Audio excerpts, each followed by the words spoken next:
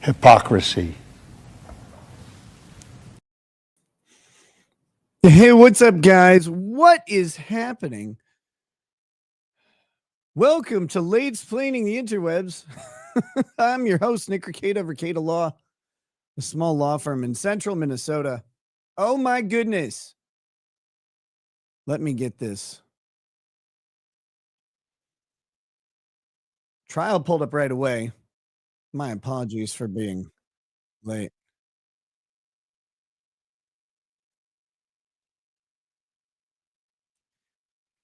Oh, there's this guy analyzing a phone.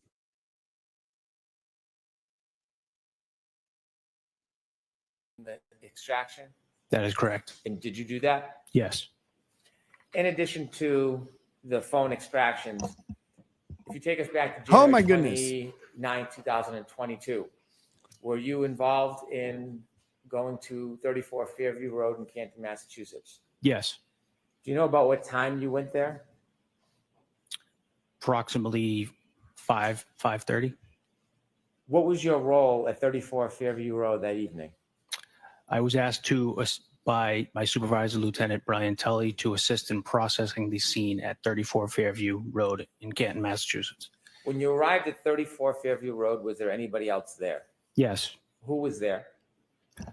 Lieutenant Tully, members of the Massachusetts State Police CERT team, the Special Emergency Response Team. Are you part of the CERT team? I am not. Did you see what the CERT team was doing? They were conducting an area search very front of the lawn and the street or road in front of 34 Fairview. Did you have any role in that actual searching of evidence? No, I did not. What was your role, limited role that night? To process any evidence that was discovered during the search. When you say process the evidence, can you explain briefly, what does that mean? Sure, I was had evidence bags, and if a piece of evidence or an item was found, I would place that item into the evidence bag. And why would you do that? To secure it. How would you become aware if there was a piece of evidence found? The CERT team would alert the supervisor, Lieutenant Tully, or myself that there was an item or a piece of evidence, and Lieutenant Tully would then take a photograph of it, and then I would secure the piece of evidence in a bag, evidence bag. Do you know if those photographs were time-stamped? I believe so. Your role was to put the evidence in the bag and return it to the evidence room? Correct. Did you do that? Yes. If I could begin, I'd like to show you on the screen a series of exhibits. If we could start with Exhibit 74, please. Mm-hmm. Who's this guy? Trooper, do you recognize that item? Yes. What is it? That is a black Nike shoe. Did you see that item that night? Yes. 74A, please. 74B. Thank you. Is that the same sneaker? Yes, sir. After you were alerted to that sneaker, did you place that sneaker into an evidence bag? Yes. Did you bring that item with you today? Yes. Do you have gloves? Yes, sir.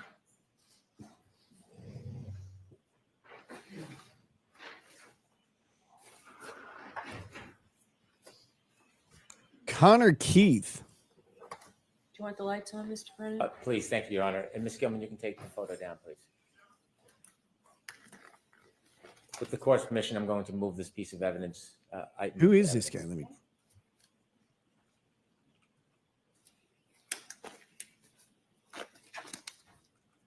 If I could spell, that'd be helpful. Let me ask you a few questions before you open it. Could you stand and show that bag? There's red tape on it. What's that for? To secure the bag closed.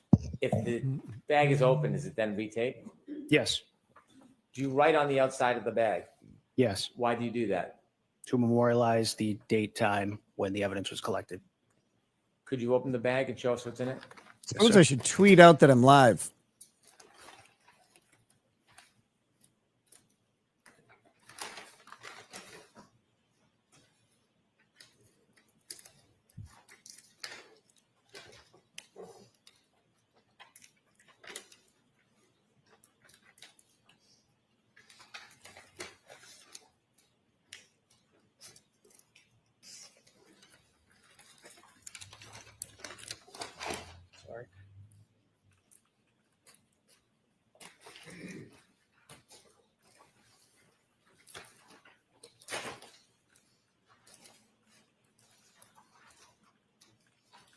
Why does the evidence bags look like a McDonald's and how is it an English muffin?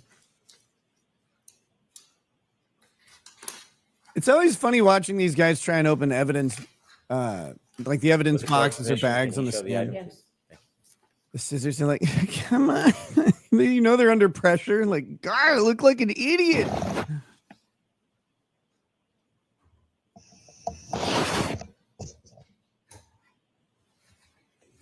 Trooper, is that the same item that you found that night? Yes, sir. If you could place it back in the bag, I'd ask this to be marked as an exhibit. All right, any objections, Mr. Unity?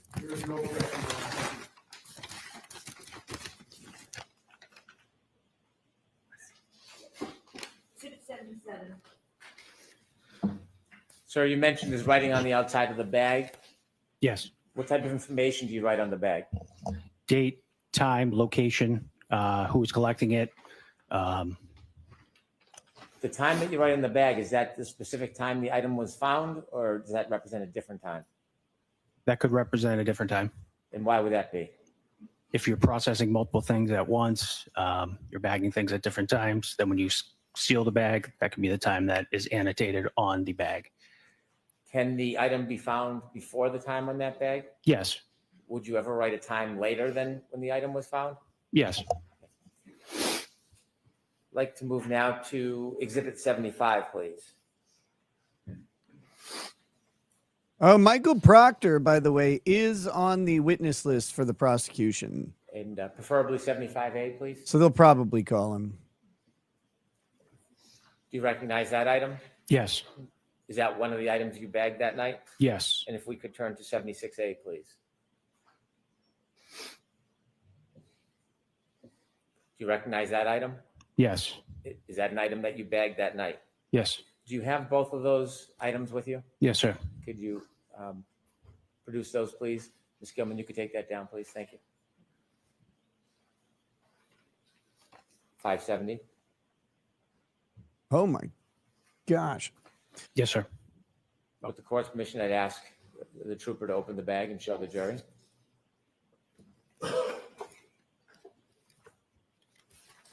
If it's a hung jury again, will it be another trial? I mean, it's up to the state if they want to have another trial at that point.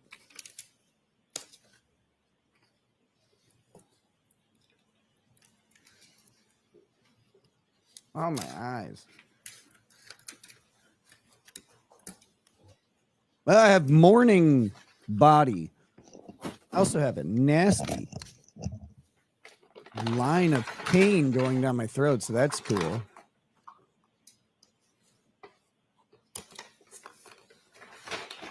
How many days are left for this trial? A lot.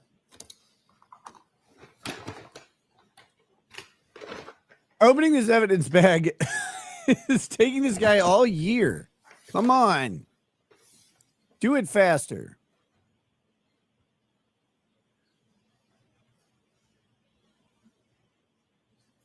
There's the taillight fragments.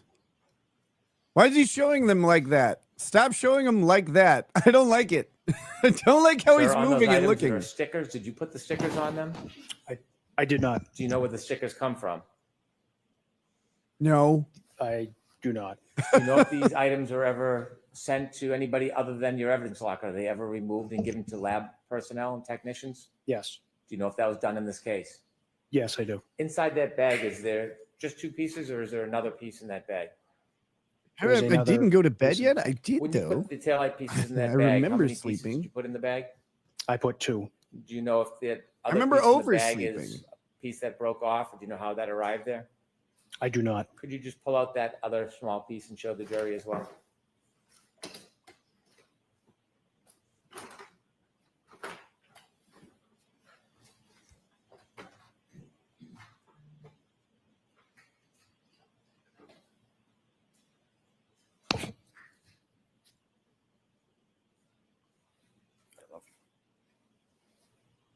Is that smaller piece consistent with the same color as the two bigger pieces? Yes. Is it consistent with the same material? Yes. If you could put that back in the bag, please. I'd move this into evidence, please. Okay.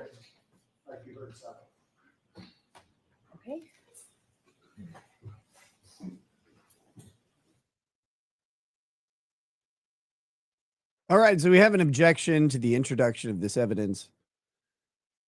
So that's good. The judge is going to let it in. It'd be nice to know what like the specific objection is and the argument, but they have to do it sidebar.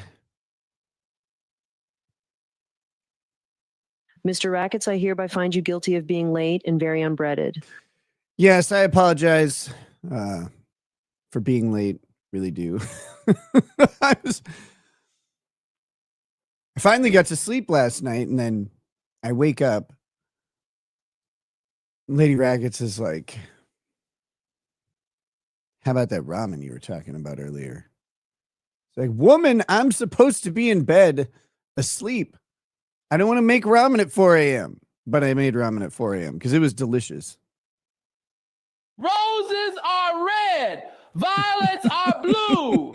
After Kurt strokes his pizza casserole, it will spray brother butter goo.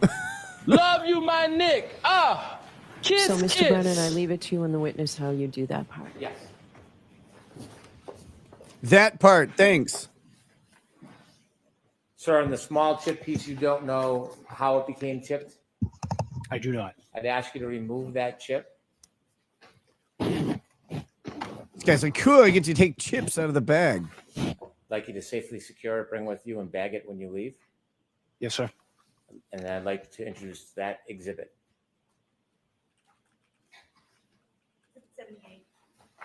So we're going to mark the little chip. Would Ms. like to mark Giannetti it? asked to Okay. mark that. Yes. Then we're going to submit that for identification. So the small chip that I Madam asked you to Clerk. secure. Madam Court Reporter has an envelope for that. Thank you very much. Exhibit 78. Thank you.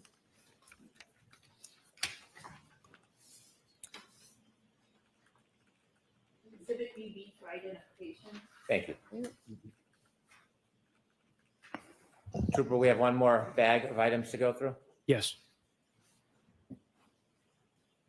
Could I have exhibit 73, please?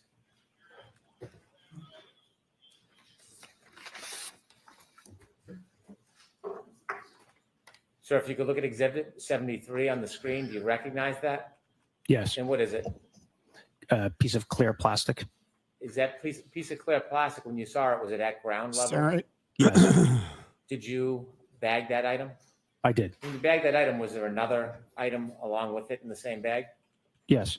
May I approach, Your Honor? Yes.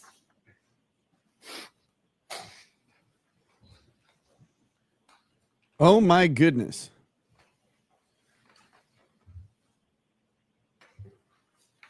I'm showing you a photo. You recognize what's in it? Yes. What's in it? The piece of clear plastic. Is that the second piece in the bag, separate from the last exhibit? Yes. Fair and accurate depiction of how you saw it that morning? Yes, sir. I'd move this into evidence as an exhibit, please. Okay. There's no objection, Ms. Giannetti? There's no objection, no. Exhibit 79. With the court's permission, could we show exhibit 79 to the jury? Yes.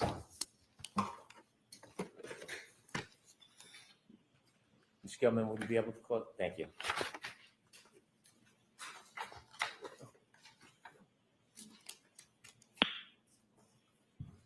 You recognize that item, sir? Yes. And did you bring those two items with you, the past exhibit and this exhibit? Yes. Could you produce those, please? Oh my. Excuse me.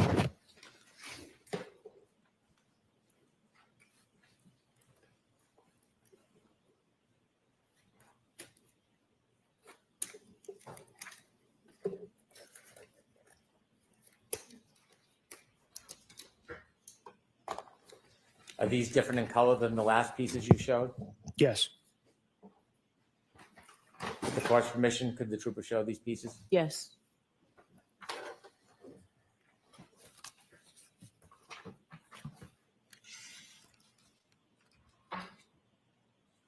Do that weird presenty thing.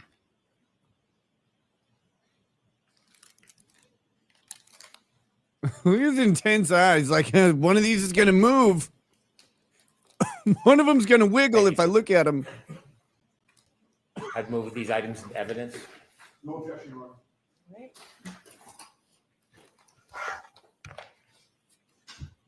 Exhibit 80. Thank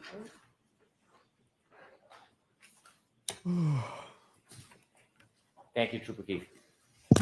Thank you, sir. All right, any questions, Mr. Yannetti? Please, Your Honor, thank you.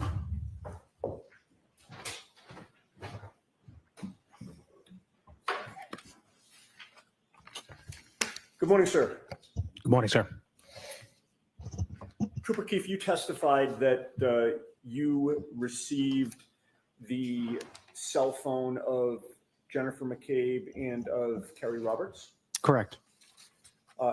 With regard to the cell phone of Jennifer McCabe in particular, you had her sign what is called a consent form, correct? That's correct. What is a consent form? It allows the trooper or law enforcement to, with the Touch her. owner's consent, we are able to conduct an extraction of the device. Okay. And on that consent form, there is a description of the item itself. Yes. In this case, it would have been an iPhone 11. Yes. And there also is an identifier with regard to a specific phone called the IMEI number. The International Mobile Equipment Identifier. Oh boy. That would be He's included. bringing on out the phone as well, acronyms. because it identifies the specific iPhone 11 that Jennifer McCabe had, correct? Correct. The password was provided on that consent form, Yes. and the form was signed, correct? Yes. By both Jennifer McCabe and by you, correct? Yes. And there was also a second trooper that would have signed the form as well. That's correct.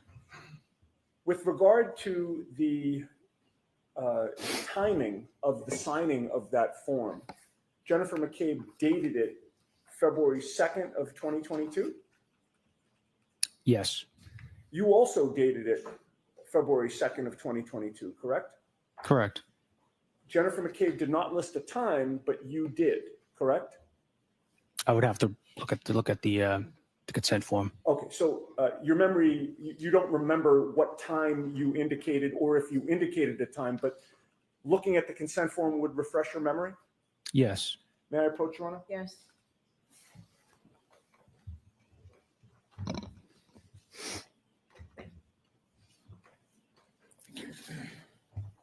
And I just ask you to read that silently and then look up at me when you're done, Trooper.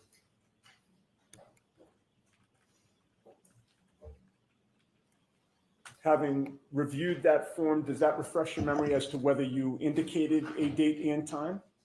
I did. Yes. And what was the date and time that you indicated? It was February 2nd, 2022, 12:08.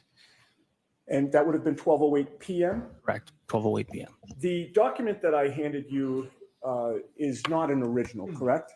No, it's not. Does it appear to be a precise copy of the original, however? Yes. May I offer that into evidence, Your Honor, please? Is there an objection, Mr. Brennan? No, subject to redaction. Okay. So don't put it up on the. I will not. Time for my Flintstones pills, vitamins, whatever. Now, Trooper Keefe, as of January 29th of 2022, you were colleagues in the same state police unit as Michael Proctor, correct? I was. At that time, was the unit called the CPAC unit or was it called Norfolk County Detectives? I don't recall when it changed. Okay, it's been called both, correct? It has. As of January 29th of 2022, there were only 10 troopers in the unit, including supervisors, correct? I don't know. It's a small unit, is it not? Relatively small. Within the CPAC or the Norfolk County Detectives, wanna every clip case that out. comes in is assigned to It's a one small particular unit, is it trooper not? as the lead Relatively investigator small. in the case, correct? That is something that a supervisor would do, not me. And have you been assigned as the lead investigator in other investigations? No. Not a homicide investigation. No. You have not yet. No. The lead investigator is the trooper who is responsible for the case, correct? Yes. Michael Proctor was the lead investigator for the investigation into the death of John O'Keefe, was he not? Yes.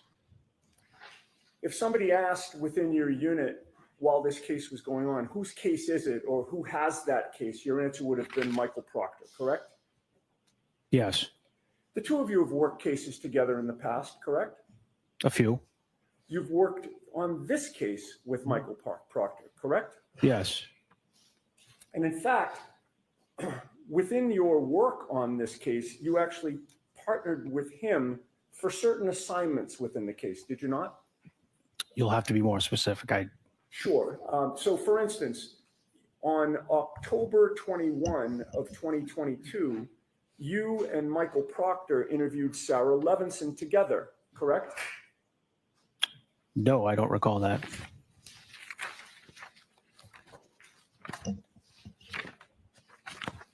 Would it refresh your recollection if I say, yes, you did?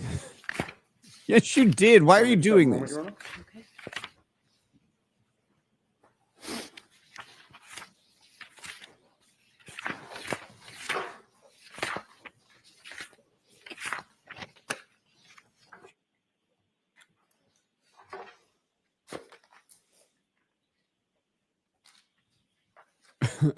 He just ballooned.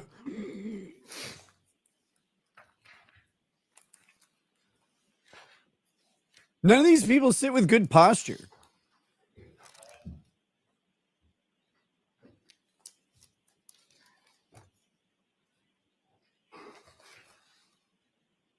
Oh, don't send me coffee, please. I hate it.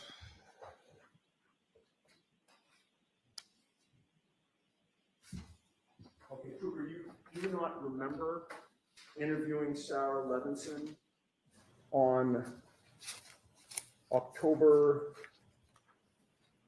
21 of 2022 at 12:20 p.m. at the Norfolk DA's office. Is that your current testimony? Yes. Okay. If you saw a copy of that report, would that refresh your memory? To an extent. May I approach you on it? Yes.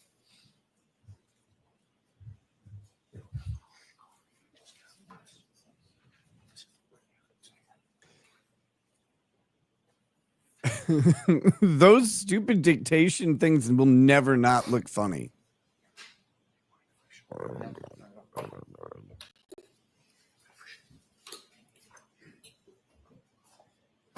Doesn't Lady Raggeds like coffee? I mean, yeah, kind of.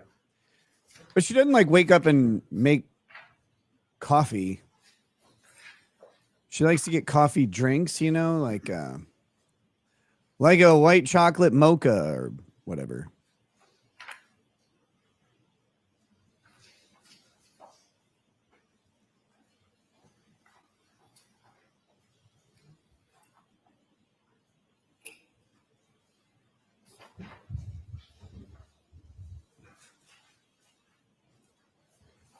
I've placed a document in front of you. I would just ask you to read that silently to yourself.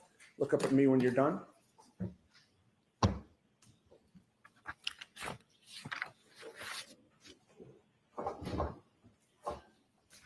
I must man the fuck up and drink coffee? Ew. No thanks.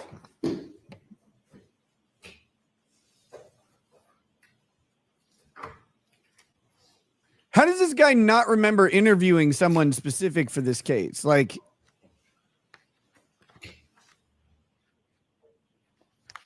he's just sitting here like, why don't I remember? Why is my face so little?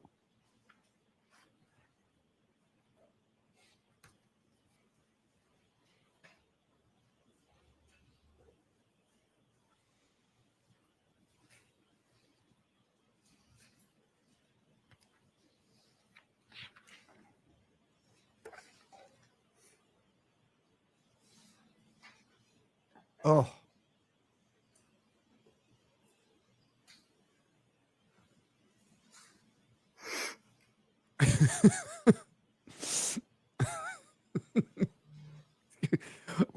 He handed you 1 page. Is it that hard?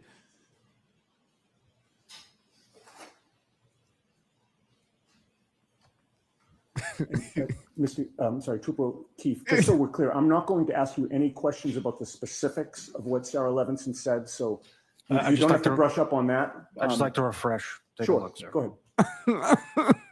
I just want to remember. Coffee or prison, you choose. I choose prison. Coffee is disgusting.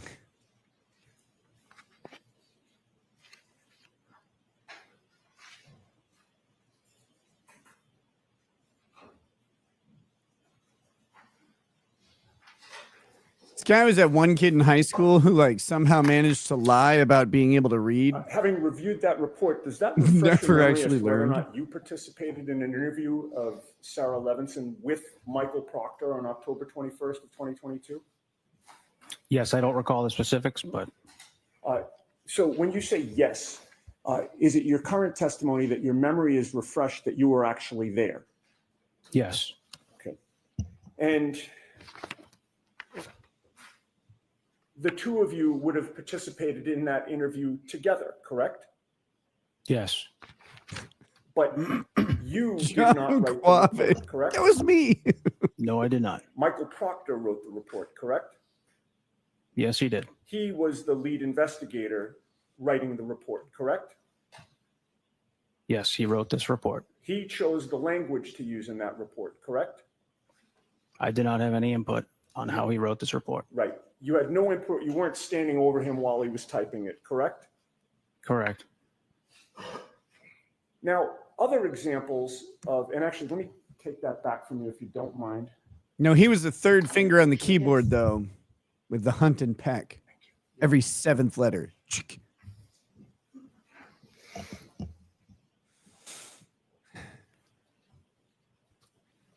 Other examples are the reports on the videos that well, strike that. Let me start by saying this. Or asking you this. You retrieved videos from both the Waterfall Bar and Grill and CF McCarthy's, did you not? That's correct. You and Sergeant Buchanan retrieved the videos from CF McCarthy's, correct?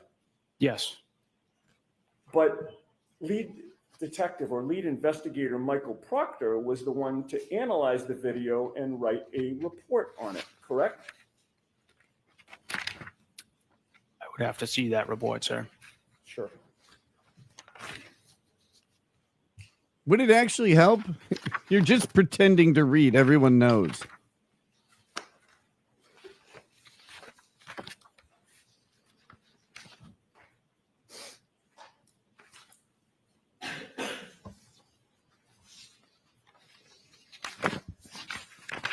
What are you doing with your mouth? If I may approach.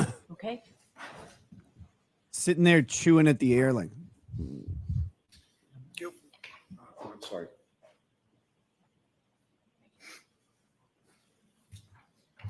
I think this guy's on Yeah, coke. read that silently to yourself and look up at me when you're done. He's sniffing a lot. His eyes are wild.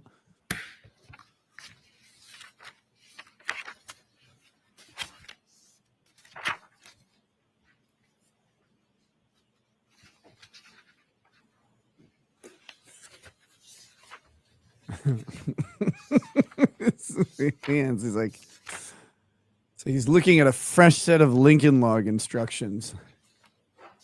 All the pieces look the same. What if I grab the wrong one?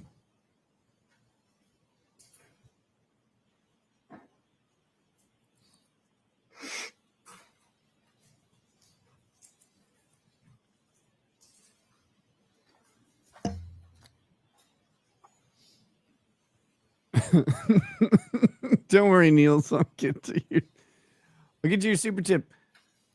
While the cord audio is on, the way StreamYard does stuff is it since it doesn't mix them well, it'll make it sound kind of muffled. Okay. Having reviewed that report, does that refresh your memory about Michael Proctor being the one to write the report on the analysis of the waterfall video? Sir, I only obtained a copy of the surveillance video. I Right. did not do any analysis on the video. That's my question. It was Michael Proctor who did the analysis, correct? Yes, And that, by the way, I said Waterfall. Is that C.F. McCarthy's there, or is that Waterfall? this is CF McCarthy's. Okay, I meant C.F. McCarthy's. He was the one to review that video, correct? Yes, again, I only got a copy of the surveillance video. Sure. I did not do any And analysis. with regard to the Waterfall Bar and Grill, that was another circumstance where you and Sergeant Buchanan were the ones to retrieve the video, correct? Yes, But again, lead investigator Michael Proctor was the one to analyze the video and write the report on it, correct? yes, I would have to see that report as well, sir. Now, another member of your unit was Trooper David DeChico, correct? Yes, Within your unit, did Trooper DeChico have a nickname for a first name? Objection. May we approach?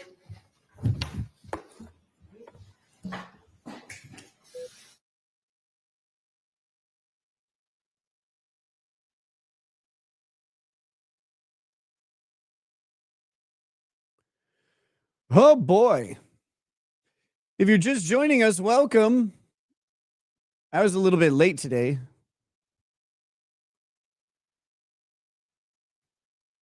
While this happens, we have some super tips here. Super tips are this wonderful way to participate in the show. Your Honor, I'm calling for sanctions on the late and Gehe lawyer. So I went to buy a portable AC unit, and I thought 10,000 BTU would be better than 5,000 for one room. I got off work this morning, and my bedroom felt like a walk-in cooler. It's too cold in here for an alleged black man. Also, Kurt might need some cartography work near a wall done soon. Also, he has a myco penis. Damn it. Trooper, in terms of the troopers that were in your unit as of January 29th of 2022, which members of the unit had the least amount of time in the unit at that time? I don't recall. Were you one of the newer members of the unit? As of January of 2022? Yes. Yes. Trooper Michael Proctor had more experience than you did as of January 29th of 2022, correct? He could have. He could He'd have. been on the job longer. Maybe. Okay, well, if he had been on the job longer, then certainly that means that he did have more experience, correct? It depends. It depends. You How attended would the that autopsy of depend? John O'Keefe on January 31st of I did. 2022. And with regard to other members of your unit, you were No, the you only one see, to attend time that works autopsy? different for me. Yes. That was done at the medical examiner's office The medical examiner's office in Sandwich, Massachusetts. in Sandwich, Mass. And it was Dr. Irene Scorti-Bello who performed the autopsy, correct? Yes. Had you met her prior to that day? No. Had you spoken to her prior to that day? No. Did you know before the autopsy was performed that your former colleague, lead investigator Michael Proctor, had discussed the case with Dr. Scorti-Bello without telling us what you knew of what was said? Objection. What? Um, What's the objection? With regard to Dr. Scorti-Bello's knowledge of what the state police theory was of what happened, did you have to explain that, or was it your understanding she already knew what your theory was? Objection. Yeah, ask that in like 3 questions, What, brother. if any, conversations did you have with Dr. Scorti-Bello about what your unit's theory was about what happened to John O'Keefe? There was no theory. Okay. You did not provide any theory to her, correct? I did not provide a theory. You learned at the autopsy from your observations that John O'Keefe had 2 black eyes and a swollen right eye. 2 black guys. Yes. You also learned that there was a small cut above his right eye, correct? Yes. And there was a small abrasion on the left side of his nose, correct? I would have to reference the report for the exact words. Okay. If I may have a moment.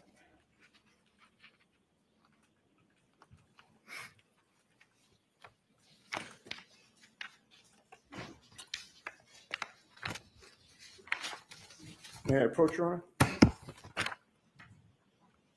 You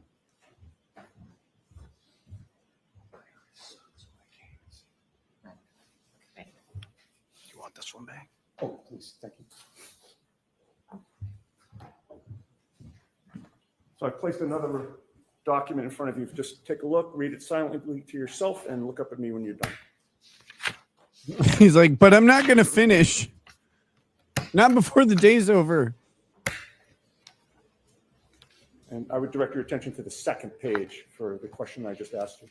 This guy looks like he sounds out the words. I mean, I don't believe that he can actually read silently to himself.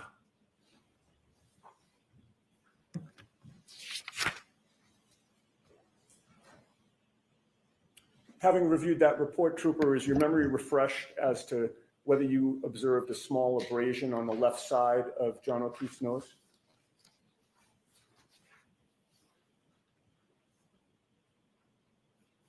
Yes. Now, was this the first autopsy that you had attended, or had you attended ones in the past? I cannot recall. It could have been the first one? Most likely not. Most likely not. When you're attending an autopsy as a member of the Had you CPAC been to one unit before or the Norfolk not? Detectives unit, you are expecting that the medical examiner is going to examine the body, correct? Yes. And you're there to witness that examination, correct? Yes. At the end of the examination, you are expecting that there will be a determination as to cause and manner of death, correct? Not. In this case, when the autopsy ended, you left the medical examiner's office, correct? Yes. When you left, your understanding was that the cause and manner of death was still undetermined, correct? Objection. You knew when you left that Dr. Scorti-Bello had seen the scratches or bites or injuries to John O'Keefe's arms, correct? Objection. You knew when you left that in your presence, Dr. Scorti-Bello had seen the injuries to John O'Keefe's arm. Object to the line of question. Sustained. May we approach? May we approach? Okay. Juries, feel free to stand up.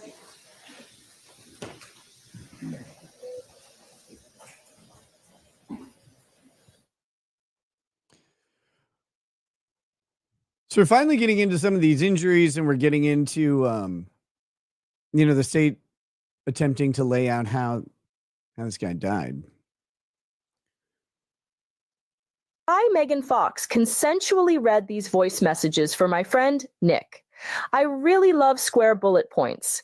BBB is my favorite lawyer and doesn't deserve sanctions for refusing to show up to court. There you go. Thanks, Megan Fox. That was definitely her. Your Honor, let the record show that even though Rackus is late and gay, he is still the cheapest date around. At least I don't have to pay $300 every time he is late. Talk about a racket. Yes, you do. I like that idea. You paid $300 every time I'm late. Who is this pervert, and why do I back into him with my car? Shut up, bitch. Let's hear more about Kurt's micro penis.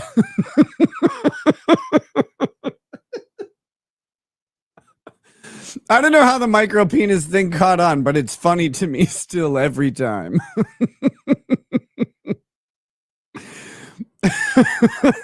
I don't get it. Oh my gosh. So those are the super tip system. You can try those out for yourself at supertip.gg/RL. There are 25 voices. There are more to come after this weekend. This weekend, of course, is Hackamania in Las Vegas. That's where I'll be going. I leave tomorrow morning, and I get out there like right before lunchtime. So I don't know. I don't know exactly what the schedule of events is. That I know that I'm going to be on the show, the My Little Piggy show on Friday. Other than that, I'll be around the event a lot and hanging out with people. So come find me in Las Vegas. I think it's at the Plaza Hotel.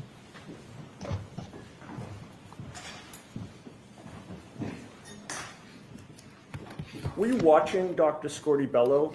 I'm not as defending she Kurt's was micro conducting the PP like I've autopsy? seen it. Nobody's Yes. seen it. Did she appear to be looking at John O'Keefe's body? It's the same thing, just asking different. What direction were her eyes facing when she was examining John O'Keefe's body? Wait, what? I don't recall. Okay. Was she looking at the ceiling, Trooper? She was doing her job conducting the autopsy. And in order to do The that, body. I'm sorry? She was looking at the body, I assume. Thank I'm not you. in. Thank you. And looking at the body, you saw her looking at the body, correct? Yes. And looking at the body included an arm, correct? Yes. And it was at the He has to arm like was not covered up during the autopsy, correct? No. Laboriously It was go through open to establish for that you the to autopsy see, person correct? saw the wounds on the arms. Yes. And you saw the injuries to John O'Keefe's arm, correct? Yes. You didn't see any bruising on his arm, correct?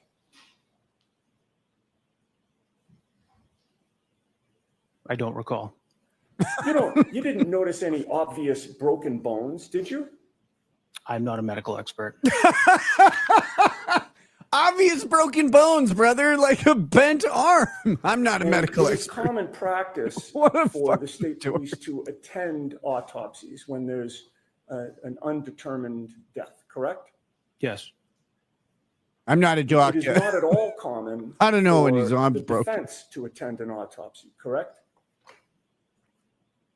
I've never experienced that. Right.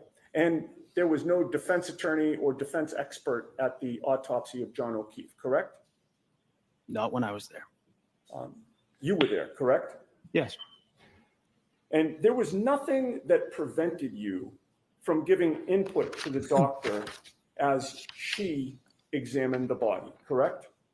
We don't give input. We give the facts that we know so far in the case. Okay. Well, giving the Well, you would have facts to input those is facts. giving input, is it not? Yes. It's not input. It's not input. Yes, it is. Did you talk to Dr. Scortibello during the autopsy? Input's neutral. And you gave On her its face. information, if you don't want to call it input, correct? Yes. And at the end of it, you left without her ruling it a homicide, correct? Objection. I have nothing further. No, none. Thank you. All right, you're all set, Trooper.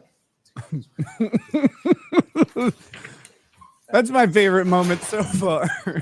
Were there any obvious broken bones? I'm not a doctor. Sheriff, this break we're going to take now.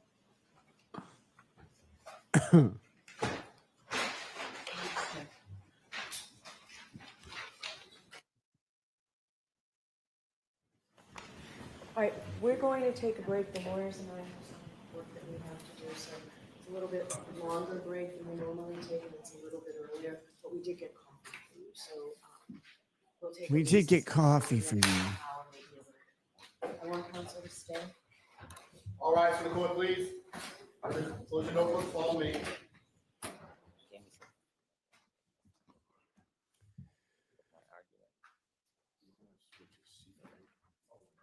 I have a feeling we'll be right back.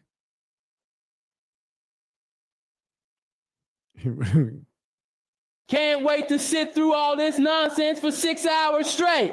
By the way, Rekieta's still gay as fuck. I'll allow it. It's true. That's true. 100%. Oh my gosh.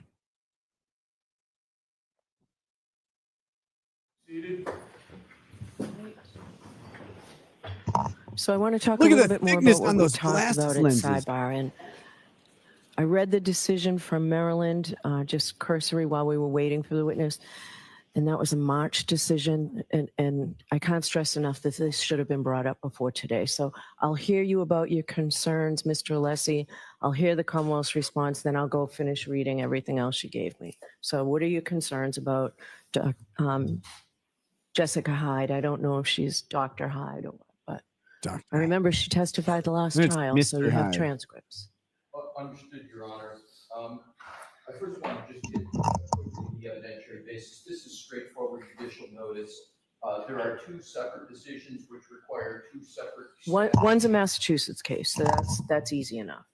Okay, so and that's a shall. It's an SJC case, so yes. Yes. Okay. So now to the Maryland case. So that's governed by federal, Massachusetts Rule 39A, and that is records of courts of other states or of the United States. The Act provision is the records. 5 years to go. Judicial proceedings, and of course, a court is a judicial. Tell me you don't have a relationship without telling me you've Another never been in state a or the relationship. United States shall be competent evidence in this Commonwealth if authenticated by the attestation of the clerk or other officer who has charge of the records of such court under its seal.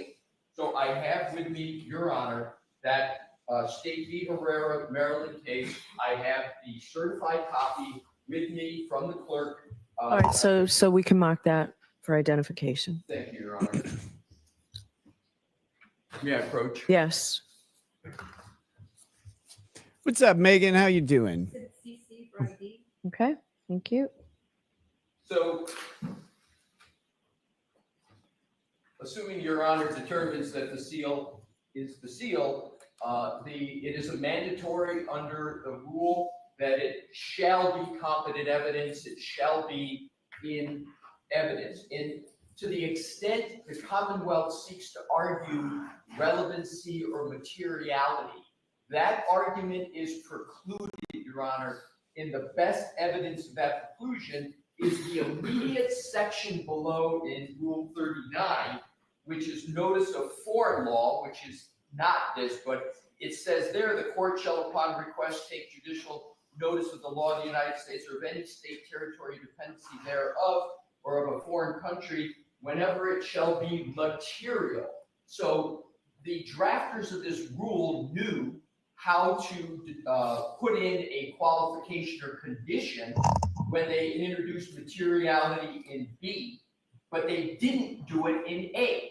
Okay, so focus on what it is you think Jessica Hyde should be prohibited from testifying about. Oh, Your Honor, I am not seeking to prohibit her from any testimony under this rule. What I want to do is to have it admitted in evidence, have it published, and question her on what she presented to the court in the Maryland case, what was presented, her report, because it was deemed not reliable. And that is what. In one area, right? One specific area? Well, you can call it one The area. decision. Right. Oh, yeah, just what's in the decision, but there's two parts to that decision, two areas. It's FLH, frequent location history. Right.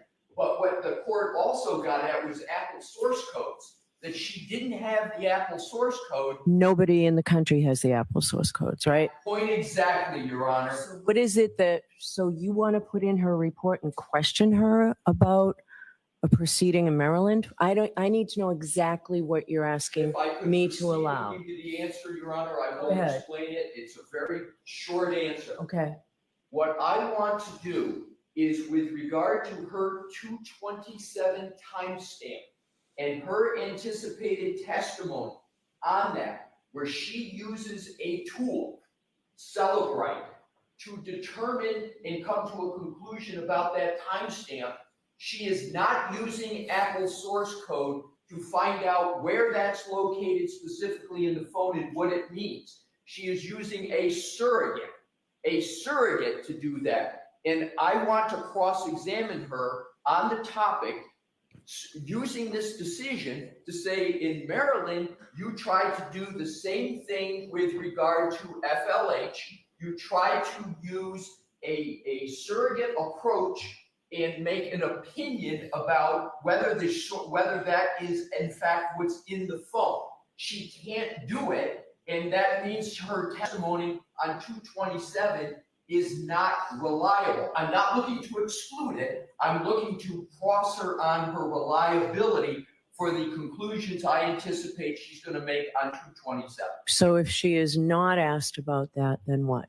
Oh, if she's not asked about the 227, and I want to think about it, but I'm 99% certain I am not going to pursue that at all. Okay, what do you say, Mr. Brennan?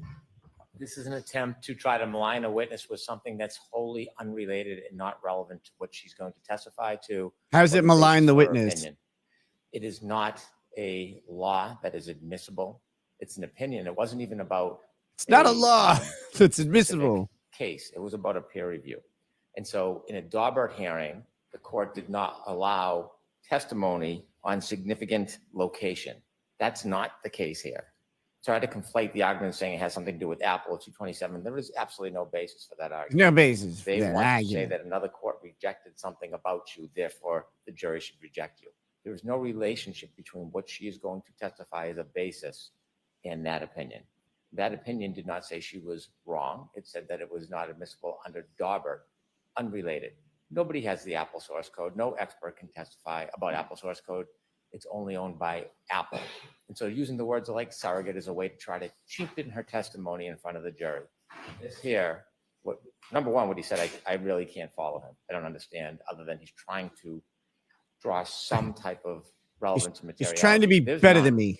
There's none. This is not a denouncement. She hasn't been found incredible. There's nothing about her methodology that has been rejected by a court. This is on significant location. And although she looked at it, that's not part of this opinion whatsoever. And so because another court didn't allow something under a Daubert, has nothing to do with this case. Nothing. And what is it that you expect her to testify to, Mr. Brennan, regarding the 207 stamp? We did not have this issue with Mr. Whiffen, right? This was not raised with Mr. Whiffen. Oh, it was. The 227 timestamp. No, that was raised, but this. Yeah, what was that was raised. Problematic in Maryland. The same thing that was problematic in Arrington. That's correct, Your Honor. It wasn't raised because Mr. Whiffen has not been Daubertized with regard to Apple source code. Daubertized. Okay. Mr. Brennan has made a relevance argument. He keeps anticipating my cross, which he has incorrect, by saying it's not relevant. That doesn't go to the admissibility in my cross. I'm entitled to cross her on her reliability. And if I could, Your Honor, in the state Herrera decision, if Your Honor would look at page 3, please, at the bottom, the paragraph, it says, in assessing the reliability of an expert's methodology, I get to do that on cross. It's not limited to a Daubert hearing. Every expert can be crossed on their reliability of their methodology. And lastly, with regard to the Apple source code, if Your Honor would please turn to page 6, the last paragraph, it says the issue raised in this case stems from the fact that Apple's algorithms are proprietary and the expert did not have access. That's exactly the situation here and what I want to cross her on. So in conclusion, Your Honor, the fact that how she tried to get around the Apple source code, her methodology in the Herrera case, she got Daubertized on because it wasn't reliable. That's exactly what I want to cross her on, is her reliability, how she's trying to get around them. In this case, it's just basic cross-examination. You can see the plan to You can see the dehumanize plan. somebody, Daubertize. Dehumanize Use a somebody. term to suggest some type of conclusion that has no basis in fact is an attempt to just dehumanize her and limit her testimony and credibility without any basis in fact. In that case, Who wants to raise the facts? A tab and a suspended state in Safari. It didn't deal with the timestamp. It was an entirely different issue. By their analysis, if an expert goes into court on a motion on anything to do with data forensics, and the court says that issue is not admissible, they should be impeached when they go and talk about a totally different issue in forensic data analysis at another case.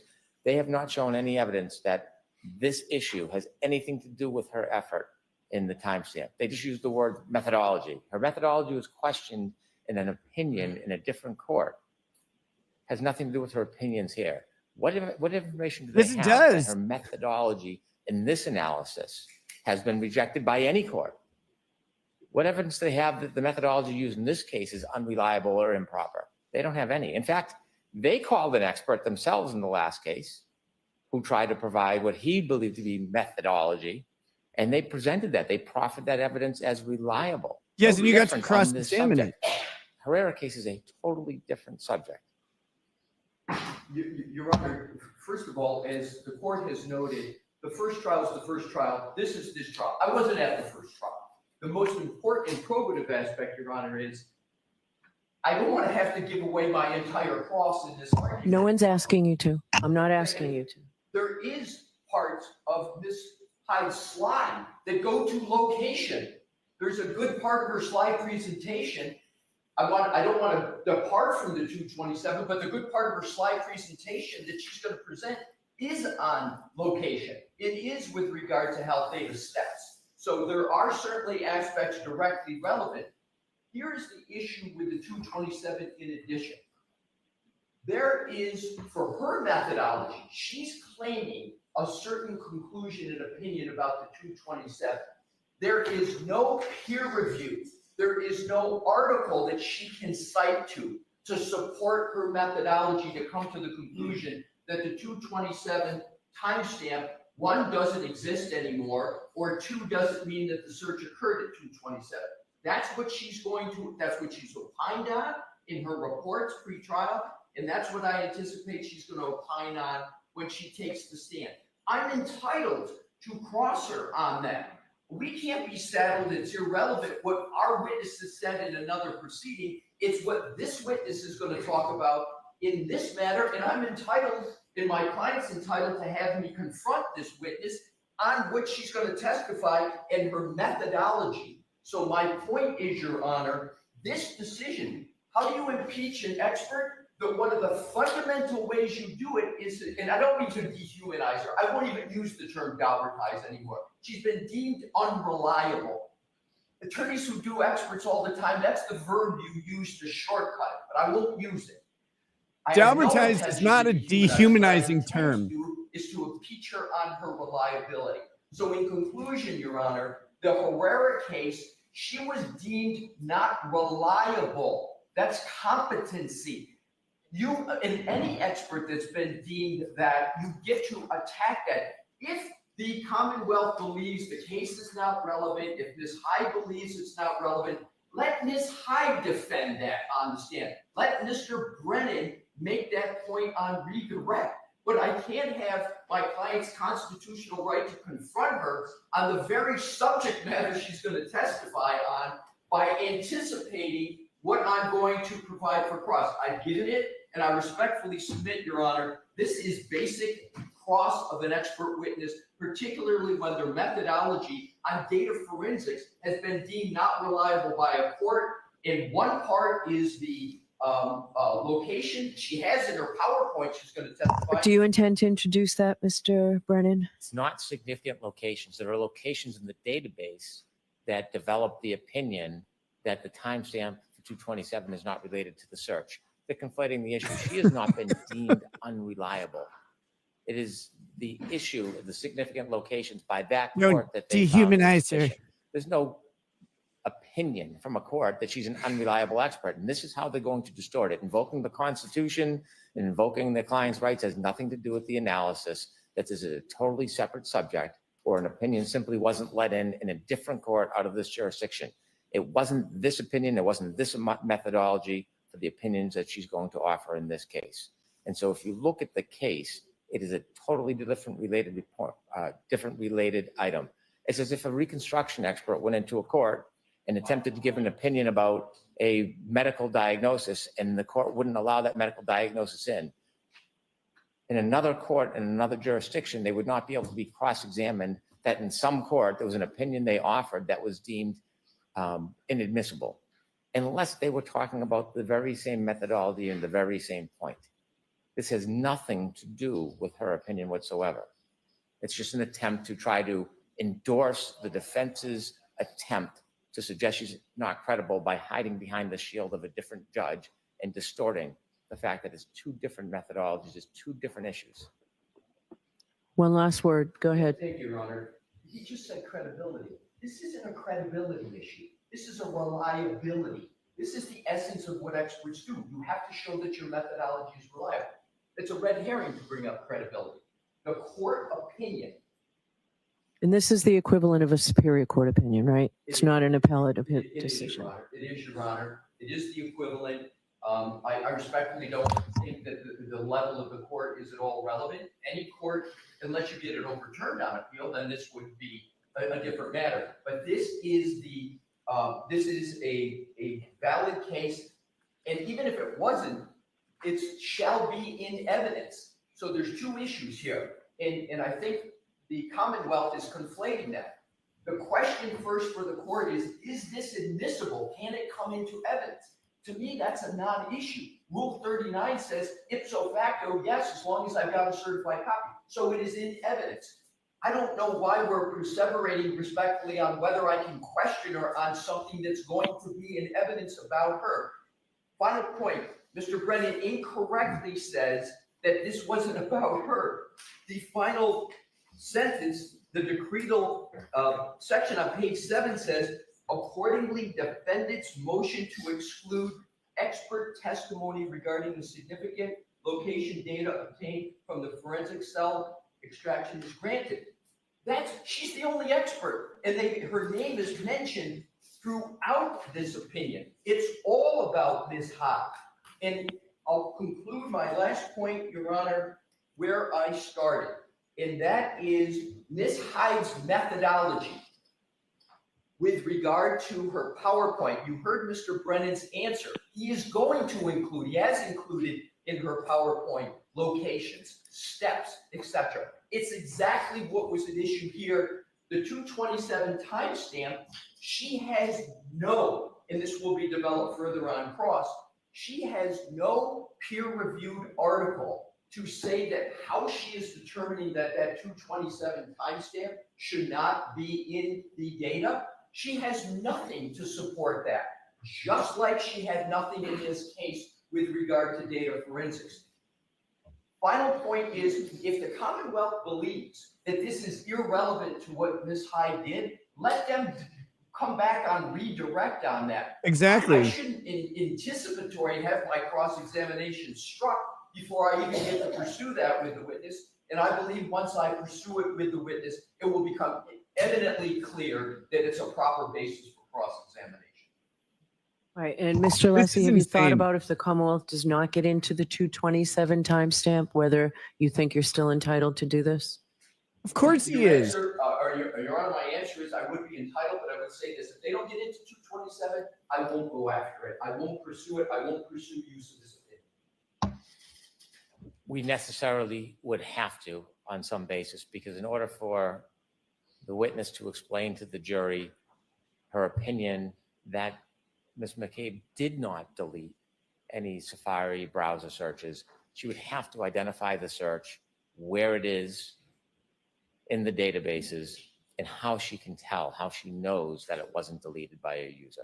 The same with the second part of the phone calls.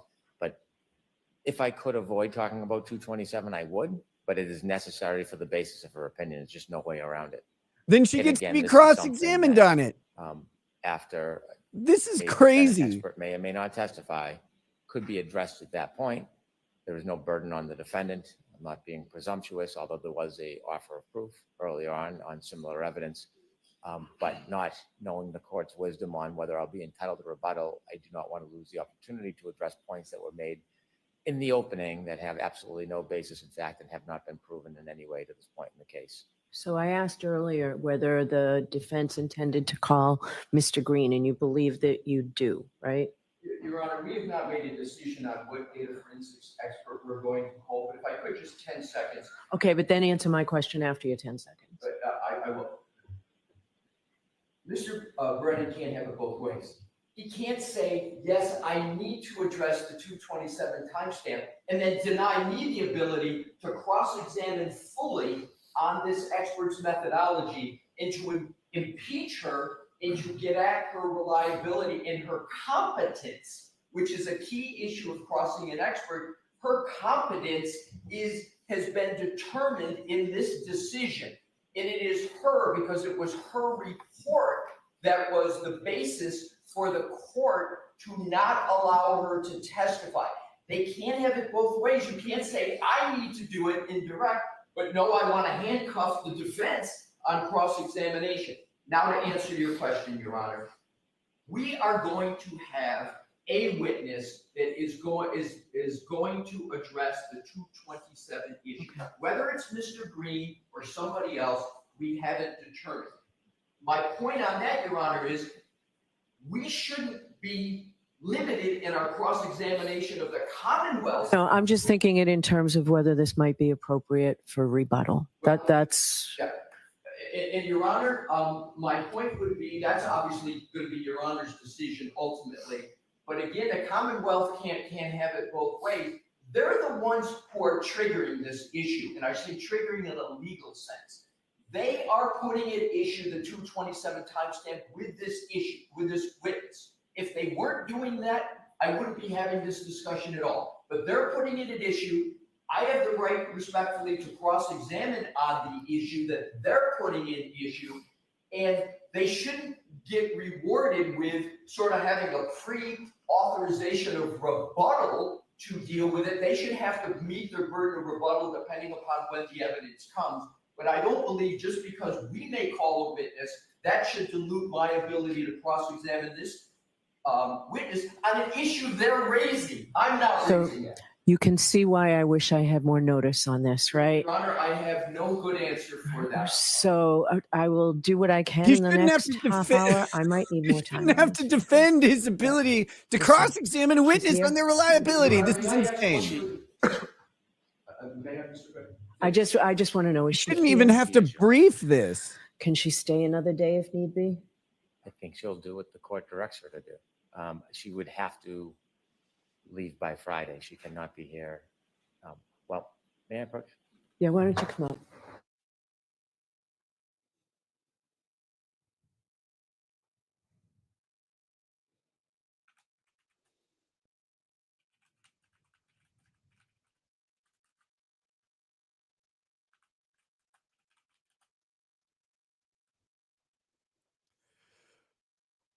Oh my gosh. So a Daubert hearing, he used the term Daubertized, is it's a hearing to assess the reliability of an expert witness's testimony on a subject. And basically the methods that they're using as an expert in their field are reliable, they have scientific credibility and accuracy, and that they're being used appropriately.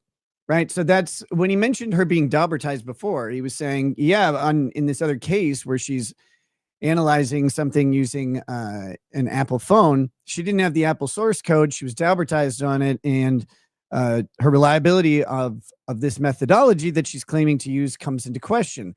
So we want to cross-examine her on that reliability now, which of course they should be able to do. It was done in another hearing on a related subject. The state is trying to say, no, it's completely different. This is a different thing that she's doing. It's different. It's different. It's not different though, because the question is, how are you using third-party software to extract data from an iPhone, which uses, the iOS?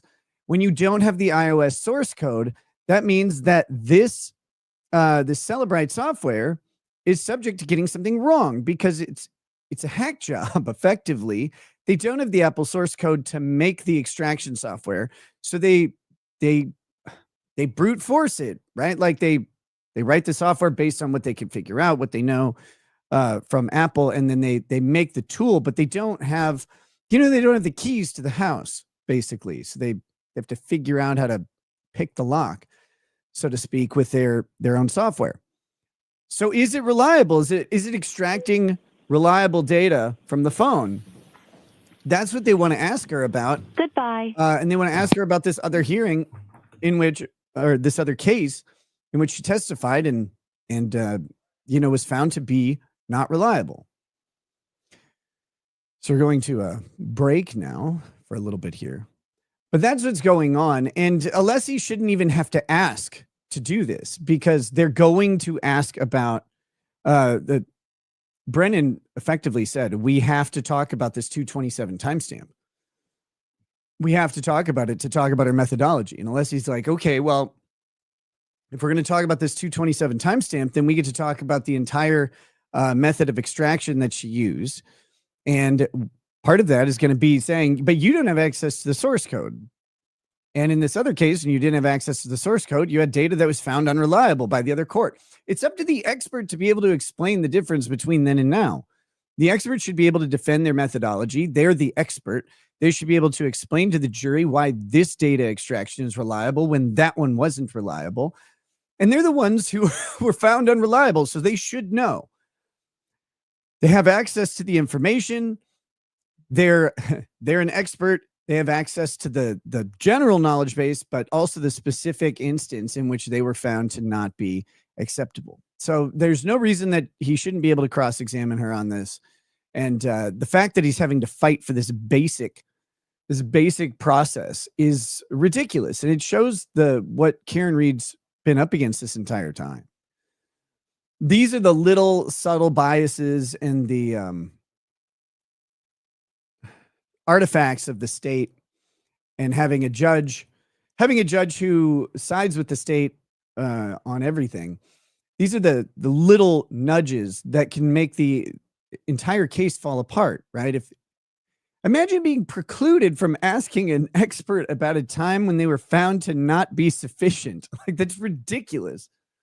Well, they're just trying to show she isn't good enough for now. Yes, of course they are. They want to cast doubt on the reliability of your expert because your expert was found unreliable somewhere else. Oh my gosh. Welcome to the stream. If you're just joining, we're, I really like Alessi. He's really good. He's good on cross-exam, but it just sounds like he's yelling at the witness. So it's kind of weird. But he's really good at making arguments in court. And you can see right here that Brandon was completely outclassed. I mean, he had no answer for Alessi's argument. Alessi shouldn't have to make this argument. But the judge is bitching about I should have been briefed on this earlier. No, you shouldn't have. Bev, this is basic. He's obviously entitled to do this. You know he's entitled to do this. You being a bitch about it isn't his fault.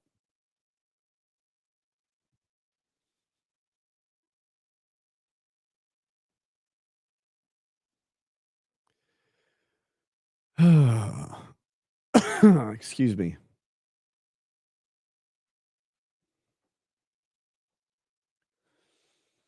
So I'm happy to announce I was perusing Twitter there, and I was talking about the random views that keep showing up. And thank God Meme Copium is out there to defend my honor and say that, I'm not out there buying views, which buying views does not make any sense to me at all. It could be someone messing around, but his assessment is that it's people coming over from Andrea Burkhart's stream as she goes to lunch or whatever.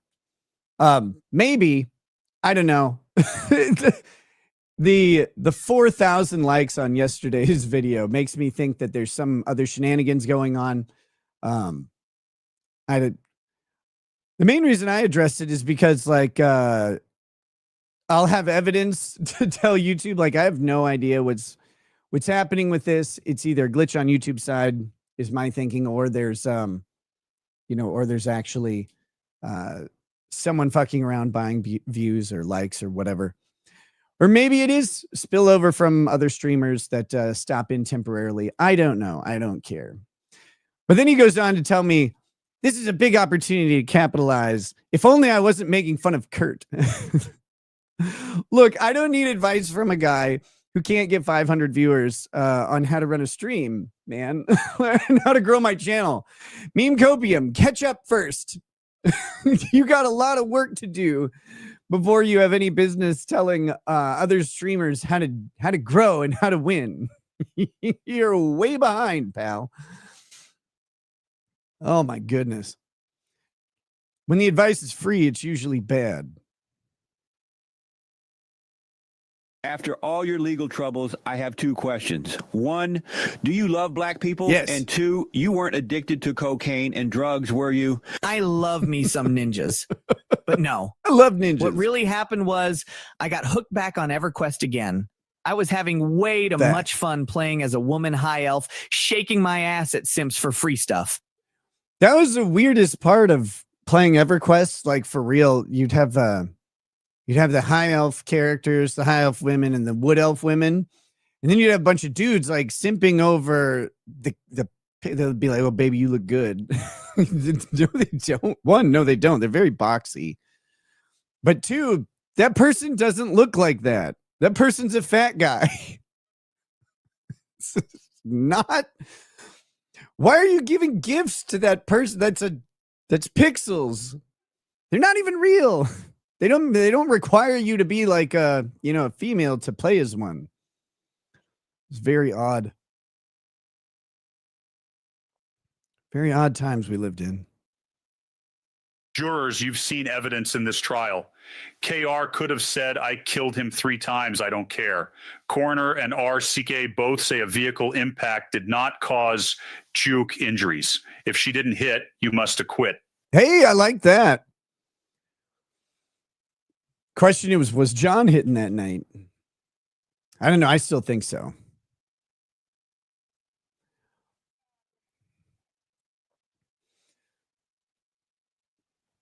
I don't think so.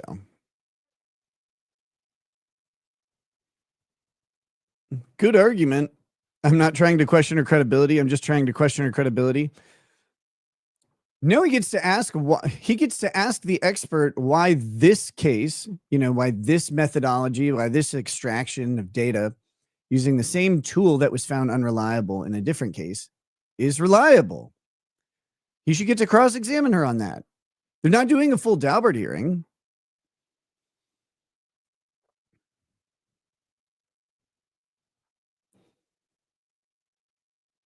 Opinionated Granny. You keep coming over to get your opinion on the trial, but you're always talking about some other shit.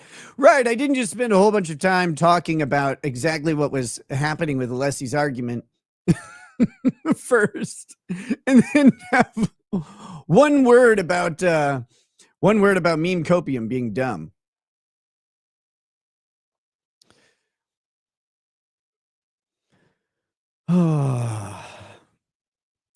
But with that, of course, as always, we have a new ability to participate in the show. It's a super tip system. I'm talking about it a lot. One, because it pays me, and that's awesome. But two, because I want people to get familiar with using it. It's way more fun than super chats, in my opinion, and it'll be incorporated into everything. I have not set it up this way for the trials, but I don't think. But there is an ability to completely skip. Yeah, I don't have it currently set up, but there is an ability to completely to have the super tips interrupt the show. And when we do the night shows again, I'll set that up where you can pay a little extra and it'll just play the super tip. Like right now, I queue them up and play them manually. But I don't want to do that during the trial streams because it would play the audio over the trial. But you need Judge Schrader and Binger voices. Yeah, we'll get around to them for sure. Nick is going to stream from jail. I told Lady Raggeds, if I do go to jail, I'm going to need you to come visit me and hold the phone up to the plexiglass so I can live stream from my little visitation rooms. But no, I don't have to go to jail. Instead, I'm going to Las Vegas, which will be great. Can you stop talking for 1 second and hear the sound of your thoughts? I don't think in sound. I think in pictures mostly. Or is your life that full of abject misery? Are you that bereft of shame? Wait. Those are different, I think. They're not necessarily different. That's an interesting philosophical question. Over on Rumble, John Riff says, Dear Rackets, Vito has challenged me to make 2,000 on my comic before Super Killer #1 is released. Okay, so you have until the end of time. That's good. So we have 30 years, but I would appreciate a shout out today. Support The Maniac on Fund My Comic. If you guys are into comic books, check out The Maniac. See if this guy can get to $2,000 raised on his campaign before Super Killer comes out. Inflation will probably take care of it. I'm late and gay, Nick. Please restart your coverage from the beginning and make sure you remember all your quips, japes, and jokes. What's a jape? If Bronca finishes his trial, will he come back to this one and be resurrected in your thumbnails? I've been I've been waiting for the zombie Bronca to come back. I don't know. I mean, he's welcome back, and his trial is about done, I believe. I think they're in jury deliberations or something like that. But I don't know if he's going to. I don't know if he's going to come back. You know, that depends on if he wants to continue with live streaming any trial. But he's welcome to pop in at any time, hang out for a whole day, half day, anytime. What I would look forward to is, doing a regular show with Bronca. Again, I haven't been doing extra shows from the trial because I have Vegas coming up and I'm going to be gone for a couple days. So trying to make sure I get plenty of time in with the family and not spend all of it streaming. A jape is a biting insult. Well, man, it's cool. Can still learn new words.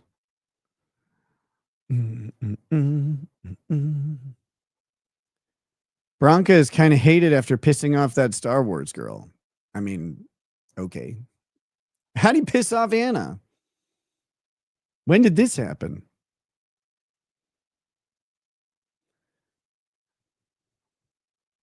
Jew Logic says I have lost touch with reality. Did he? That's cool. I have several times lost touch with reality. I did drugs.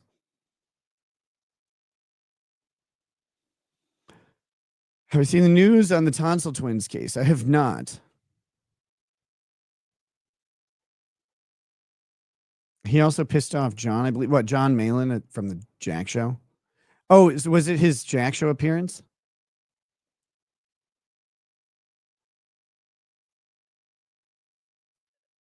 You did drugs or the drugs did you? I don't know. It's kind of it kind of goes both ways. Lost Bullets. Will your Mr. Y voice ever make it to the super tip system? I forgot about that stupid voice. Maybe. I would have to record 10 minutes of audio or go back and find it. Where did I use the Mr. Y voice a lot? I can't remember.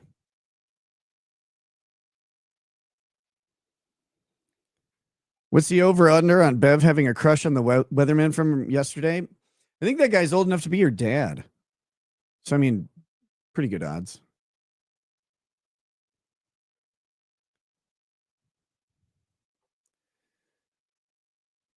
If Broncos made a woman mad, he probably said something that was correct. I think Dick Masterson, he defined mansplaining as explaining something to a woman correctly.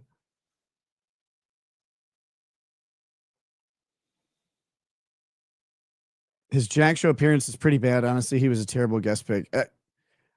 I don't know why they would bring Bronca on for the Jack Show. Like, I love that guy. I think he's hilarious.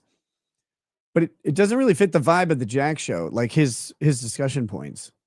It's just like they're going to bring him on to, give his particular perspective on how women operate, I guess. That's not really, like, to me, that doesn't fit the Jack Show format from what I've seen either.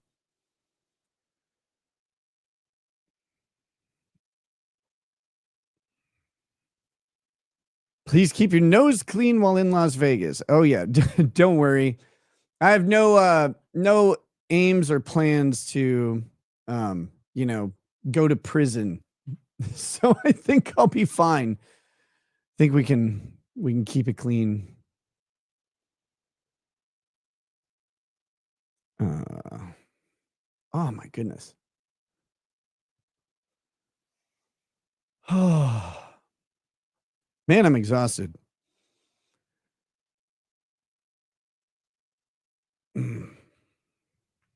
I don't know. I don't care what YouTubers do. I watch for entertainment, not for life lessons and advice.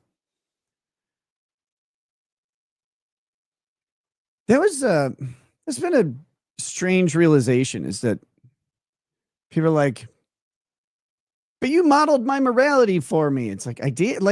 I don't know about doing that. You sold yourself as one thing and you're different. It's like, well, I did change a lot. And I'm sorry. I'm not that sorry. I changed a lot. It doesn't mean it wasn't me before, but it's not like I was quiet about it. So I don't know why everybody, like, I know why some people, I guess, got mad. but I thought the madness is a little bit much on the morality aspect of it. Because it's like, I told you how I lived, and that was true. And when it changed, I was telling you about the changes, and people were like, you're changing. It's like, I know. I'm talking to you about it right now. But I try not to tell people how to live. Like, I live that way. And I guess if you wanted to follow in whatever I was modeling, you could do that. But I wasn't on the runway modeling it. I was just living. Just going through life like the rest of y'all, man. What is this?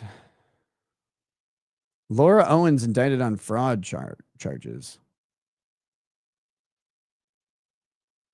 Oh, this is the tonsil chick, right?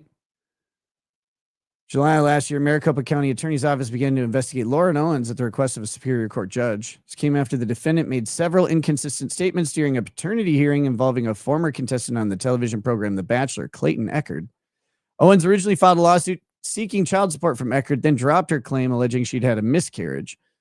MCAO investigators found that between May 2023 and June 2024, Owens altered an ultrasound image, fabricated a pregnancy video, and lied multiple times under oath. A grand jury has indicted Owens on the following: 1 count of fraudulent schemes and artifices, a Class 2 felony. Ooh. 1 count of forgery, a Class 4 felony. 4 counts of perjury, Class 4 felony. 1 count of tampering with physical evidence, a Class 6 felony.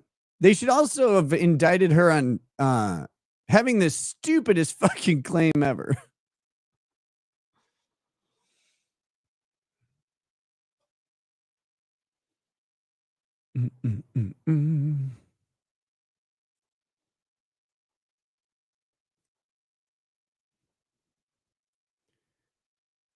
Going from living like a Christian dad to sex crosses is crazy, though, brother.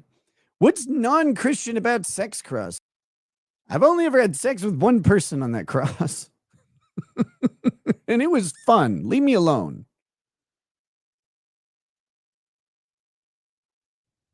And I married that lady a long time ago.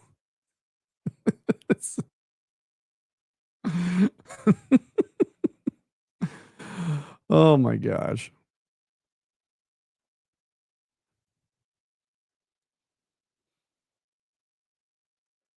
Hey, what's up, Ty? How's it going, man? It's been a minute.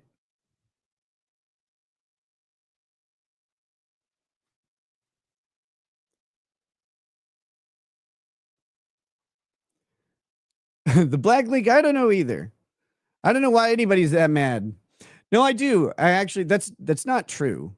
I know why people are mad. I didn't see it at first. I talked about it in my comeback video, though. Like, I'm not going to sit here and opine on it right now.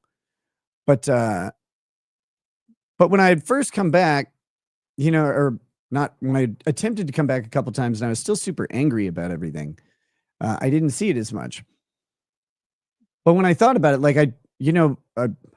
and actually, you know, put some brain power to how people treat entertainment and what it means. And like, I'm the guy who's sitting there talking, like doing panels about escapism and you know, molding your own entertainment and stuff like that. And so it really should have dawned on me that taking away the sort of community, like, because I didn't stream for a year, taking away that community alone and the opportunity to gather with other people with like interests, like that was my responsibility to the audience, was to not be gone for a year.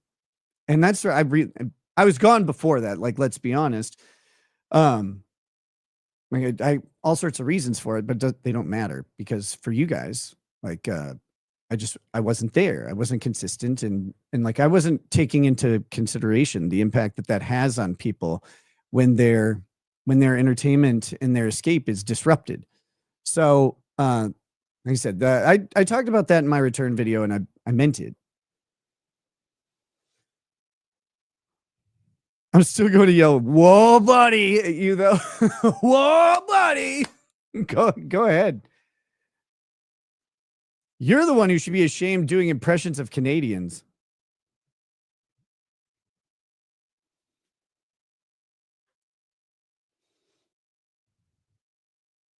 But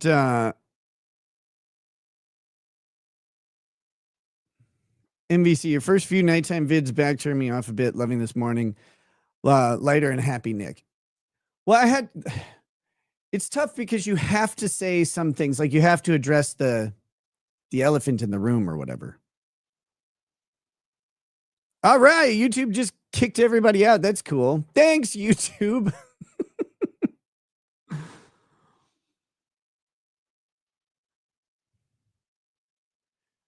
See, this is why the last time it did this was right before the view count thing changed. So who knows? Who knows what's going on?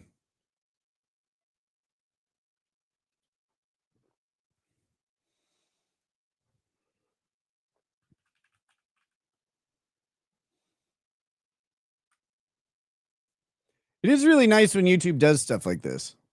So I probably got copyright struck for doing the Borsky clap.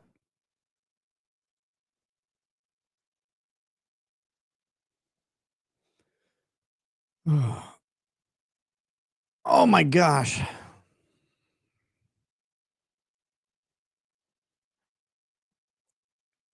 Do you, Nick? Do you have to address it?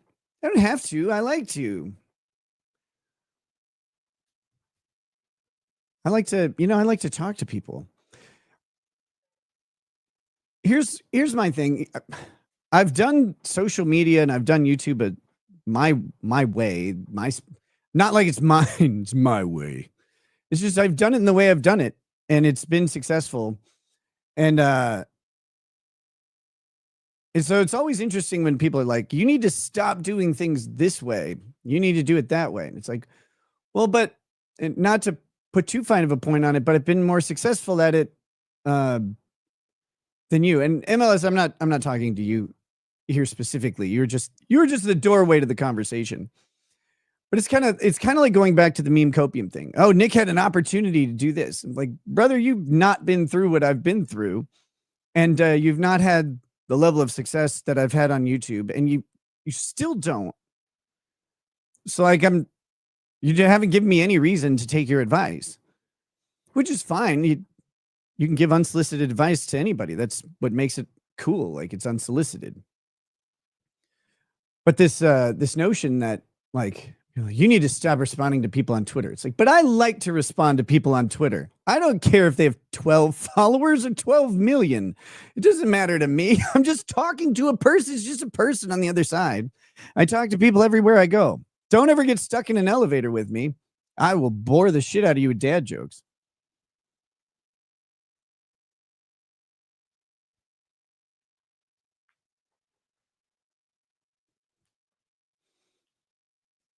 But in the meanwhile, we're going to be here telling jokes, watching trials, having a good time. And that's all that matters to me. Like, is streaming fun? And yes, this job, you should measure like how much fun you're having, because it's when you get to a place where you're not enjoying what you're doing, but you're in front of thousands of people, you don't get to have like a breakdown the same way. Most people break down with dignity in private, away from everything else. Like, they go to work and then they go home and they look at that shotgun or whatever. Don't eat the shotgun, guys. But when your job is streaming, like, and you're out in front of everybody, you don't, you might try and curate some sort of image. It's I would suggest it's not as worth it as it seems.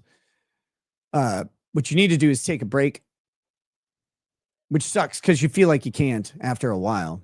When you stream every day, you start to go, but if I take a break, then my, like I'll lose engagement and the algorithm won't see me and blah, blah, blah, blah, blah. But you need to take a break. I needed to take a break and I didn't. I should have a lot of times. Speaking of breaks, during the breaks, we do have access to these super tips. Hey, Nika, did you get my DM on Twitter about that Legal Eagle video? Also, Caldera Kurt is a galaxy. Let's see who's at Mulgara.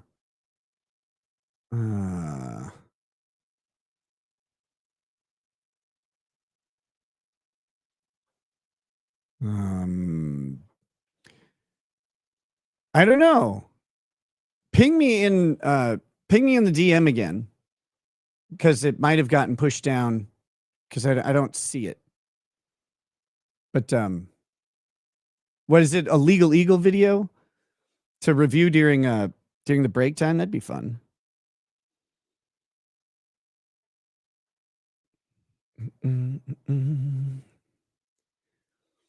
What's up with the stream? Lots of choppy buffering. There's something going on with YouTube right now, so I'm just going to kind of let it play out. You fell into the anime cesspool. Nothing good awaits you there. Oh, here we go. Okay. Oh, God. So this is a Legal Eagle video. Insider trading from Trump's tariffs. Oh, I cannot stand the sound of Legal Eagle's voice. God, it's garbage. Ew. 3.68 million subscribers. Legal Eagle is brand friendly. He's like, he's the most vanilla content. He's the most vanilla content. So YouTube loves to, go ahead and promote him. And that's good. Like, you need that guy, I guess.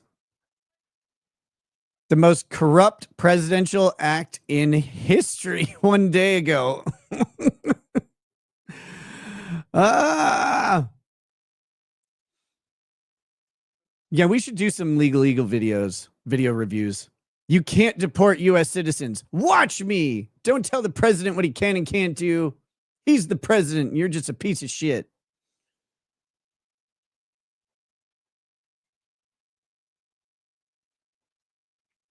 Oh my gosh. This stream is choppy. Yeah, it's something on YouTube side, I believe. I mean, I haven't changed anything with the stream. Like, I'm just streaming through StreamYard like normal.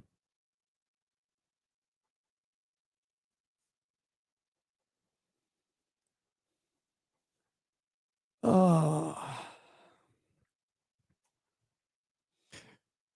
Here we go. Check your cables. Make sure Kurt isn't down there slobbering on them thinking they are black licorice.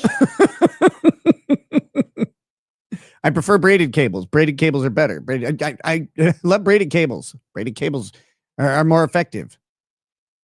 Listen here, Nick. I'll give you some advice based on my life experiences. When life brings you down or tries to kill you, bring a shotgun. God damn it.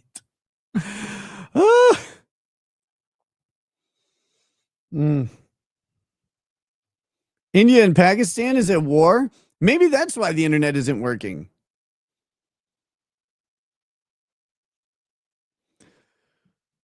I think Legal Eagle was the first YouTube lawyer I encountered. I liked him until he started touching on politics. Haven't noticed him in years now. Well, I mean, before he did his politics switch, I mean, he was just a guy who would like, oh, this is how a law school really works, and this is how it's depicted in a movie, and it's wrong. Like, okay. But he was selling his Legal Eagle, what is it? His like LSAT prep course that he had, or his bar prep course, something like that. That's what he was selling. So like he basically developed a channel that would advertise it. which is smart, I guess. You should always teach people how to do stuff, or actually just charge them to make them think you're teaching them. Then he revealed himself to be a beta bitch.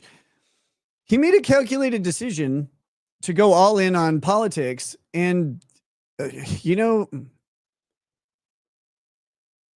that's weird to do when you were like where Legal Eagle was. He was apolitical. He was he was neutral. Both parties, both people could watch him. Now, like if you go through his videos,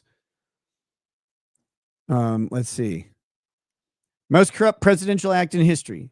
FBI just arrested 2 judges. At least he's talking about that one. Good. Can't deport U.S. citizens. Exile is cruel and unconstitutional.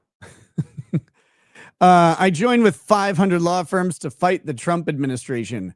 Great. I'm sure they're proud to have you, Devin. Real lawyer reacts to Point Break. I love that movie. DOJ inadvertently files attorney-client memo, says that says their case sucks. See, that's funny. Trans athletes or food. Trump punishes Maine by taking kids' lunch money literally. Oh my gosh. Lane K, which Point Break was it? The only good one. The one with Keanu Reeves.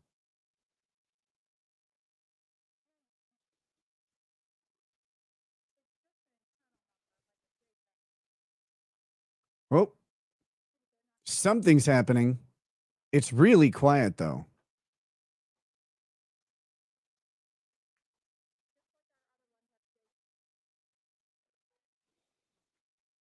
Why does my voice change so much so often? Well, because when you're gone from streaming for a year and you go from talking every day and hearing yourself talk every day to not, your voice actually changes and the way you talk changes. And it's hard to recognize, like normally, how you kind of are influenced by what you're talking about and how you hear yourself. But I noticed that after a year, like I sound way different to me in a lot of ways. And part of it's because of what I went through, put myself through. I don't know, everybody jumps on everything I say now. That's another part of it is everybody jumps on everything that I say. So there may be like hesitations and sentences and stuff like that that occur. But part of the reason my voice will change quite a bit is because I'll notice it. I'll notice it drift and I'll have to adjust it back. But it's weird going from, like not thinking about how you talk to hearing yourself talk differently and going, wait, don't always like the way I sound. So you have to get used to it. You have to rebuild the muscle. You have to practice back into how your voice comes across on the microphone. Just J Hip says, is Karen available though? Yes, I think so. I think so. The last breakup was a little bit rough. What guns are we getting? What gun are we getting after the probation is over? I don't know. I had a 45 Springfield, which was fun. A 1911, sorry. It was fun, but it was huge. It was impractical to carry around unless you like want to be a dude bro with the gun like sticking out on your hip and stuff. I don't know. It was a fun gun to shoot. I liked that, but carrying it around for self-defense, not super practical. I would get like a Glock 19 or something for that next time. So maybe that's it. I'll get, I don't know. Nick spends 3 hours in lockup and now speaks Ebonics. I think it was about 19 hours. No, it was a little over. No, sorry. It was like 26 hours. What happened to the standing desk idea? Well, one, the standing desk I ordered never showed up. So that sucks.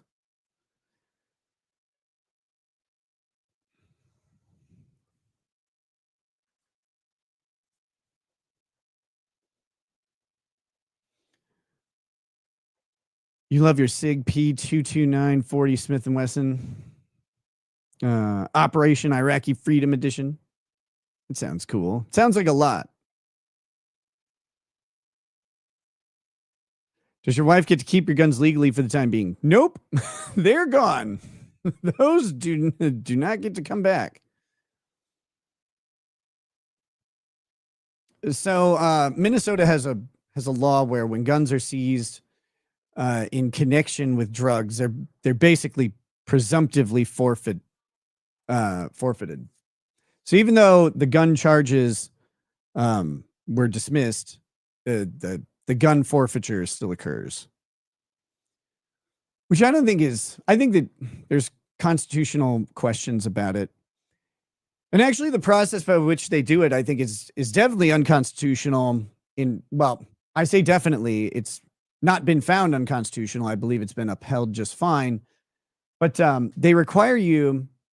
So when you get arrested and the seizure occurs of your firearms, they require you to file a lawsuit against the property within 60 days of that seizure to contest the forfeiture. Now, if any of you in the class want to explain what the constitutional problem is with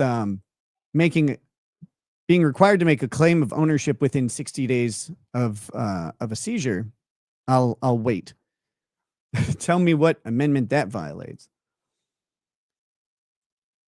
While we do that, and I wait for your answers in the chat. The evidence will show that while Kurt did not, who am I kidding? That sweaty meatball would make a pizza casserole with his own brother butter if he could reach his micro penis. Ew, that's disgusting. Second Amendment, yes, very good. That's the B answer. You've correctly identified a major issue, but it's also the fifth and the first. Fourth, I mean, the fourth implications happen at the time of seizure, but I'm talking about the requirement to file a lawsuit within 60 days. So what you have to do then is you are being compelled to assert a claim of ownership over a gun. Well, that might be evidence of a criminal act, right? Like you can't have guns and drugs in the same place. If you assert that you are the owner of that gun and you're making a claim, then you are necessarily admitting to an element of a criminal act that you're accused of. And that's the first one, the first element, ownership and possession. Like that's mine. I want it back. You're required to say that. Now the state has proof that you are the owner of that gun, right? And it comes from you. So I think there's there's a problem there because you're being compelled to make an incriminating statement if you're trying to enforce your Second Amendment rights. And that doesn't jive with me. But no, in theory, Lady Raggeds her charges were entirely dismissed and she doesn't have probation or anything. So she could own a gun, but having it in the house would be a problem because I would potentially be in possession of it, at any given moment. We would have to take massive steps to prevent that. Like we would have to set up a safe that I don't have access to, which you can do with biometrics and stuff. Like that's not a problem. But then I'd be stuck making the argument that I'm not violating probation instead of just, making it clear that I'm not by not having a gun in the house. And that's the better option.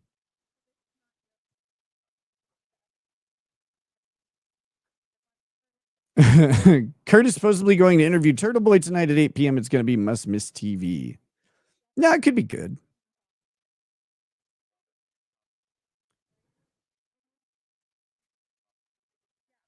Just draw a line down the middle of the house. Anything on that side is yours. The worst is when you do that and the stairs are on the other side, because then you have to chop a hole in the floor. Rascal on the Moon says, can you own guns like the ones in Kids Next Door? I don't know what Kids Next Door is. The second part of your Super Chat AI voice did not play. I only see the one. I don't see any two-parters. Maybe you didn't add it. Because like if you don't do the plus button on the side and add the second voice, like you can like you could type it out and not have it add in. India and Pakistan going to war. God have mercy on us. All that shit on the ground will be lifted into the air. That has to be biological warfare. Disgusting.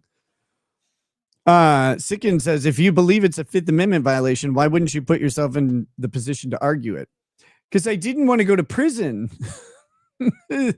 You have to do it within 60 days of the forfeiture, and the forfeiture happens at arrest. So I would have had to assert ownership within 60 days. But I was charged with, I was charged with having guns around drugs. And I didn't want that charge to stick. And so I didn't want to put myself in a position to fight it because I'd rather beat the charge.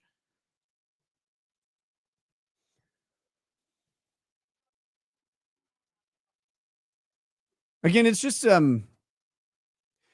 another way in which they use the specter of guns to override constitutional rights, which is why the Second Amendment exists in the first place, right? It's because they know that governments use weapons as a flashpoint to do whatever. The weapons are scary in the hands of an untrained citizen. It's like I've seen cops shoot; they're not much better.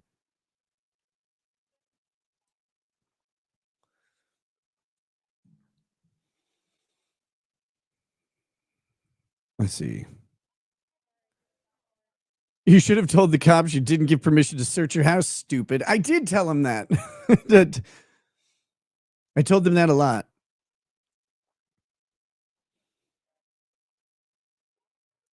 But if you're going to jail anyway, why suffer for the 5 years, not just do 28 days to get the government out of your life? So I don't know if you're retarded or if the people you're watching are retarded, but there's not an option to do 28 days of jail. I would probably have done 28 days of jail to not be on probation for 5 years. My jail time option is 21 months. The 28 days of jail is just a extra condition for the first couple months of probation to make sure that I am compliant in initiating the things I need to initiate. So that's what that is for. It was not an option to do 28 days and be done. Because like I said, that would actually be tempting and worth it. Just J Hip says, Rosalind Duke tells me everything to super chat. Well, I guess keep listening to her.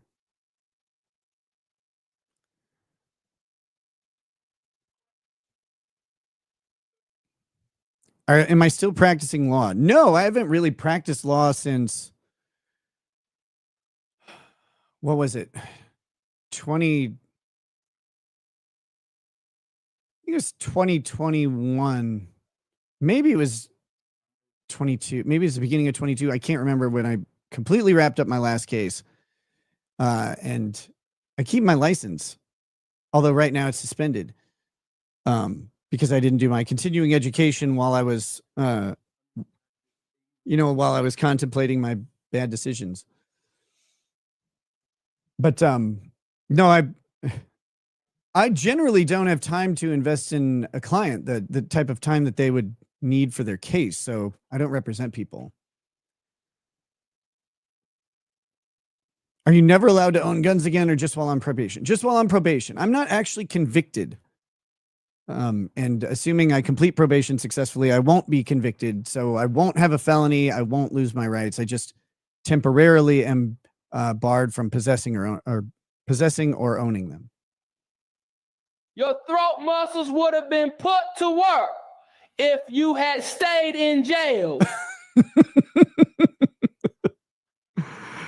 Can you practice law while on probation? Yeah, if I do my continuing legal education, just get my license reinstated, I can practice law. But why would I want to? Did you at least try to inform the authorities that you have constitutional rights? Yes, I sent them cards. No, I mean, so I wasn't at my house when they conducted the raid. I was about a half mile away in my car, and I saw them going. I thought I'd been swatted. And so I pulled over and waited, and then a cop car came up to me, and he's like, "I need you to get out of the car. I want to search you." I'm like, "Well, get in line, brother." No. He's like, "I have a warrant." And I said, "Okay, where is it? I'm not consenting to any searches. Just show me the warrant and we'll talk." But they would not show me the warrant. They said there was only one copy and it was at the house because apparently the printer was short on paper. I don't know why that would be, but they're like, "We totally have one." And I said, "Well, we're at an impasse then, my friend." Enter your participant. Please enter the pass. You have joined the meeting as an attendee and will be muted throughout the meeting. Shut up. Please be seated, court is in session. The host would like you to unmute your microphone. I see why you did it now. Not gonna lie, it was awesome. Appreciate the time. I appreciate people's patience. So in reviewing the rules, I look at Rule 2. So National Criminal Procedure Rule 2, purpose and construction. Man, just And so actually, this is upon not a reflection and new consideration, it says these rules are intended to provide for the just determination of every criminal proceeding. They shall be construed to secure simplicity in procedure, fairness in administration, and the elimination of expense and delay. Also looking to Como versus Durand. I don't have the site. I know it's from 2016, 2017. A judge, Robert Kane, was the trial judge. So because none of the purposes here in Rule 2 are served by the admission of the Maryland trial judge's decision, particularly were offered without notice to the court previously, I'm excluding that decision. Your What rights a are bitch. saved, Mr. Alessi. We've got that decision marked for identification, and you certainly are free to cross-examine Ms. Hyde regarding her methodology. So that's my decision. So bring the jurors in, please. You are unmuted. Christy, do you want this under that?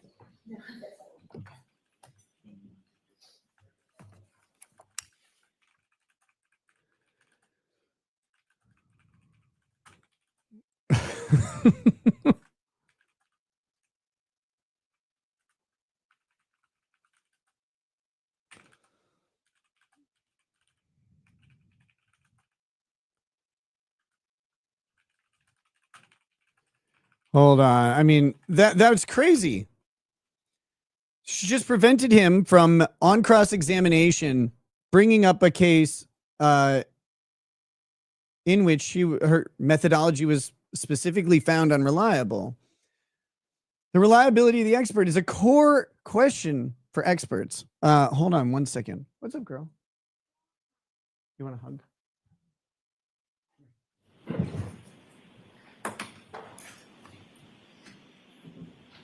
Love you too.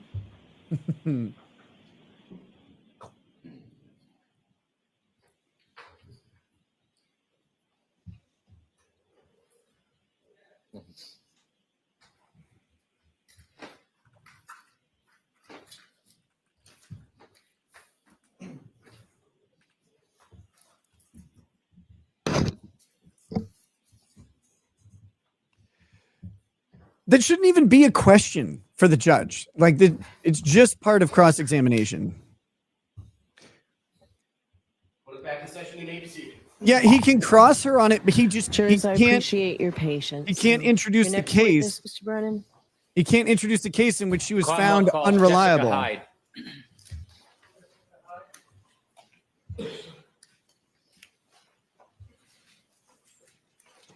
So he can cross-examine her on it, but he cannot introduce the case in which she was found unreliable in the past. So he can question her reliability. He just can't use it by using evidence of her unreliability.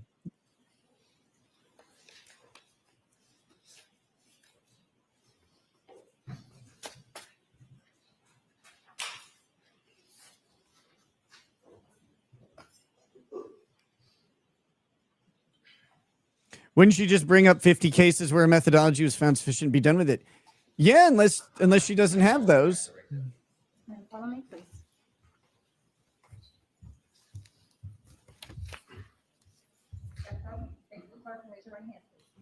You solemnly swear the evidence given to the court and jury in the case now and hearing the truth, the whole truth, and nothing but the truth, so help you God. Yes, I do. Good morning. Good morning. Morning, Your Honor. All right, Mr. Brennan, whenever you're ready. Thank you. Good afternoon. Good afternoon. Could you please introduce yourself to the jury and spell your last name for the record? My name is Jessica Hyde, Jessica space HYDE. What do you do for a living? I'm a digital forensics examiner. I'm also an an adjunct professor at George Mason University, where I teach mobile device forensics in the graduate program. I also own a digital forensics company that does training, services, and research. In addition Look at to it! teaching at Georgetown University, What is it? do you teach in other ways? Correction, I teach at George Mason University, I'm not sorry. Georgetown. But thank you. I also teach my How many company writes and dreadlocks are develops shoved training in that courses. rag? I teach a mobile forensic analysis course and a data structures course there to law enforcement, civilians, etc. Do you engage in any other type of academics or research? I do. I do other research as part of some volunteer activities I do in the digital forensics field. So I'm the chair of DFIR Review, which is a body that reviews practitioner-created research so that it can go through peer review. I often do reviews as a member of a reviewer for Forensic Science International Digital Investigations Journal, which I was a previous associate editor of. What does peer Oh, I'm so sorry. What does peer review mean? Peer review means that when a study is done or a Should have research peer review paper on is this done on a outfit. topic, that an assessment is done of it. There are three types of assessments that can be done. One is a methodological assessment, where you read through the methodology of the academic or practitioner Got a list paper on those ethics. and state if it is acceptable or not. Acceptable. The second is you conduct your own testing using the same methodology to conduct a peer review with your own generated data sets. And the third is if the original author has shared their data sets, reviewing their data sets and checking that against their work. Has any of your work been peer reviewed in the past? I've had 2 peer-reviewed journals. I've had an article that was peer-reviewed and published in Forensic Science International Digital Investigations regarding the standardization of file classification of recovered items. The layman's term of that would be talking about what deleted means. Look at this And shit. then I have another paper that's been accepted. They're going to present her as an that I was a expert. co-author Peer-reviewed on papers in on the terms of subject, but not allow them to timelines and question when she was correlations of not forensic able to evidence. support it. You mentioned you work in forensic data analysis. Generally, what does that mean? It means that I look at evidence of digital forensics devices, be them mobile phones, computers, Internet of Things devices, and do analysis to provide meaning and context to the data that's recovered from them, as well as performing data recovery of those same computer-related devices. Do you have any specific education or training to learn about forensic data? Absolutely. I have professional training both from courses I've taken, as well as I have a master's in digital forensics from George Mason University. A master's degree in that. I've taken multiple courses, advanced mobile analysis, iOS forensics courses from SANS, computer forensics courses from SANS. I have multiple certifications. I hold the GIAC GCFE, which is the GIAC Certified Forensics Examiner. I also My daughter hold wanted me to the check NWC if a tick was crawling up her leg. 3CFE, which is a Certified Forensics Examiner. Do you, through your company, teach other forensic examiners how to study forensic data? Correct. I teach government agencies, both federal and state and local, how to do digital forensic analysis, as well as private sector digital forensics examiners. How do you teach private digital forensic examiners? What's the method? I've developed an online virtual course that we teach virtual live, so I'm No. always there when I'm teaching. But I also have a team of instructors. So, for example, the You are a mobile team forensic of analysis instructors. course that I developed right now this week is being taught to a police department in Texas right this moment. Forensic data analysis seems like a broad field. Is there certain parts that you focus in? I personally specialize in mobile phones and Internet of Things devices. I want you to just give us some very basic, very general and brief background. When you're So you just looking at a allowed her to forensic bolster her device and you're credibility by analyzing saying it, she has you peer-reviewed rely papers any on the subject. tools. That is a really interesting question. Reliance on tools is not precisely what we do. We utilize tools to extract data from a device, and then we utilize a variety of tools to attempt to parse results from those devices. But the forensics examiner has to take the additional step to both understand, validate, and provide meaning to those results. Is there any shortcomings or dangers in simply relying on a forensic tool for a Look at her result or an face. opinion? There Was is she thinking about absolutely cake? a danger in just relying on parsed results. When an algorithm is used to determine what data is stored as, it doesn't tell you what that data means, and that's where you need a forensics examiner. Tools don't necessarily understand how the data got there and what causes the data to exist, and that takes deeper and further human analysis, as well as, you know, if you think about it, if on your phone you can go to the Google Play Store or the App Store and you can actually download millions of apps. There's like 6 million apps. Seems like a lot of apps. Digital forensics tools maybe support generously 1,000 applications. So in order to be able to parse and understand the data from applications that the tools don't know how to support, you need a forensics examiner who knows how to dig into that data, conduct testing, and determine the meaning of the data. Were you asked by the Norfolk County District Attorney's Office to look at and analyze a phone that was related to a person by the name of Jennifer McCabe? Yes, with a very, very specific scope to a specific date range. Were you asked during that scope and date range to analyze it and provide an opinion about whether there were any user-initiated deletions of any web searches or Safari-type searches? Yes, I was asked to look for deletions of Safari searches within the scope of the time frame that was dictated by the purpose of the exam. Were you asked to look at the phone device and determine whether or not there were any user-initiated deletions of phone calls on the device? Yes, I was asked to look for deletions of phone calls in that same date range. And did you do both of those tasks? Yes, that's correct. Did you ultimately have opinions on both of those issues? I do have opinions on both of those issues. That's correct.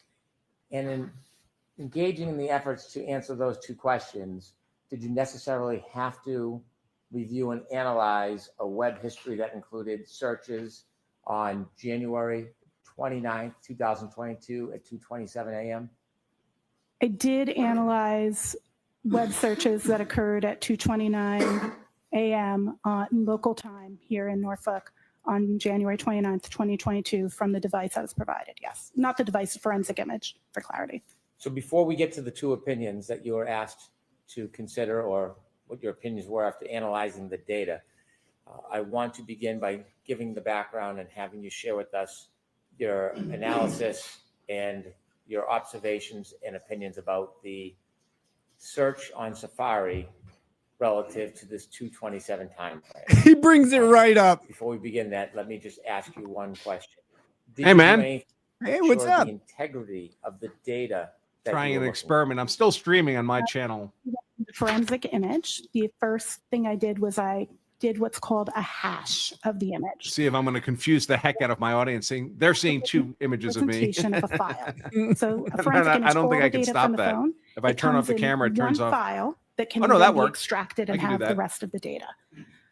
That singular my audience file sent me that's here for the fat received- shaming. There's actually 3, but focusing on the one that has all of the data, that archive file you can run what's called a hash algorithm against it. There's actually multiple Her hash favorite hash is algorithms, Browns. and I hashed it. And then I validated that hash to the document that was provided along with the image file that contained the hashes that were contained in. Those hash values Okay, matched. let me fix that. Now, just for clarity, if you change one bit in a file, it will not have the same hash. So the hash provides integrity, and having used both hashes, which are available in that report, and ran 2 different algorithms, they both matched. Additionally, I reviewed the PDF that was received for signs of alteration. The PDF that comes with a Gray Key report is not signed by Adobe You get Acrobat. comfortable when people say PDF. However, I was able to take that PDF and then examine it just like I would a phone. So I'm using the same techniques on the phone. Using a tool called EXIF tool, I was able to learn a lot about the creation of that particular PDF. And what I was able to learn about it was that it was created by, it's labeled it as being produced by Grayshift using a particular code-based application to create the PDF called PYF PDF, standing for Python Framework PDF. It is on, it's a program that you can download, and developers who create tools like Magnet Forensics, who owns a Gray Key, utilize that script, which is You know how why the it court says puts it's out produced bottles of by water it for the to witnesses? I wonder if they put out snacks the for her, actual like PDF. That's what the like little evidence peanut butter standard data crackers or tells something. me. In It case her also blood sugar goes down. contains a time of when that is created, and that time was February 2nd, 2022. Get her some granola at stat.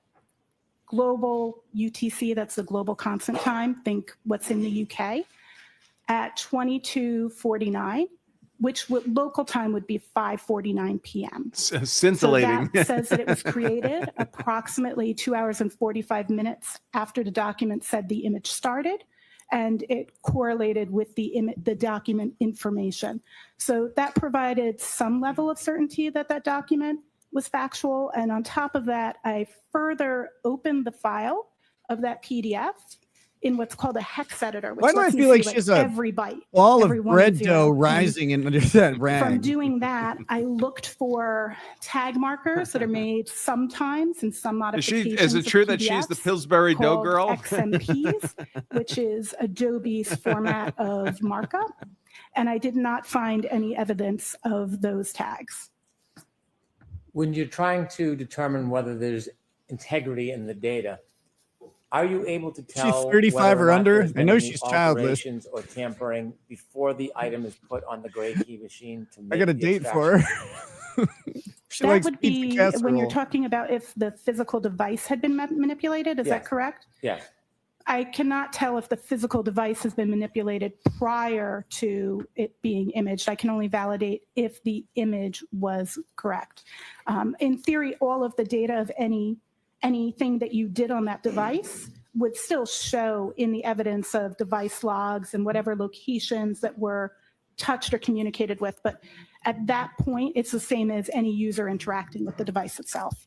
After the phone's extracted or at the time it's extracted, does it have the history of the device on that extraction? Could you rephrase? Yes. At the time the phone is extracted and the copy is made in the PDF and the digital copy, does the digital copy and the PDF contain the history of searches and calls and other items on that phone? The forensic image itself contains a variety of different artifacts or traces that are left behind by activities that a user does on a phone. Yes. You use the term artifact. What does that mean in a basic sense? An artifact is any type of evidence that is left behind on the phone of an She's action. talking about So, Karen Reed's for phone. Don't they example, have to if you soak it in receive a vodka before they can do the there extraction are to get proper multiple results? places in the phone that show that a call was received. That can be in the call log. That could be in a notification. That could be in a unified log that tracks the activity that the phone's doing. There's multiple locations, and each one of those residue of the fact that the call came in, that's what I would refer to as an artifact. So you could have an artifact not just about a call, about a web search, about taking a photo. Any action you take on your phone may create an artifact. Before we get into those two questions about any alleged deletions from Safari, a Google search or an internet search. Crazy thing is, your report says that this happened at 2:27 a.m. Your explanation or your sharing how the timestamp works relative to that search beginning at 2:27 a.m. on January 29th, 2022. So for clarity, there's more than one search that happens actually at 2:27. There is some activity that's looking at, and I don't. All right. Well, I might pop back in later, man. This is a little too dry for me. Yeah, this is looking. All right, at I'll check it. I'll check it. for I'll check in later. Sporting events at that school system, I assume, or county location. There is a timestamp for the search "Haas long to die in cold." However, that timestamp isn't about active searches. It's about the time that a tab was either opened or moved to the background. So "Haas long to die in cold" is the most current search in the tab that you opened at that was opened at 2:27. So if you're using your phone and you go to your browser, you have some choices. You can just open an existing tab, or you can open a new tab. A new tab was opened at 2:27 a.m. and that search was done there. Another tab, actually at 2:27, was moved to the background, and its last search at the time it was moved to the background was for, I believe it's Raining Men, the YouTube video. So those two searches both exist as what's called browser state searches, but that browser state isn't about the time that it was searched. It's about the time that the browser tab that you opened either went to the background. How would it exist if you hadn't never searched been moved for to it? the background? The current search. So the time in the instance of the "It's Raining Men" video is the time that that video was moved to the background and the new tab took over as the tab that's active. And that tab, the last search done in that tab is "Haas long to die in the cold," because that database holds the current search. It constantly gets updated, and the time that the tab was either opened if it's the first time it's opened, or moved to the background if it's an And at existing tab. 2:27, it says "How long to die in the cold." Help explain some of the different I did databases. put it together an exhibit that would show that. May I approach? Yes. I love how they're trying to get around the fact that something has to exist 4 hours before they say it happened. Like, no, that's normal. That's not how phones were. The phone didn't guess that she was going to search for it 4 hours later. Piece of paper, do you recognize that? I do. This is table 1 from the first report I created on this case on the phone that I was told was for Jen McCabe. Is that the exhibit that will help you explain? It will. I move this to evidence. Could we approach you? Or not that good, Jack, if you're not.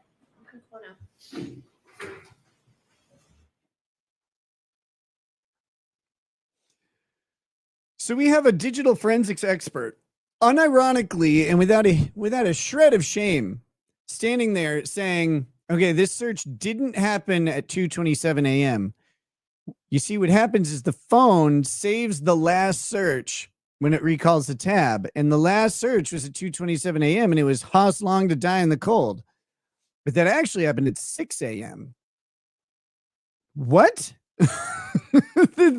No, it doesn't.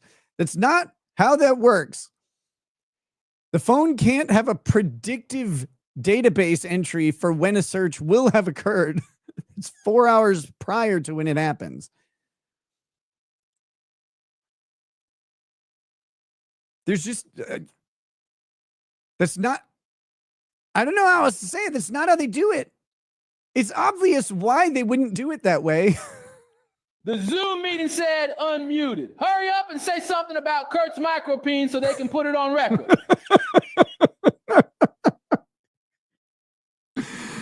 Oh my gosh. This bitch looks like a retarded Sikh. Not even Caldera Kurt would offer her pizza casserole. No way. Kurt deserves a 10. She's at least a 25. If John was bit, you must act with, and Kurt has a micro penis. Lose some weight, you chubby wubby. Then maybe you could attract a cat, because that's the only pussy you can get. Oh I'm my not goodness. suggesting you fuck a cat, you heffalump.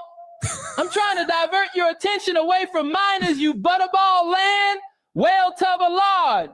Micro penis. This is this is right in the middle of her testimony. No, thank you. No, thank you. No.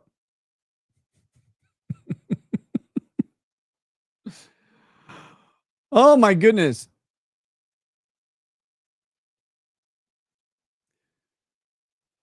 So I do love this. Just going back and reviewing, I got to do some law talk, you know. We had a whole argument before this witness was called about the defense's ability to question a specific case that this witness was used as an expert in with data extraction using Celebrite of an iPhone. So actually somewhat comparable, at least on the surface level, like at the basic common understanding. I'm sure there's some reason why it's completely different, but you know, and in that other case, the reliability of the methodology of the extraction and the data that was pulled was called into question. And there's a decision out there at the where a Daubert hearing was had, and apparently she was found to not be reliable. Like in her methodology was not scientifically reliable, was not properly used, and so her testimony was excluded. She was not allowed to testify, at least on this subject, is what it seems. I haven't read the case, right? I don't know where it is, but that seems to be the issue here. And Karen Reed is asked, her team asked the judge to introduce or to include this case, and if they could go ahead and cross-examine her on the case, and the judge says no. And Hank's like, the judge asked Hank, like, are you going to go into the 227 stuff? He's like, well, I mean, we would not do it if we didn't have to. We have to do it. Immediately goes right to it, right? Like, because the state knows that this is terrible for them, that they have to explain why 227 means 649 or whatever it is for the search. Like, they have to tell the jury over and over. No, it doesn't say what you think it says. I mean, I know we wrote down that at 227, it says, how's long to die in the cold? And that's what the phone says. That's what the database entries say. But it actually means that happened 4 hours later. The state has this uphill battle. And Karen Reed's team should be able to cross-examine on that and say her methodology is not reliable. It was found lacking in this other case. And they're not allowed to. And I think that's bullshit, frankly. Before we look at any chalk, I want you to explain the entire basis for that chalk and your ultimate opinions that are reflected in the chalk. So let's start from the beginning. May I look at my copy of the chart or no? Why don't I just ask you? See if you can answer the questions and if you can first. Yes, Your Honor. When you looked at the phone to analyze it, were you trying to determine when a particular search was made, specifically the search, how's long to die in cold? Correct. I was looking for two searches, both how long to die in CIKD and how's long to die in cold. So as a forensic examiner, how do you begin the process to try to identify and determine when that search is actually made? So the first thing we would want to identify is what application was being used at the time to make the search. So looking at that date time stamped, it was able to, on that date, be able to determine that Safari was the application that was being used as the Google browser. And then you would begin looking at the Safari as the Google browser? For Safari, both those that are parsed by the forensics tools, but then further looking into the data structures that hold that data itself. And then Chrome's a Google browser, conducting weirdo. testing to determine why a certain artifact exists. So you mentioned the beginning step is the forensic tool or tools. Did you use forensic tools to get information or parse any data regarding this potential search of 227? Yes, I use multiple forensics tools. Can you share with us the multiple forensic tools that you used? Absolutely. I used Celebrate Physical Analyzer. I used Magnet Axiom. I used just the tools I used at first. I used iLeap. There are further tools I used later, but those were the three that I started with. What tools did you use later? Later, I used specifically, I've used Sanderson's Forensics Toolkit, the forensics browser in Sanderson's Forensics Toolkit, which helps exploit SQLite databases. And then I further reviewed in a tool called Rabbit Hole. To begin with, Celebrate, is that a tool that you're familiar with? Yes. Is it a commonly used tool in the industry? Yes, commonly used mobile forensics tool. Is it reputable? Mobile forensics. Highly reputable. Why Why did is you it use Celebrate? highly reputable? I use Celebrate By who? because on any mobile exam, I'm going to validate what is captured by Celebrate and Magnet Axiom because they have the most robust parsing of what is in my tool arsenal. And then I would also follow up with iLeap closely behind because iLeap has a lot of artifacts that aren't supported by either of those tools. Using a variety of tools is going to give you different coverage, and each tool has a different perspective on how they view and display data. You said you also use Magnet Axiom. That is correct. Is that a leading forensic tool as well? Yes, that is also a leading forensics tool. Are you familiar with that company? I'm very familiar with Magnet Forensics. I was actually their director of forensics for 5 years, then continued to consult for them for an additional 2 years under my company Hexordia, and my company continues to be a reseller of Magnet's products. You mentioned different tools may present information a different way. Do those tools change the underlying As far as I know, the data at Rumble all? stream is just operating. That's a great question. So when we're talking Smooth about as the can be. results that a tool shows, Always welcome to watch the on tools Rumble. maintain the integrity of that original forensic image. And that's actually something we verify as we continue through our exams to make sure that the underlying data hasn't been changed. There are some tools, I did use some other tools, I apologize. I also used ArtX and Mushy. But the, I'm sorry, ArtX is capital A, lowercase rt, capital E, lowercase x, and then Mushy is M-U-S-H-Y.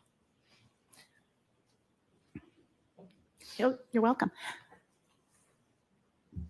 I'm sorry, can you repeat the question? I got this, the spelling threw me off.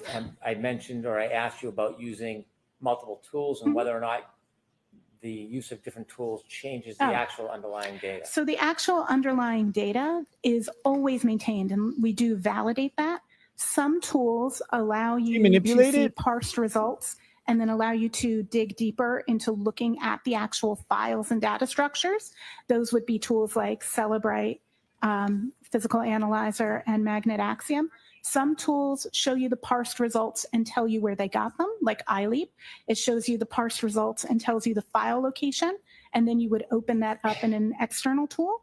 And then some of the tools I used are not tools that parse the results, but are tools that allow me to manually look at the data structures. So they directly allow me to look at the data structures. And all of the tools I use in this instance are tools that do not change the underlying data.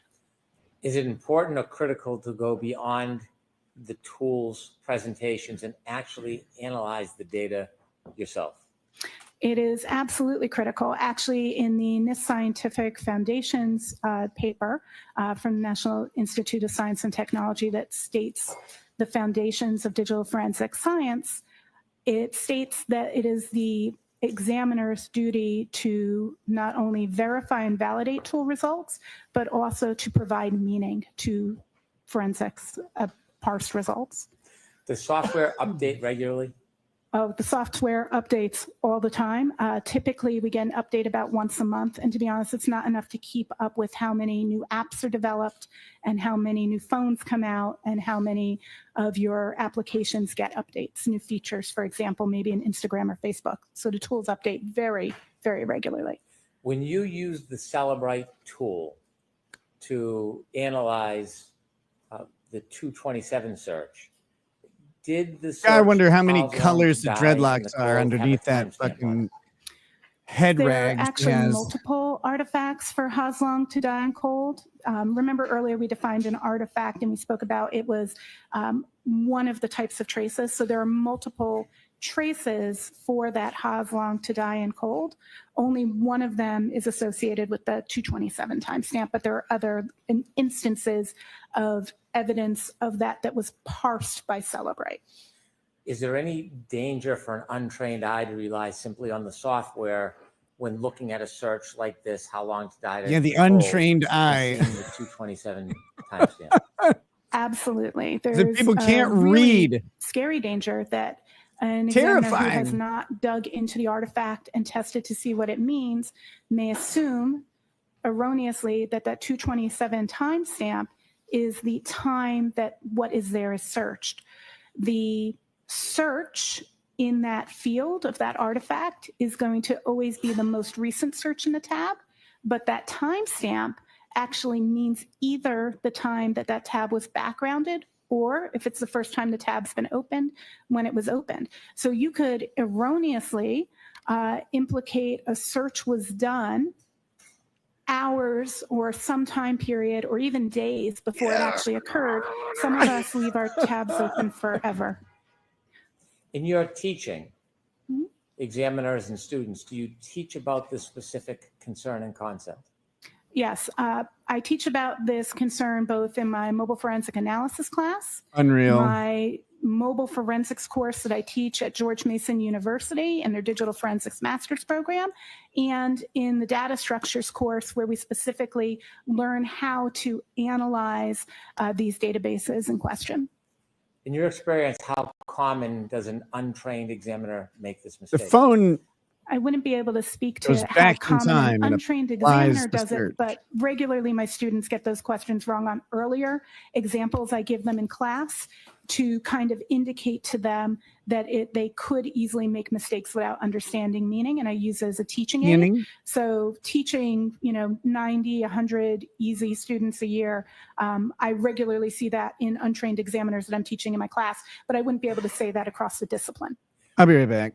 You mentioned I that gotta go to the bathroom. Celebrite showed the This is- search on the report as how long to die in the cold with the timestamp of 227.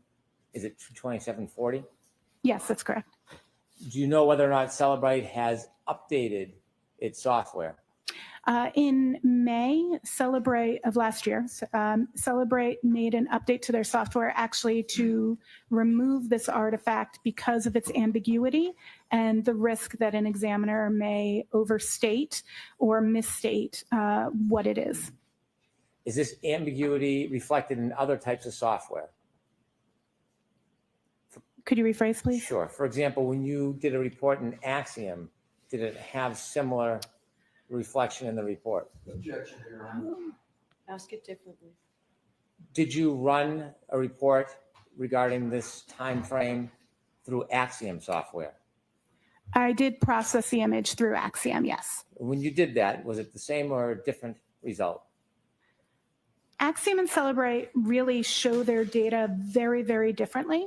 So Celebrate takes a perspective of alerting people to possible deletions by annotating either a question mark or a red X next to artifacts that come from different areas. Magnet instead marks if the artifact was parsed or carved. I feel like now I need to explain to you parsed or carved. So parsed means that the data was where it was expected to be found, and the algorithm was able to cleanly see that this is there. Carve means that it had to run that algorithm against the data structure as a whole and found it as a partial result. So it carved it out and went and found it instead of it just sitting there exactly where it was expected to be, and shows you both the results. So it'll show all of the results of, in this instance, the sessions, tab sessions But the data browser DB, the tab state, it's going to, instead of telling you this has a red X, it'll instead say it was carved. So it's a different presentation of the same data.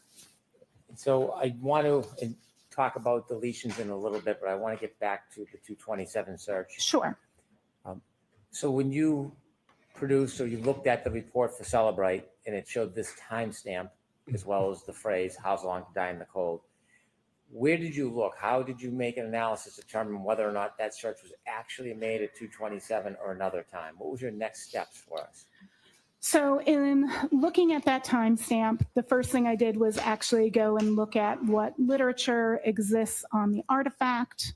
If anybody had reviewed this artifact before, I also created my own data set and tested how we could get what that timestamp means. So if I make a search in a tab and then I make another search in the tab, which timestamp is it? If I make a search in a tab and then open a different tab, what changes? I also looked at the documentation. Or the phone just tells you when a search was made, which does state, it describes that timestamp as the time in which the tab is backgrounded. And it gives a stipulation that in certain circumstances, the timestamp can be earlier than the search. Did you specifically look in any databases or for artifacts in the data to help make an analysis of when this search happened? Of when the search happened as a whole? Absolutely. So there are multiple databases that I looked at that show search information for Safari. So Did you just pull the Google search history? The plist, mobile Safari plist. I looked at the browser state database. I looked for the history database. I also looked at the Knowledge CDB. The Knowledge CDB is a little bit different. That isn't a database for Safari. It's a database for all of Apple, so it can predict your behavior. So it takes in information that Apple wants to take in, including browser history, and it saves that information so it can make predictive information. I also looked at the caches in the Safari, which is the cache money, things that Safari is trying to make quick reference to. This would include suggested terms for commonly searched items. When a URL or a search through Safari is typed in, or if it's getting paid $147 an hour. Parts. It's not very much. The computer or the phone. Yeah, for an expert. So when you actually do any search, you're going to leave traces. Now, it does depend if you are in private browsing or non-private browsing. Was she in So private non-private browsing? browsing is what most of us use regularly. Private browsing might be what you elect to use. Well, some people would elect to use it if they're doing searches they wouldn't want their spouse to see, like maybe they're looking at porn, or maybe you're doing something secure like looking at your banking information. You may intentionally use a private browser. For Google users, this would be the equivalent of incognito in Google Chrome, and you may intentionally use that. And so the artifacts for that are more limited than the artifacts for non-private searches. So some of these artifacts only exist for non-private searches, and some exist for private searches. And in this case, this phone, was it on non-private or private? So specifically the two searches we're talking about, how's long to die in cold and how long to die in CIKLD, excuse my differentiation there.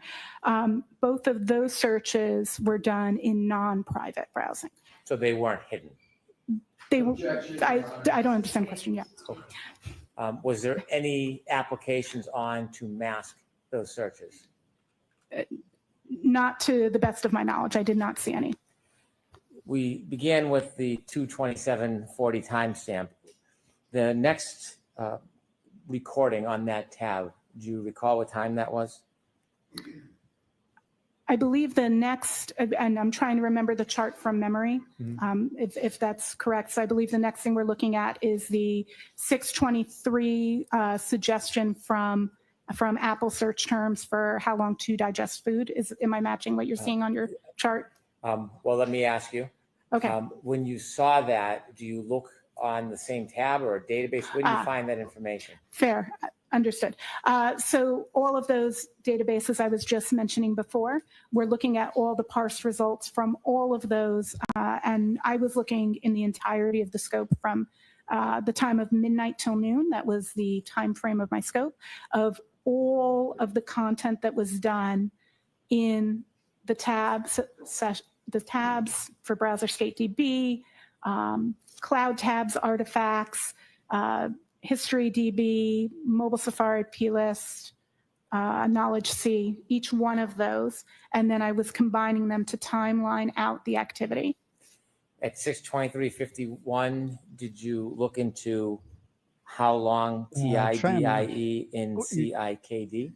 So that would be the next thing that we see after the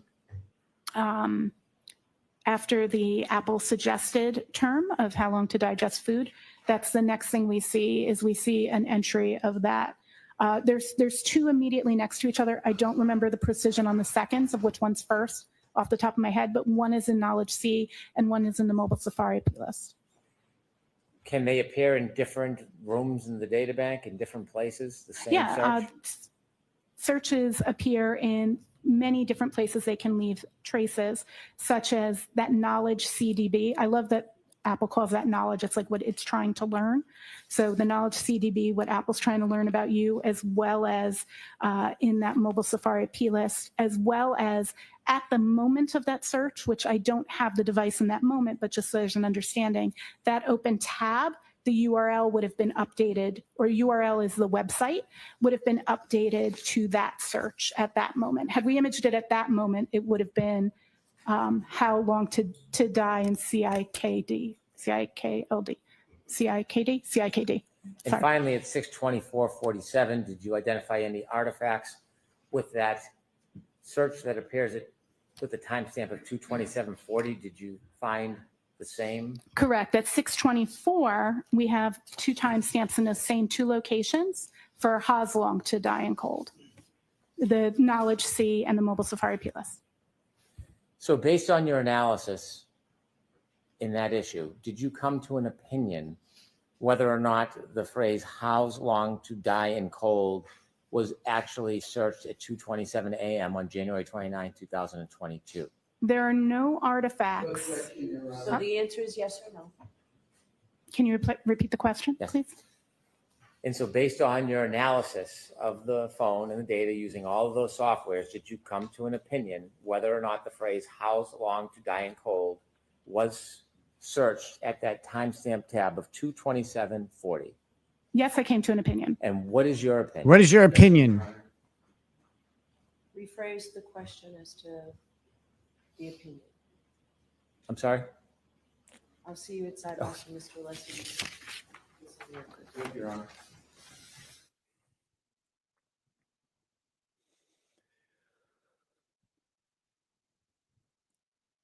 So we're supposed to buy that this expert came to the conclusion, or of the opinion, her expert opinion is that the search that's logged at 2:27 a.m. didn't occur at 2:27 a.m., but rather a tab was opened at 2:27 a.m., then the phone was closed, then somewhere around 6 a.m., the search "how's long to die in the cold" was entered, and then that was back applied in the database to 2:27 a.m. because apparently that is how phones do this.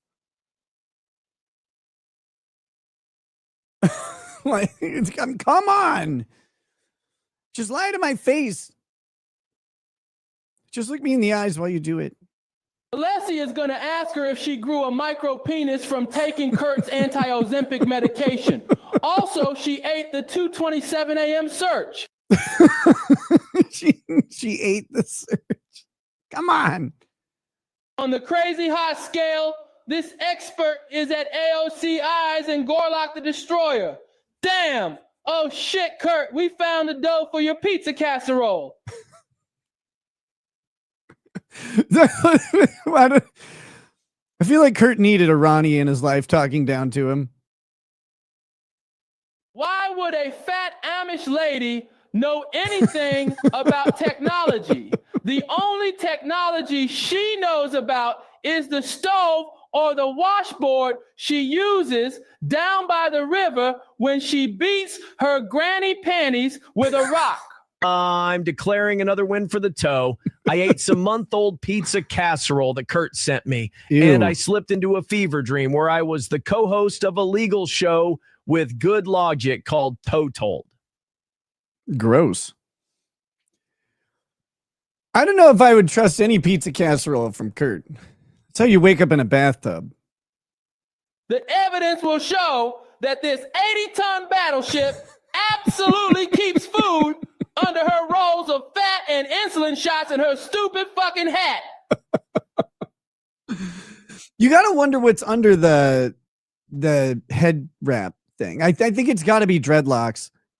And they're like, can you tuck those up there just for the hearing, please? Because you're in public.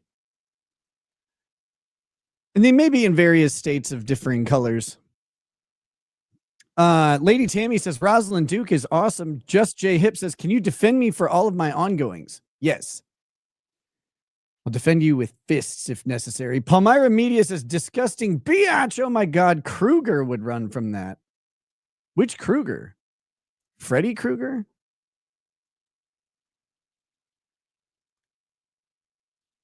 I bet she doesn't shave her armpits. She has armpit dreadlocks. That's disgusting.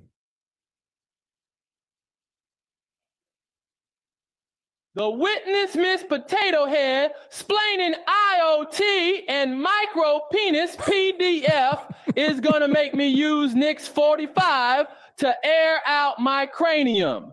And Kurt is a fat-ass lonely loser with butt-hurt-ass cream applied.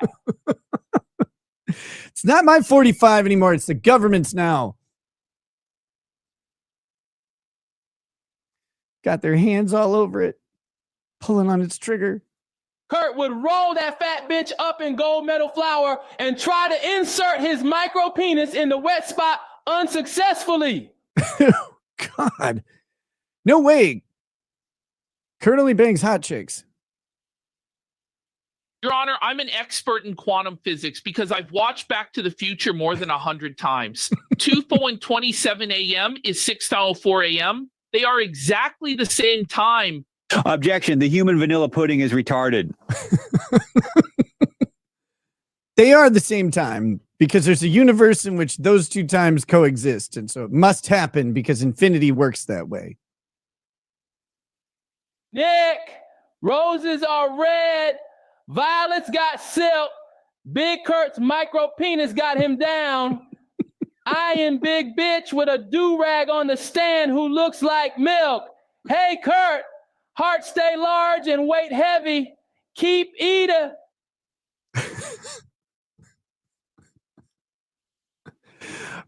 I got to find out if there's a, I think I could go through and pull every single instance of micro penis being used, but there's so many. Here we go. Yo, when did Kurt start dressing in drag? The foot going on here? The foot. Ronnie's got a lot to say today. Nick, roses are red, violets got silk. Big Kurt's micro penis got him down. I am big bitch with a do-rag on the stand who looks like milk. Hey, Kurt, heart stay large and weight heavy. Keep eating your pizza casserole and spaghetti. You hit it right with homegirl and make her kitty spew out confetti. Okay, that was good.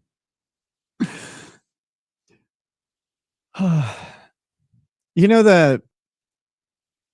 I think one of the great things the internet has brought to the world, especially with as it matured and video distribution got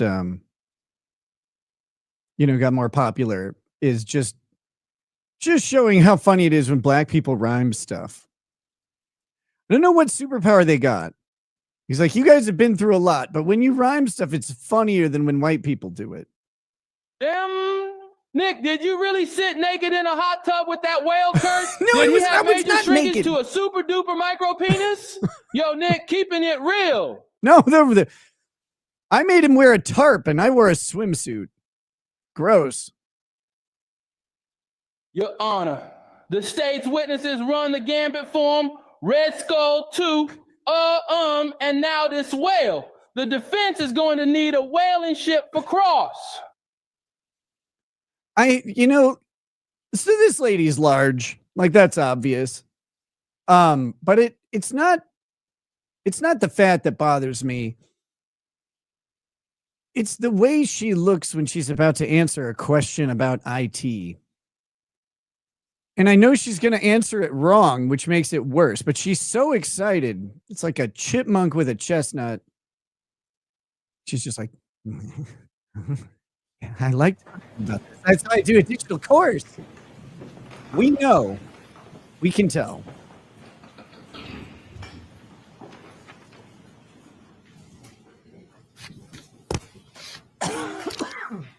You've explained to us the analysis you engaged in and the process you engaged in. In forensic data analysis, Her neck looks like the fat part of an is earthworm. there a methodology that you use, not just looking at the printout of the programs, a methodology you use that is accepted in the industry for experts to analyze this data and come to your opinion? Absolutely. Beyond looking at what was in the tool results, I further looked at those databases independently and conducted testing of the artifacts. And in addition to what you did, can you share with us how and why this methodology is accepted in your practice as forensic analyst?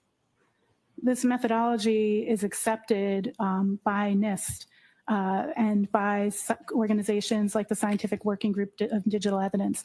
I'm intimately familiar as both a member of the Scientific Working Group on Digital Evidence, who helps work towards the building and development of these consensus-based documents of procedures to be followed in digital forensics analysis, and as a member of the National Institute of Science and Technology, NIST, Organizational Scientific Area Committees, OSAC, Digital Evidence Subcommittee, where we also produce guidelines such as the data set guidelines for generation of the guidelines for data set generation, which is how you do your actual testing and creation of data sets.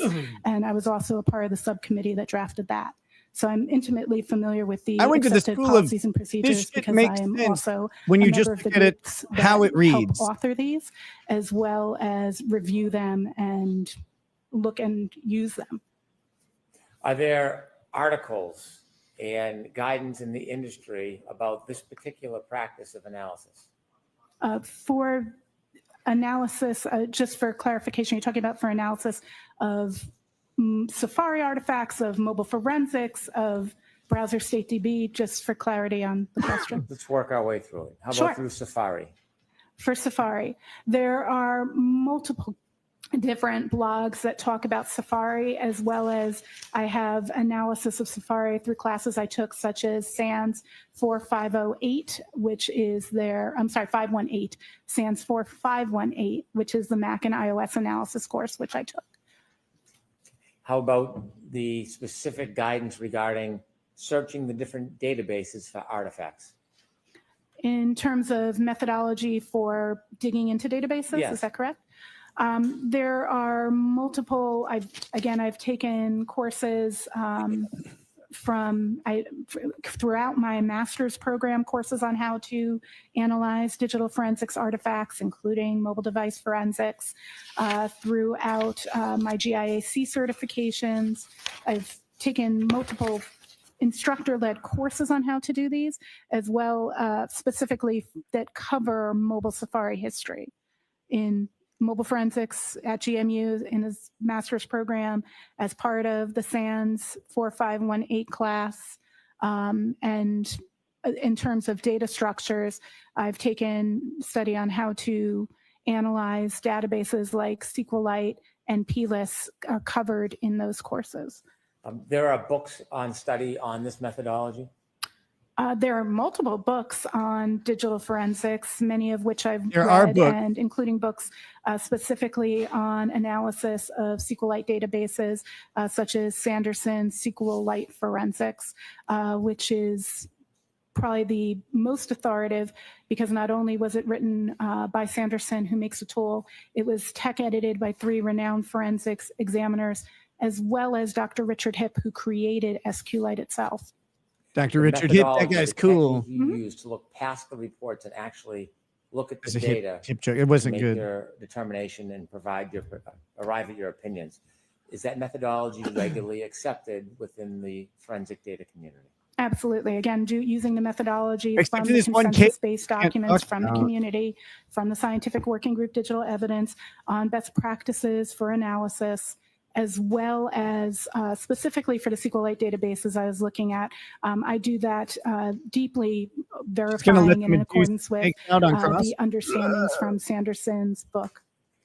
Now, you share with us that you had an opinion regarding the timestamp and whether that it was applicable to the search term "How's long to die untold."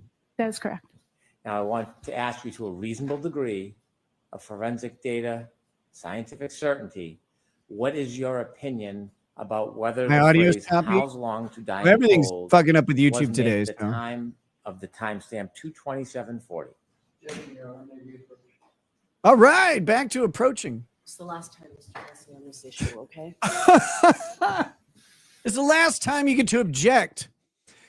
Oh yeah, thanks for just letting Hank have a tee off now, because you just told Hank that the opposition can't object on this issue anymore.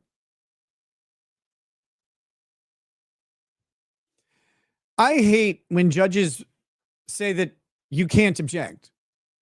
Like the insanity of that, like, no, you can object to everything. Just, you have to make the ruling. This is the last time you object. But what if they do something wrong again? We have a couple more of these super tips. People really like the Ronnie voice. I mean, it's perfect. Don't get me wrong. It's the best one. But we got to find some other voices that are really fun to do as well. Hey, Kiwi fucks, educate yourselves. Rackets fell on his sword, taking responsibility, hired a great lawyer, and followed the judicial process. Pizza casserole, micro penis, patent liar is a reread. Reread. Oh. Jesus Christ, we seen the 3 stages of evolution here. This fat turban bitch, then we get the micro penis ass cream Kurt, and then the final form, the no head turning, neck swallowing chair destroyer Sean, who barely fits inside of a car. But to be fair to Sean, that's the funniest image I've seen in a long time, was when he was in that car, just catastrophically shaped. It's not his fault. I'm sure like the car was molding his body like into different positions. You know, like the ridges of the car seat or whatever. They just have greater effect.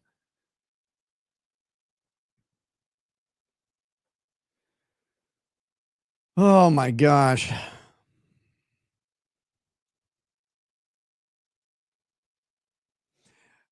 Okay, so someone help me out here. Does Safari use Google as the browser? I mean, or as the search engine? Like if you just type into the search bar on your iPhone, I'd charge mine up, but I don't want to. Is Safari using Google to do that? Or do they have their own? I can't remember if Apple has their own proprietary search.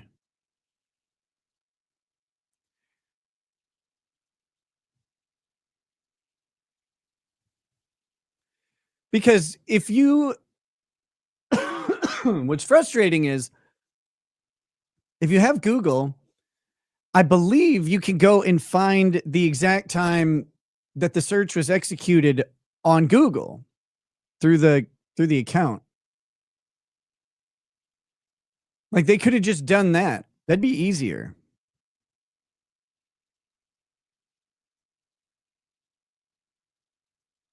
I would assume Safari also tracks when the search query actually occurs on their end. I mean, this doesn't make any sense. Where's the data?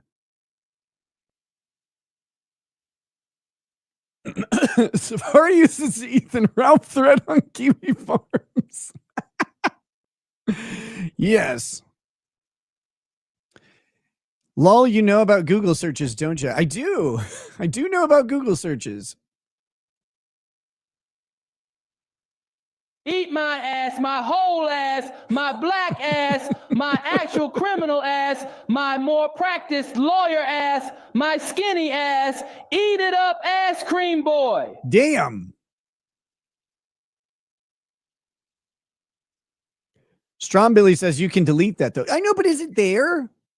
Like, if it's not there, then you have a, you have a discrepancy in the data, and then you get to ask questions about that or investigate it.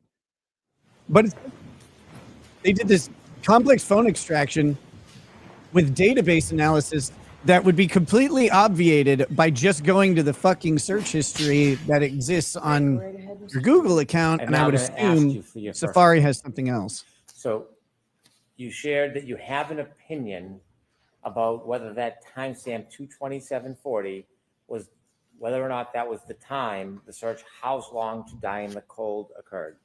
Can you tell us, to a reasonable degree of scientific certainty, your opinion about whether that search, "How long to die in the cold," occurred at 2:27:40 a.m. on January 29th, 2022?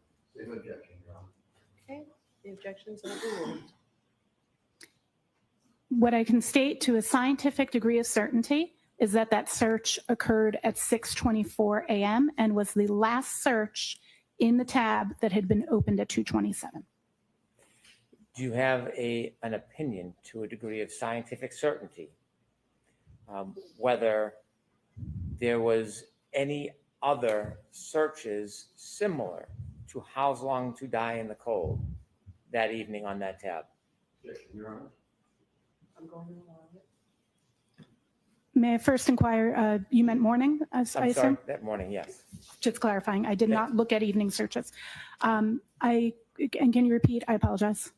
I disrupted my own train of Do you have thought. an opinion, to a reasonable degree of scientific certainty, whether there were any other searches on that tab before the final search at 6:24:47, "How long to die in cold"?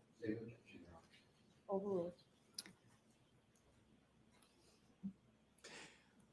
So Just Leslie's going to ensuring keep that making these that I have the objections, and the judge question just basically correct. told him, Please. you're going to lose all of asking them. if He says, I have to make them what for the else record. occurred in that tab prior? Yes. That I cannot say with a clear degree of certainty. Did you develop a chalk that I I showed you did. earlier? Yes. Like to approach? Yes. Again, I show you. Same document, you recognize it? Yes. What is it?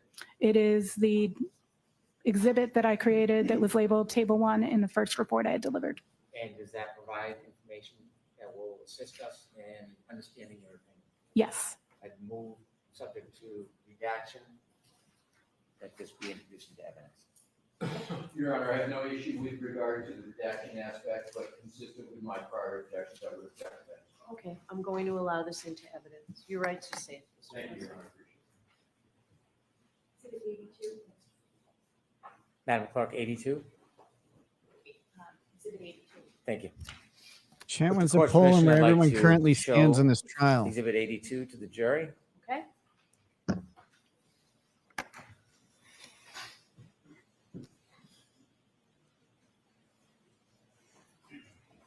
Could we enlarge the first two?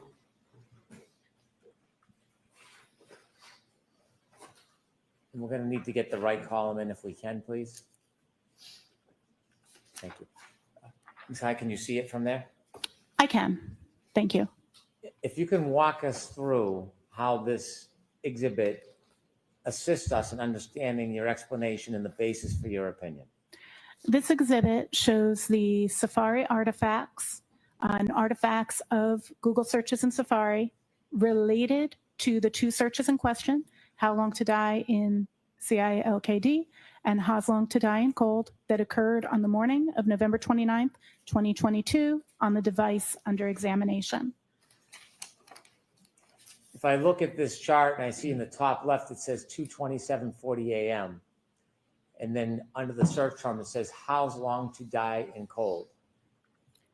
How do I understand your opinion that that search didn't happen at 2:27:40? This document is showing you the data that is the parsed result. The source of that artifact that you see in the last column is a little bit cut off, the browser state db-wall file. That database does store how the data is stored, the search term Ha's long to die in cold with an associated MAC absolute epoch timestamp that translates to 2:27 a.m. That is what is physically stored. That does not annotate the meaning of that artifact. Sorry to That be was in the way there. determined through testing following the NIST OSAC data generation guidelines for testing. In the second row, we see a timestamp on the left-hand column, 6:23:49. And it provides artifact, the cache record. Mhm. Cache. What is the term? And what does that mean under the search term? iOS Safari cache records. A cache refers to something that a computer program wants quick and easy access to. When we search on our phones, anything, a lot of times, be it in Google or in Safari, depending on what type of phone you own, it'll suggest what it thinks you're going to type in, right? So you can click it. It's trying to be helpful. In this instance, at 6:23:49, we have a cache record that indicates that Apple suggested the phrase, "How long does it take to digest food?" And then under that, 6:23:51, it appears it says a recent web search, and the spelling is changed. How long? TIDIEINCIKD. So this, in reference to these two search terms, this is the first actual search that occurs at 6:23:51 a.m. Upon beginning the typing of that phrase, Apple provided the suggested search, and the person inputting into the phone at that time continued to type out a phrase and finished it as "how long?" TIDINCIKD, which that is available to us in the mobile Safari plist, which tracks recent web searches. And then we'll see 6 seconds later. This is a Google we get search that reference specifically. in that Knowledge C database that I mentioned before. That's the next line. So that's the Knowledge C database is Apple's way of keeping knowledge about what the user's doing. So It again, sees Google and should have pulls your knowledge. corroborating data of this. Easy way to remember it. That's what I teach my students. So that Knowledge CDB tracks a lot of things for predictive purposes. And so 6 seconds later, it's logging that same search. So that search is being tracked in 2 places. And so one search can be left as artifacts in different locations on the database? Correct.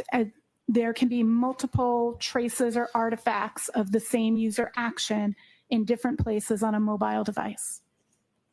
And if we go down to the bottom, the last column, at 6:24:47, we again see "how long to die in cold." And if you look in the first column, it's the same phrase. Is that a coincidence that it appears at the bottom at 6:24:47 and also appears up at 2:27:40? As mentioned before, through testing of the artifact for browser state DB, that artifact will hold the most recent search that happened in the tab. So it is logical that Ha's long to die in cold was searched at 6:24:18, tracked in that mobile Safari plist, repeated in Knowledge C. Knowledge made its tracking in Knowledge CDB, and then that table for browser state DB, which again has the time that the tab was opened or the last time it was backgrounded, and updated just the website that was visited. So the website, that is why we get that 2:27 time. That's actually, as far as the data storage is, the first thing I have in there, because I want to put it in chronological time order for exhibit purposes, is actually the last thing to happen because it's the update to what's in the tab. You offered that the "how long to die in cold" is the last thing to happen. Do you have an opinion to a reasonable degree of scientific certainty the time when that search was made? Objection, Your Honor. To a reasonable degree of certainty, I can say that Ha's long to die in cold was searched at approximately 6:24 a.m. Now, moving on from the 2:27 search, there are 2 other issues that you were asked to analyze. We talked about that at the beginning. Let's begin with whether or not you looked at the data and analyzed the data and came to any opinions about whether that phrase, how long to die in cold, was user deleted on that device. So there's two really key elements as to if that was user deleted. If the question is, did I come to opinion? Yes. And can you explain how you came to an opinion that we'll ultimately share with the jury? The first line in that exhibit, Her the neck ending wiggles of like that, if you remember, jello. it said browser state.db-wall. That's important. So we'll talk about that in a second. But the first thing I want to bring up is kind of how the database works, because I didn't just look at the tool result. I extracted that database and I did a deeper analysis on it using Sanderson's tool, because that information was in that dash wall file.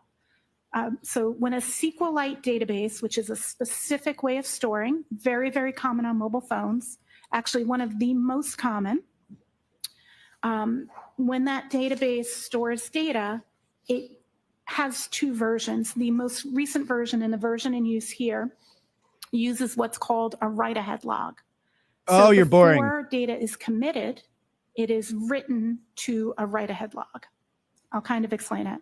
So let's say we're in a restaurant and we're sitting at a table and we're ordering food. Our table is the table. Data is going to come to the table, and that's going to be our food. So when we order food, let's say we've got a chicken sandwich, a burger, and a pizza coming to the table. That's your standard the chicken breakfast. sandwich, the burger, and the pizza, the kitchen puts it in the warming area. It's the write-ahead log. The server grabs it from there. It's where data sits before it goes to the table, just like your food goes to that serving station before your server brings it to your table. Server brings it to the table. That table's got its burger, its chicken, and its pizza. Another table orders. You told it to make the fucking food, waffles you and dummy. pancakes. They think it's breakfast. The waffles and pancakes are made by the kitchen. They're put on the serving area. It had to take the order. Waitress comes over. First, the order was hose, want to This die in pizza the has cold. pepperoni. I don't eat pepperoni. Can you send it back? Waitress picks up that pepperoni and sends it back. That's a deletion. Pepperoni pizza was just removed from the table, right? We're deleting it. We're moving. We said it's not what we wanted. The waitress is removing it. She brings it back to that serving area. At that moment, that serving area has the deleted pizza, but also the waffles and pancakes that are waiting to go out. You to the delete table. a pizza. That's how a every write-ahead log couple works. hours. Any changes that are happening sit in the write-ahead log until the database is closed, and then when it's reopened, all those changes are made, both additions and deletions. So often when a phone is imaged, when we make a forensic image, the applications are still open, so we have those wall files. When we look in our Safari Gosh, browser, she's not said wall files as waffles. the database knows to read it to you in its current state. So it tells you where the waffles and pancakes are going. They're going to that table. So it shows it as if it's in the table, but it's not in the table yet. So if when we parse the data and we look at the restaurant and we don't look at the back kitchen, we would only at that time see the chicken and the burger, right? Pizza got sent back, waffles and pancakes haven't come out yet. So when we get the data, a lot of we get food, two lady. files. We get the restaurant, that's the database, and we get the serving area, that's the wall file. Just because it's in the wall file does not mean it's deleted. It means that that record wasn't where it naturally sits yet. It could be. The phone had to set That the wall record file on a can desk. contain deleteds and food or data that hasn't yet been delivered It to the could open its database. filing So the wall cabinets. file consists of both. So an assumption that the data was deleted just because it's in the wall file is actually not true. And the peer review paper I mentioned earlier that I had accepted in Forensic Science International actually has a section that explains this exact presence for SQLite databases about how we refer to that as recovered and not deleted. Actually, through that entire document, we don't use the phrase deleted. We refer to things in statement of recovery because we need to determine why it's there. So we can't say that it's deleted just because it came from the WAL file. Some tools will automatically indicate to the examiner that they need to dig deeper into that. I did do further analysis by looking at the WAL file. By looking at the pizza that I was That talking particular about. item and it's a little bit more complex, actually exists on multiple pages because it moves as the database is being created, but all of them have the same unique Tell me on the phone identifier. is a So it's the fucking same entry for It's not 2:27 more than a.m. one that says search how long to of die in how the long to die in cold. cold. If there was more than one search that had occurred where it became the top element in that database, we would see that. There are, as I mentioned, other carved from the database, from the WAL file elements, such as the search for the YouTube video, It's Raining Men, because at some point that was the last viewed item in a tab when that tab was retired right before, also at 2:27 a.m., but a couple of seconds before the How's Long to Die in cold search. So we can see that that table is put to the rear. The newest tab that's open, which is why it's in the WAL file, it's the most recent thing because it's like our waffles and pancakes hasn't been delivered to the table yet. So it can sit in the WAL file for that reason. That doesn't indicate it's deleted. The second reason is there is no user interaction in the interface to delete a tab. You can open and close a tab, and open and close tabs are tracked in that database, but you cannot delete a tab. There's no, if you were to pick up your iPhone, I know you don't have them right now, but if you were to pick up your iPhone and look, that wouldn't be a physical option you have in the interface. So it could not be deleted by a user through the interface for that most basic reason. So a user, could they delete a tab if they wanted to? There's no actual option to delete a tab. For your web history, you could clear the cache, for example. Most of us are familiar with clearing the cache in your web history. You might don't do know it if because you don't most want your of us kids to see applies what to you that. searched, or maybe your kids don't want you to see what they searched, so they'll delete it. But you can't delete the tab history. It's just what tabs are there. The device is tracking that. When you looked at the software, whether it was Axiom or Celebrite, when you look just at the report, not the data itself, do either of those reports have any indication noting that that web or that Safari search is characterized as deleted? The tools, Celebrite denotes it with a red X, which means that it is recovered. Axiom indicates that it is carved. In the same paper that I referenced earlier that I authored, there's a chart in there that shows the distinction between how different tools, some will use red X's, some will use question marks, some will list carved or parsed. So every tool chooses to do that differently. Carved like that a does not mean turkey. deleted. It means it needs further analysis. Should an Some of these examiner who databases are looks just at the reports of the software assume that if it is marked as recovered in Celebrite or carved in Axiom, should An examiner should never assume something's deleted without doing a manual examination. The manual examination, is that a method that's used, that's generally accepted in the forensic data field? The NIST Science Foundation paper, as well as the data set generation guidelines, both speak to conducting testing to verify and validate, and it states clearly that an examiner is to verify and validate findings and to determine meaning. So given that you've used multiple tools to look at reports regarding this phrase, how long to die in cold, and have seen indications or characterizations of recovered and carved, and in addition to the fact that you actually analyzed the data, did you arrive at an opinion to a reasonable degree of scientific certainty whether or not Those are the magic words, user by the way. deleted, any user deleted the phrase, how long to die in cold? Yes, if it's how's long to die in cold. Sorry, trying to clarify. Pardon me. Did you come to an opinion to a reasonable degree of scientific certainty whether any user deleted the phrase, how's long to die in cold? Yes. And what is your opinion? My opinion is there was no deletion that occurred by the user because it is not something a user can delete. Finally, I want to ask you about your analysis of the phone records on this phone attributed to Ms. McCabe. Did you go through an analysis of the phone logs and the phone records on the phone? I analyzed the call logs and the phone logs on the device that I was given, that I was told belonged to Ms. McCabe, yes. Would a suggestion or a claim that a user deleted irregularly a number of phone calls, would that be accurate or inaccurate in your experience? It is inaccurate in this instance. Can you explain to us why and how you came to that conclusion?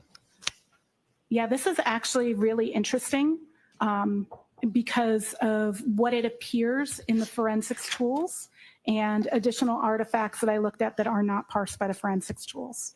So the call logs, when you look at it, it appears, I don't remember if it's 8:57 or 8:59 a.m. in my mind at the moment, but approximately either 8:57 or 8:59 is the earliest phone call we see on the 29th of January. We see no call logs before, but we do see FaceTime logs before. So if an examiner, again, was making assumptions without testing or reviewing, the first assumption might be, well, things must have been deleted because there's data that exists before, but not current data. So then you have to go, how do phone logs work? And again, create test data and review. What the situation here is that there are 3 types of call logs on this particular phone. There's regular calls, incoming and outgoing. There are FaceTime video chats, incoming and outgoing, and FaceTime audio chats, incoming and outgoing.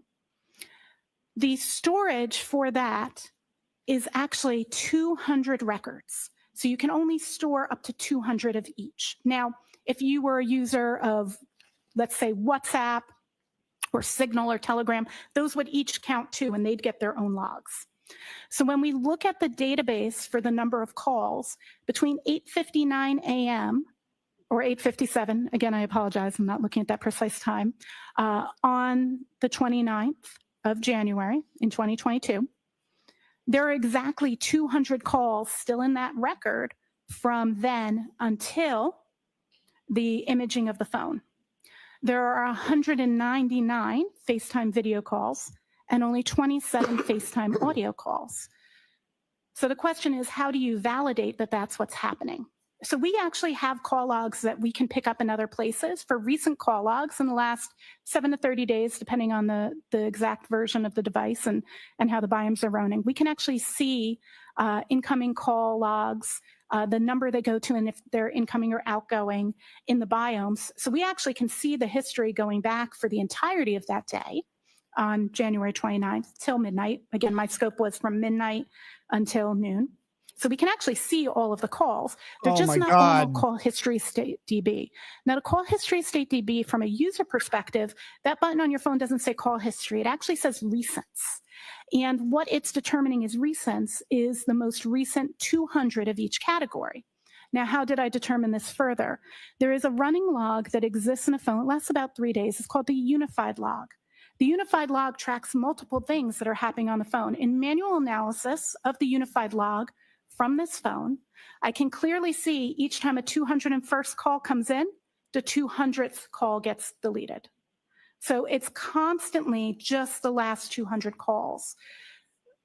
It may not be typical that we see 200 calls in 3 days, but on this device, we do see 200 regular phone calls in the 3 days between 8:59 a.m. on the 29th and when the phone was imaged. Do you have an opinion to a reasonable degree of scientific certainty whether there was any user deletions from the phone call log that morning? Yes. And what is that opinion? The opinion is that I can see that it's done by the device itself utilizing unified logs, that the system is deleting the 201st call every time a new call is received or outgoing. Thank you. I have no further questions. Oh my God. Counsel at Sidebar regarding scheduling and appeal. Sidebar.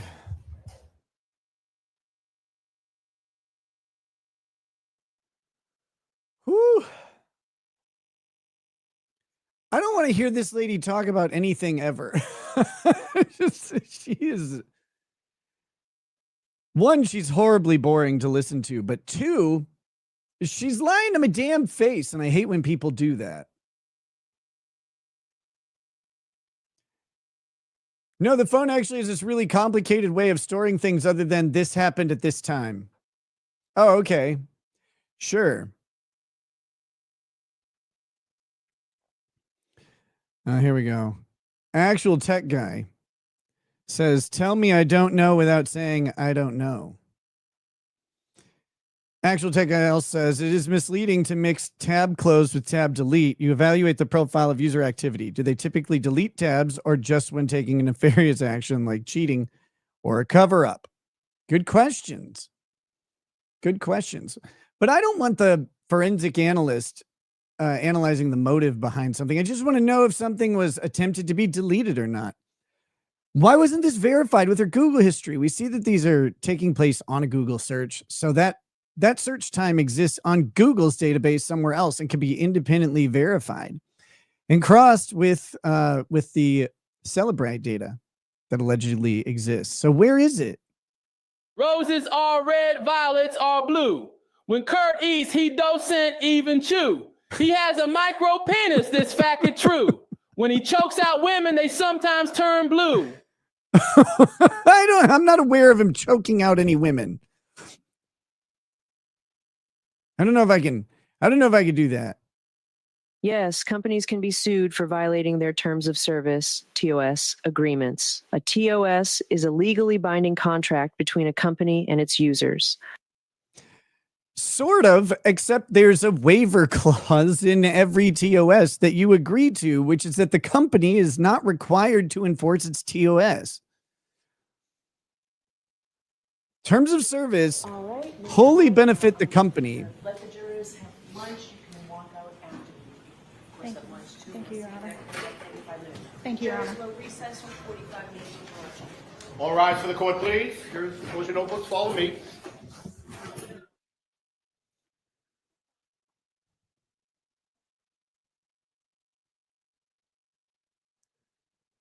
Whew.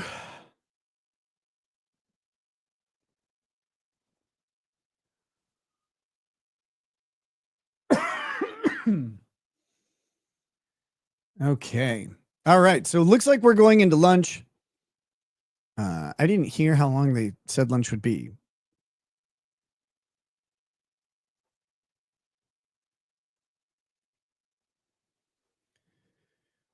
Oh, this is lunch break. This is lunch break. So far, what was that first guy there for? Oh, he introduced the taillight pieces that were found.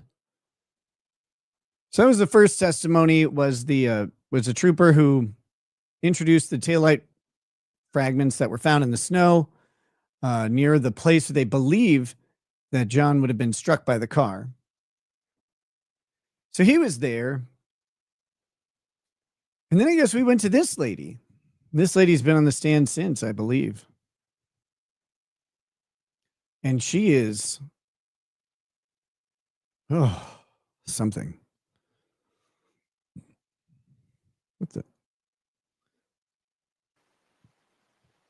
What is this? Why is there sound? Don't do this to me, court. Whoa, where's the fan? We don't want to show that fan anymore. Only the light. So I'm listening. I'm going to mute the audio from the feed there for you guys, just so it doesn't have that low hiss. Hith. Lisa says, don't forget to eat Rekieta Law. Don't eat me. That's terrible. I want to live. We have a couple super tips, of course. Super tip is a system for those of you who are new to my return. Super tip is a system that's like super chats, except instead of me reading through your chats, they get read by an AI voice, and you get to play around with that. We have all sorts of voices. We have Camelot, for example.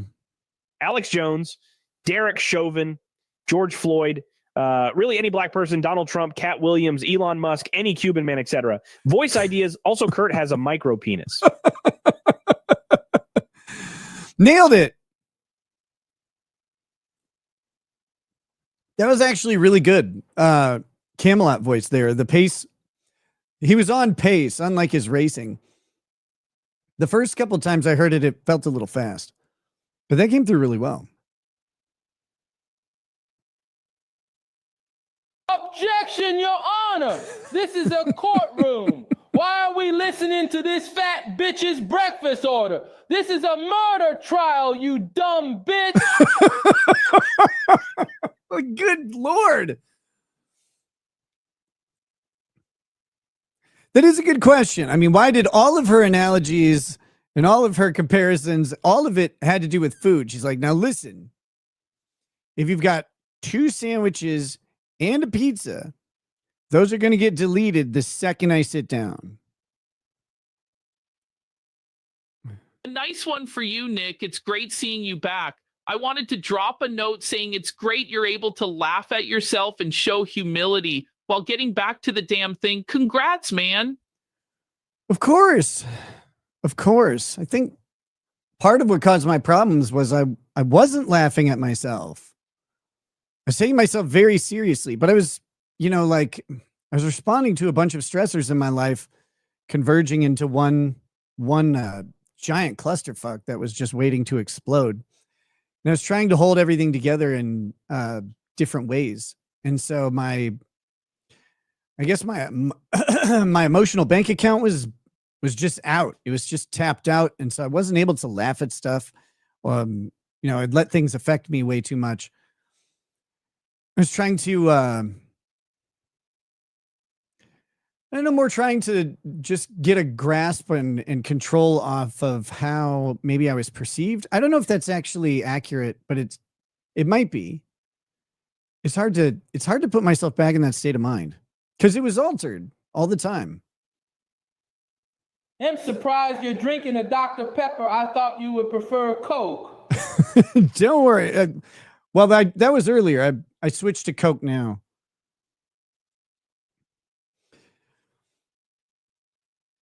Via Rocket Lawyer, yes. Companies can be sued for violating their terms of service, TOS agreements. A TOS is a legally binding contract between a company and its users. Yes, a company can be sued for enforcing its TOS by the user who agreed to the TOS, who is in privity with the company. They have the cause of action for the enforcement. That would be me. That's not Kurt or Sean or any of these other dumb fatzos. They can't force a company to enforce its TOS against me. That's my contract and my agreement with the company. In fact, they don't know if I'm using the same TOS or if I specifically negotiated out that section of the TOS or any other section, because all contracts have to be subject to negotiability. And that means that you can propose changes to the terms of service that are specific to you. They don't know if I've done that or not, but it doesn't matter because they can't instigate a cause of action between the company and me. They would have to sue the company. They could say the company is not enforcing its own terms of service, which means that the company has culpability rather than me having culpability. But the company already has culpability because the company is the only one who can actually make a voice appear. So they have to make that decision on their own. If they choose to allow the voice to go through, then they have inherently waived their enforcement of the terms of service for the time being on me. Great. If they change their mind, they take the voice down. Great. But Kurt and Sean don't have a cause of action to make them do that, like based on their terms. It doesn't work that way. The question is whether they have the right to use the voice at all in the first place. It has nothing to do with the terms of service. You have to have privity of contract to make a claim of enforcement of the contract. Like, you enforce your contract against that other person. I'm suing your ass until you do. It doesn't make any sense in any context, so it doesn't make sense in this one either.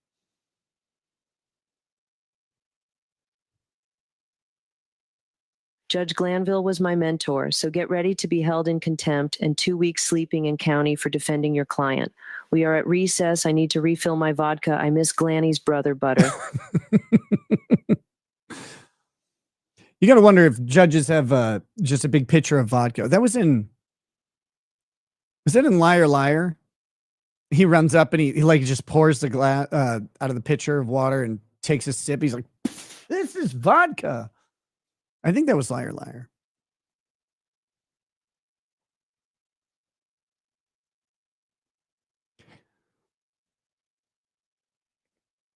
Sean said, look, his voice is off and he isn't wasting time on Rekieta anymore. His voice is off?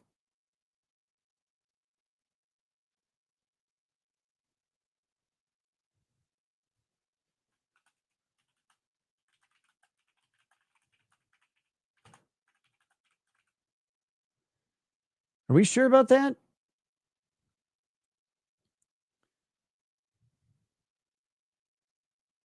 I'm what some would call in fat.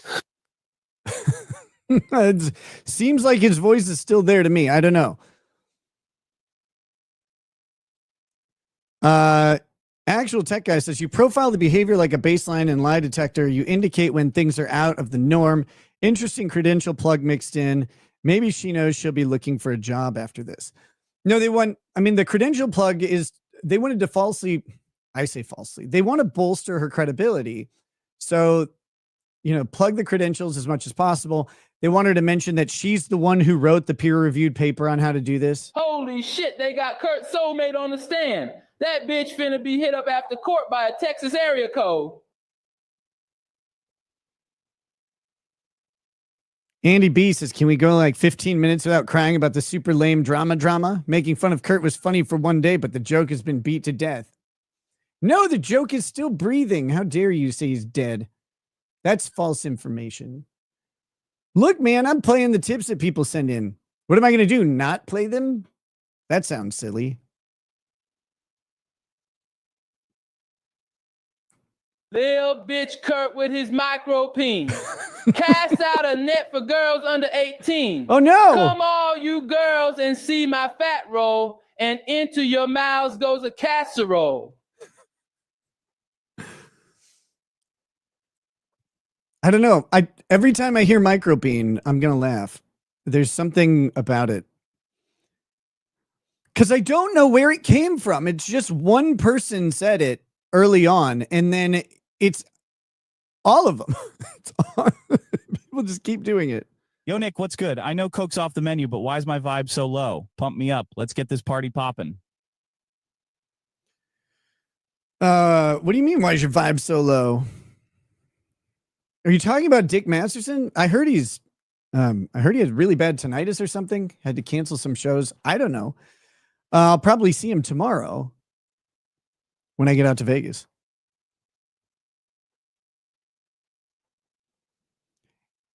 It's not a commercial product. It's just a donation you can rescind. Yeah.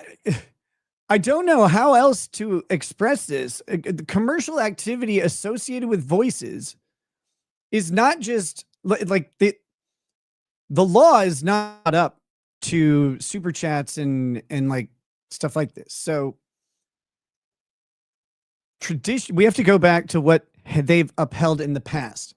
The commercial activity that they're talking about is brand endorsement. It's not the fact that a monetary transaction occurs that is somehow connected to this voice. Was the voice falsely used to induce commercial activity? The falsely used part is really a big part of it. Are you attempting to deceive people into believing that the voice is the actual person using their right of publicity to endorse a product? No one believes that with the AI voices. First of all, they don't quite sound like it, like them. There's always something just a little bit wrong with them, except for Ronnie's voice, which is perfect. Second, these are obvious jokes. They're parodic statements, and they're not endorsing any product. Yes, a commercial transaction occurs to make it happen, but comedians and impressionists have been doing voices with commercial activity associated forever. There's also in in the state of Nevada, which it's the jurisdictional questions around where super tips would be sued and under what law. Those are something in general, but let's say it's Nevada because that's where Patrick Melton lives. And that's likely where at least the corporate office of super tips was, if it's not still. All right. So if you look at the state of Nevada, you have a live performance exception to all of this. So that's one problem. I guess you could try and say that a live stream isn't a live performance, or that the subsequent recording becomes a non-live performance and therefore not subject to the exception, which is fine because there's 4 other obvious exceptions written into the fucking law. But hey, legal analysis or whatever. I am dismissing this case with prejudice. Everyone go home and evaluate your moral certainty. Yes, do that. When are we getting Borowski? It won't be until after the weekend,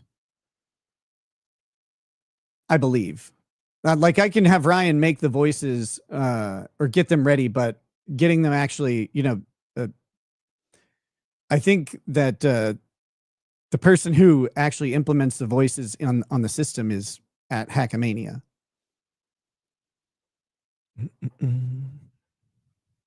How's Kurt's case? Should we do that? Kurt, not right now. Maybe next week. Kurt sued the U.S. Patent Office to try and force him into giving him a promotion. Look, my voice totally isn't on super tips anymore. This is clearly really me, the giant hypocrite, potentially criminal Sean, and not an AI voice. Not excuse me while I go back to eating pizza casserole. He does not eat pizza casserole. Something called pizza casserole cannot exist near him long enough for him to eat it. It just gets subsumed into his adipose tissue. What happens if you violate a website's terms of service? You are essentially breaching a contract. This gives the website owner legal grounds to take action. Yes, the website owner, not someone else saying you have to enforce your terms of service on that person. And that's where Kurt and Sean in their analysis seem to have forgotten that part. Like they're like, well, you didn't read the terms of service. Like the terms of service don't matter if I'm working with the company and I send them a request to create a voice and they go, okay, well then we've assessed the terms of service and they've decided to not enforce them at the time that the voice goes up. They could enforce them at any time in the future. I can't bind them to their non-enforcement. Typically, that's probably in the terms of service, but I don't know. I didn't read them. You know why? Because I didn't need to know how business works. Well, should have read the terms of service on your phone. You didn't. None of you did. These guys. Oh my gosh. If I am not a parody, I should sue myself for failing at entertaining. Okay, instead of micropeen, maybe chubby cheekers. Come on, baby, let's do the twist. Ugh. Ugh. No, you can't twist him. He'll wring out a bunch of grease. Nick, did Mrs. Rackets like Aaron better than the black train she had in Jamaica? Love you, Beta. Wow. That was gross. Flamingo Key says she should be DQ'd for the upspeak alone. Brutal. I agree. The upspeak was insufferable on that large lady. And I'm not looking forward to her coming back from lunch. Although she'll be, she'll have just wolfed down something, probably a small village worth of food. And so she might be rather sedate on cross.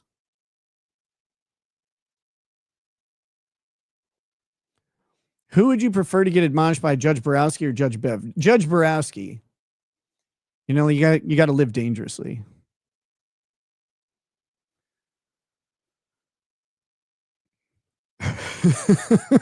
Nope, I just check the box and whatever happens, happens. That sounds way dirtier than terms of service typically are. Oh my gosh.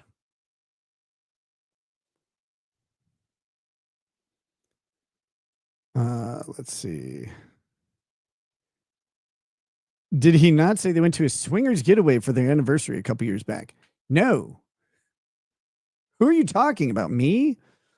No, I haven't been to a swingers getaway ever.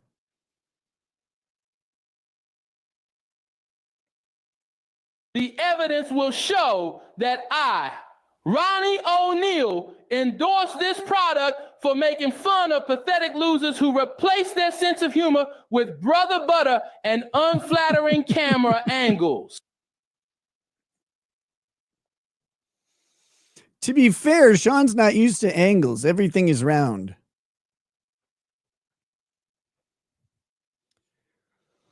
Did anyone understand that analogy about pizza and waffles?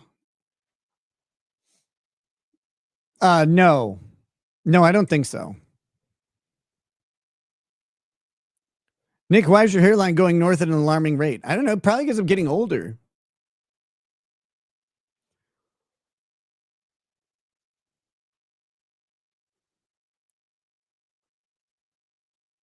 Where did I get my arrest tank top? I think I got that at the airport in the grill.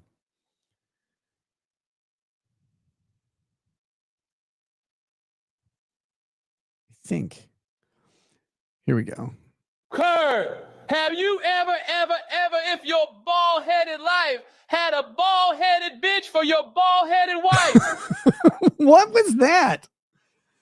Oh.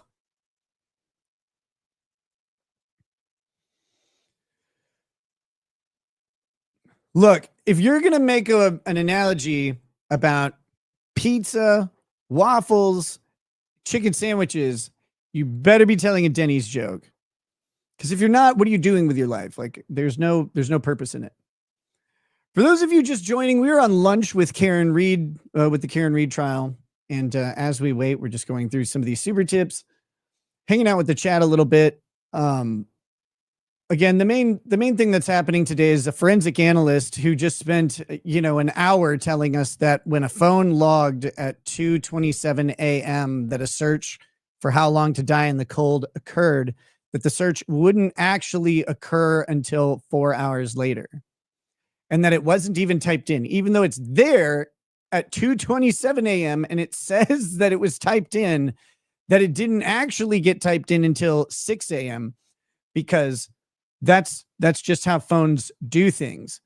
Now, I don't know if you guys know this, but yeah, when you look at your phone and it's telling you the history of what happened and when, it's actually wrong all of the time. It doesn't actually know any of those things. It's recording those events as happening at completely random times and storing them in databases. And so when it displays the time that you think you actually did it, that's wrong. That's not true.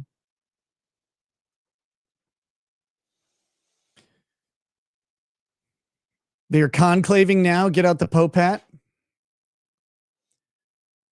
Gotta wonder what the next Pope's going to be like. But then I also realize I don't really care because I'm Catholic, but I don't go to Catholic Mass anymore.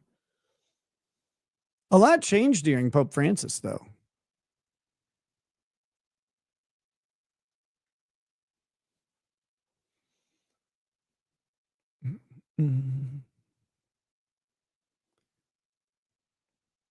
She's also wrong. The FaceTime audio and video logs are combined. Well, I think that's why they wanted to bring up, excuse me, why they wanted to bring up this other case in which her expertise was called into question and found wanting. Because Apple's, and this is specific to iOS, not having the source code available to anybody. It's a closely held secret by Apple. And so Celebrite is a data extraction tool that is not, it's not like they're using an API, and it's not like Apple has given them the source code to build their extraction product. They ham-fisted the extraction tool and built it based on what's observable and just what they can get access to on a phone rather than the code behind it. So the argument would be, is this actually reliable? Is this data that they're extracting, can it be trusted? And they should be able to ask her questions about that and why in a particular case her data was not to be trusted. They should be able to, but they're not. So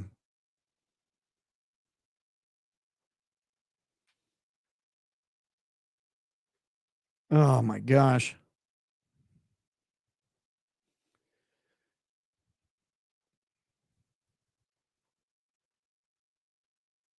Let's see. Chargebacks are legal when the chargeback isn't fraudulent.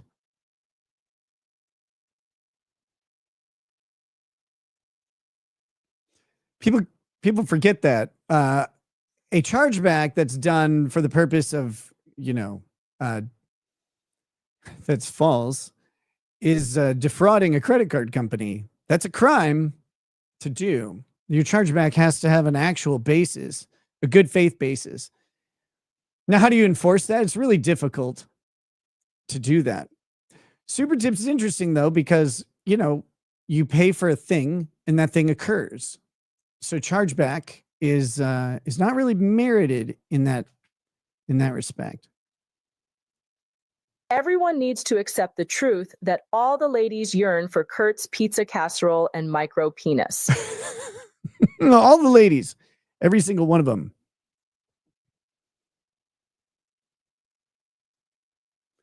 Okay. Should we see what we've got? Legal Eagle, the most corrupt presidential act in history. Should we take a look at what Devin's been up to? I haven't followed him in forever. This is just one day ago.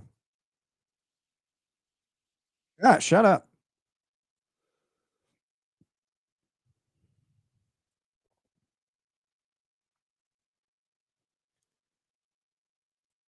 We got to make me large. There we go. I'm in large now.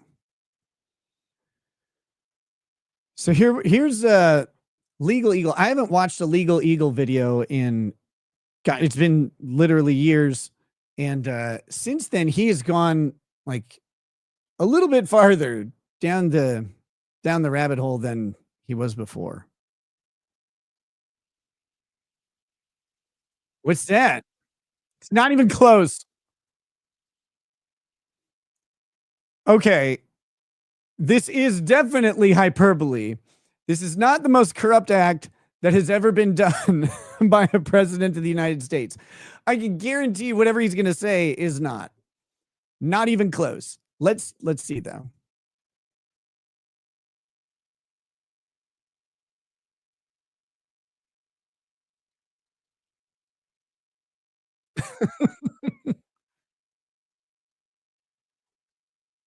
Okay.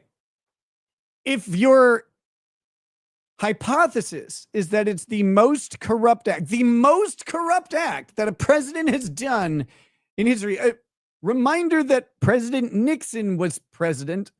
This is the most corrupt act that has ever been done by a president of the United States. And the worst part is it might be illegal. Then it's inherently not the most corrupt presidential act in history. It can't be, by definition. Oh shit, no audio.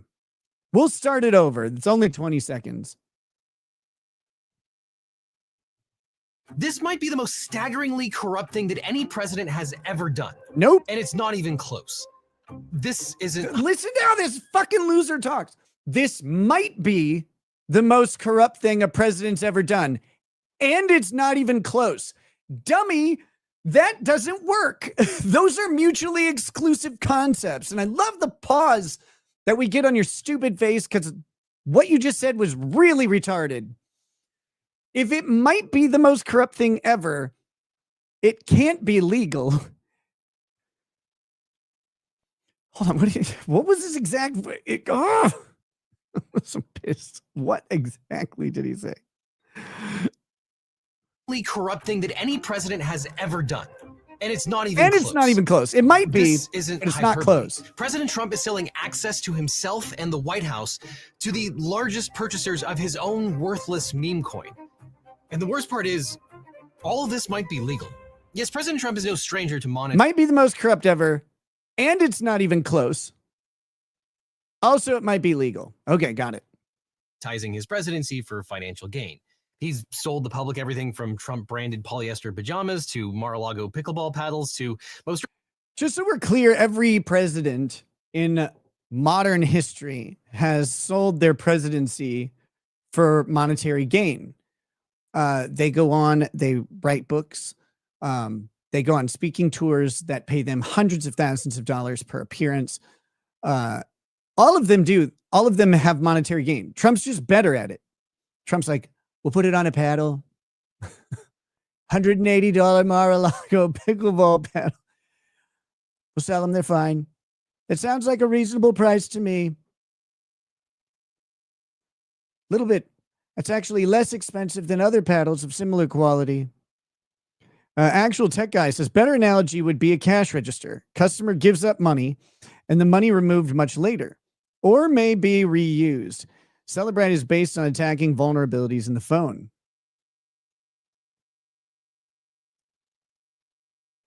Here we go.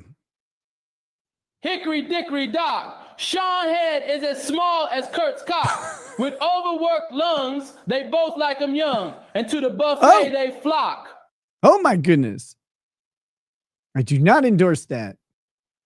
Only one of them, to my knowledge, has said that they need to check the age of consent laws. I will not accuse Sean of that because I have not heard him say it. If I hear him say it, then I'll accuse him of that. Most recently, merch promoting the violation of the 22nd Amendment. So what is there left to sell when you've already peddled salvation to the masses and the scent of winning?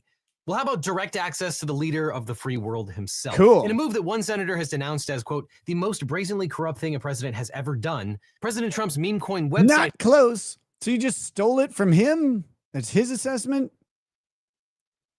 ...has offered a night to remember to the largest investors in the Trump meme coin. Specifically, the site advertised that the top 220 holders of the Trump coin will be invited to an exclusive dinner with the president in May at his private members-only club in Washington, D.C., with the top 25 holders receiving the special perk of a, quote, ultra-exclusive private VIP reception with the president, including a separate, quote, special VIP tour of the White House. Self-designated... Presidents get paid to do speeches. This is insane. I don't know why he suddenly, like, his brain broke. I remember back when his brain broke before, and he's like, I can't believe Trump is doing this and this and this. And it's like, presidents have done this in different ways forever. Like, this is not new. There's nothing new about any of this except the means or the method by which it's done. The principle behind it is all the same. Again, Trump is just more effectively monetizing his presidency, but all presidents monetize their presidency. The hell is this? All right, hold on. We got we have some super chats in here. Hey, Steph the Ultra Nerd says, hey up everyone, and hey up Rekieta. Glad to see you back on here, mate. Hey, Steph, thanks. Nice to see you. Thanks for coming and joining the chat. I really appreciate it. And it's good to be back. We're just watching a dumbass have shitty legal takes. You want to join us? JJ says, is it legal to AirTag my grandkid with mother's permission for first visit with her dad after him not seeing her alone for 2 years? Yes, I would. If with the mother's permission, yeah.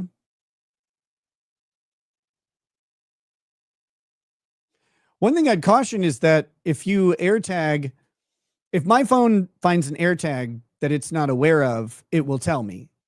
So when your what was it, your daughter? Your grandkid shows up at dad's house to meet him for the first time in a couple years, right? His phone's going to be like, hey, there's a new AirTag in the area. Probably. And so, you know, you always got to be wary of what's going on. That's going to change depending on your circumstances. Like if you're out here, out in the country, and a new AirTag shows up, you got to wonder what the hell's going on, right? Like if you're in a major metro area, you probably find AirTags around you all the time.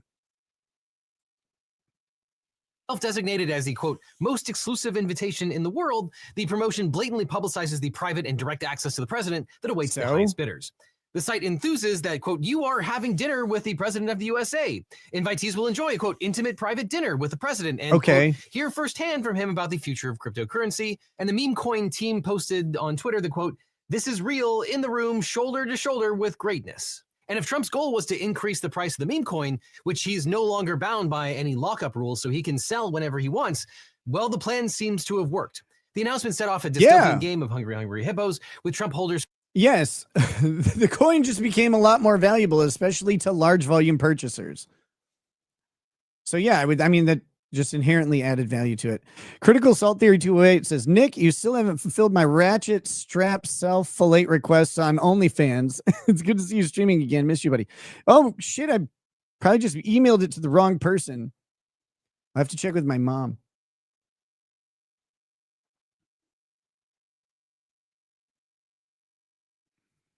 With Trump holders scrambling to buy the digital asset in unprecedented amounts to secure a seat at the table with the commander-in-chief. The value of the meme coin, which I'll remind you is completely worthless, surged over 50% in the immediate No, it's worth a aftermath. shitload. You just told us how valuable access to the president is. It's worth a ton. Like, the meme coin is completely worthless. Well, except it buys you access to the president, which is what you're complaining about, and it's legal, you dumbass. All these Facebook lawyers simping so hard for those oxygen thieving mouth breathers. They want them millimeter Peters, them toothpick tornadoes, them Nubinator baiters. Nubinator baiters? What is that?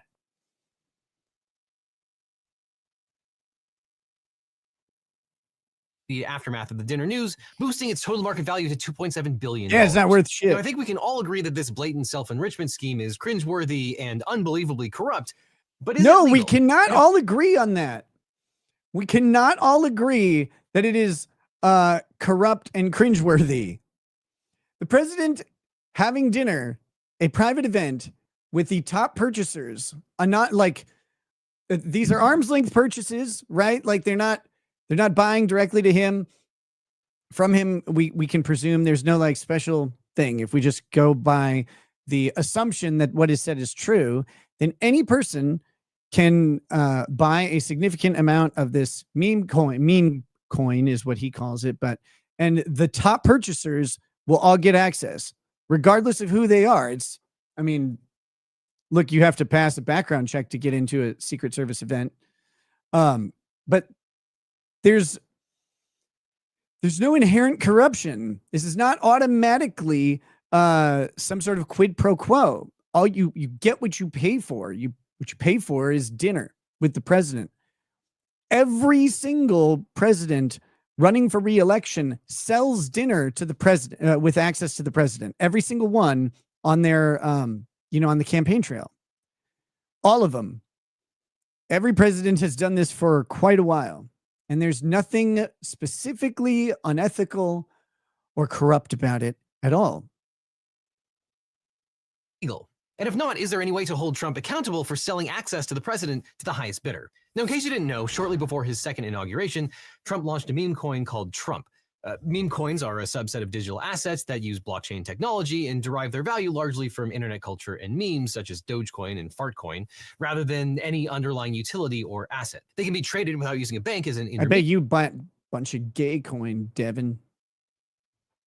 And the nature of this or any cryptocurrency allows pseudonymous investments, meaning anyone in the world can buy the Trump coin without revealing. Oh my their identity. God. Now, since its launch, the meme coin has earned Trump and his business partners about $41 million in fees and $312 million in sales of the coin. At its January 19th peak, a Trump token went for $75.35, but has plummeted ever since, losing 88% of its value until now. On April 20th. It's just market equalization, man. A new thing flooded the market. It's overconsumed at a high price. It comes down in price, and we get back to equalization, and it finds that stable place in the market. That's how free market works. I know you're a commie, so you don't know anything about it. On April 23rd, Trump's meme coin website announced a private gala dinner scheduled for May 22nd, 2025 for the top 220 holders of the Trump coin at the Trump National Golf Club for an opportunity to, quote, hear firsthand from the president about the future of crypto. The announcement I want to hear, you got these coins? These coins are beautiful, wonderful coins. We've got them out there. They're making these coins. They're beautiful. You've never seen anything like it. Never seen anything like these coins. They're crypto coins. You can buy these coins. The value changes But really, what you're getting doesn't change. And it's a coin that's wonderful. We've got better coins than any prior president. They may talk about, FDR, great president, wartime president, very good. Some people are out there saying he's not so good, very not good, couldn't stand up, not really helpful in times of war. But, you have him. He doesn't have a coin. There's no coins out there with him on it. Have you ever heard of a coin with FDR on it? I haven't.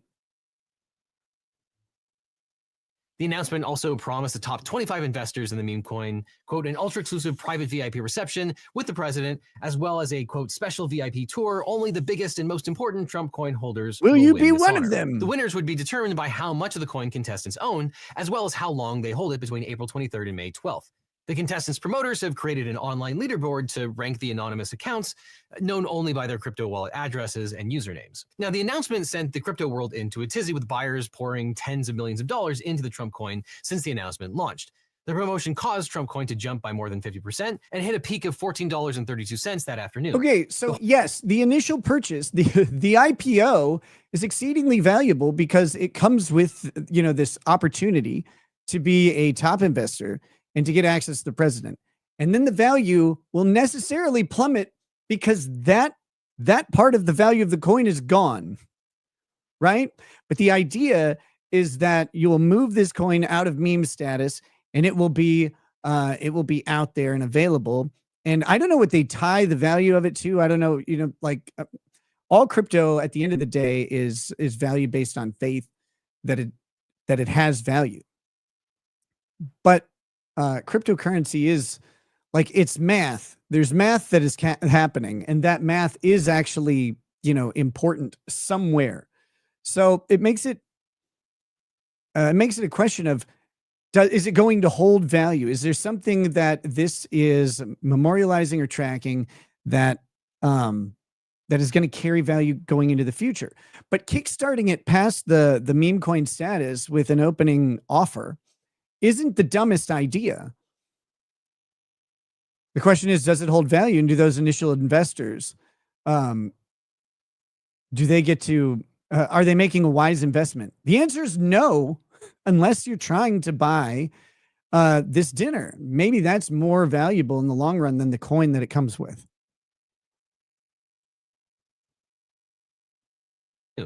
The holders of 27 crypto wallets have since acquired more than 100,000 Trump coins, Cool. stakes worth about $1 million each. And according to the Washington Post review of the crypto data, the largest buyer acquired 2 million Trump coins worth about $24 million on the heels of the announcement. Taken together, these 27 wallets acquired over 8 million Trump coins worth about $100 million. Awesome. Now, the two organizations that own 80% Imagine of the being cool enough that people would buy your name in a digital coin, for millions of dollars.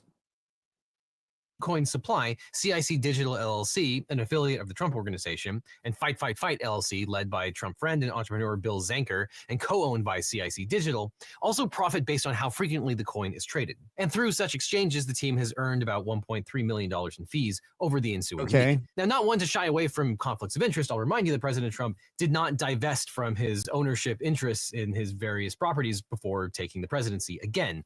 He doesn't have to. The presidents are not required to impoverish themselves when they become president. That's priests, man. Where does this idea come from?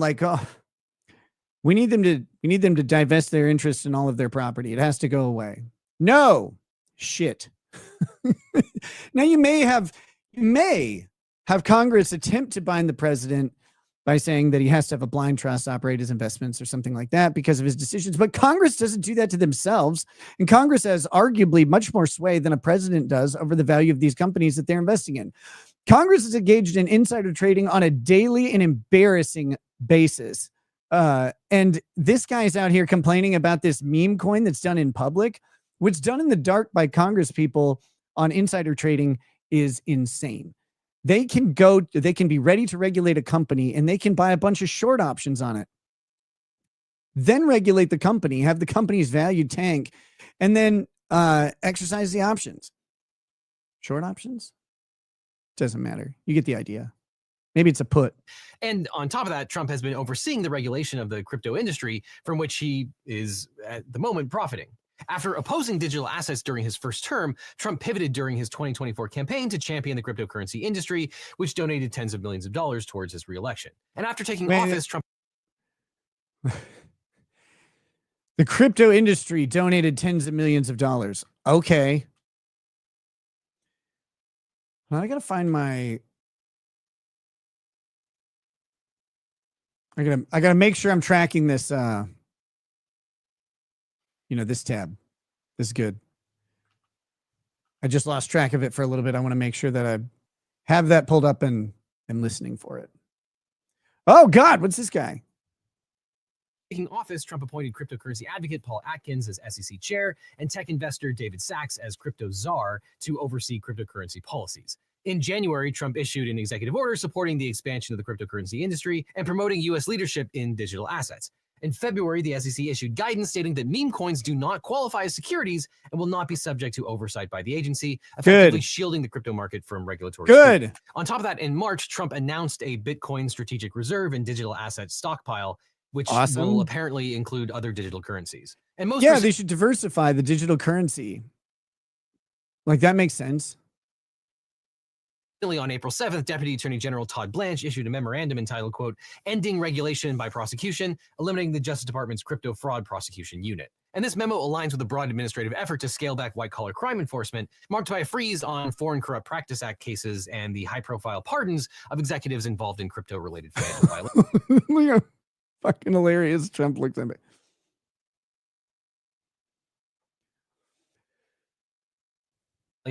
Now, critics I'm are not going to denouncing watch the dinner 20 minutes of contest this as an unusually explicit attempt to monetize presidential access, with one insider calling it, quote, a race to the bottom for presidential grifting.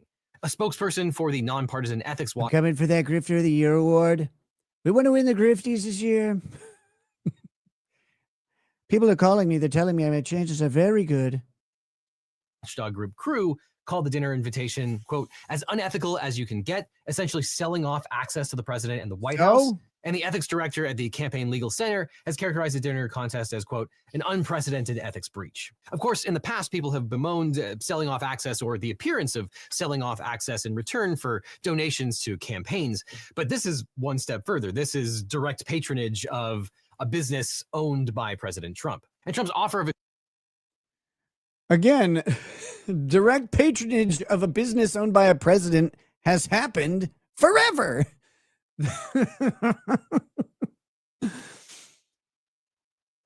From the start, the presidents have been businessmen.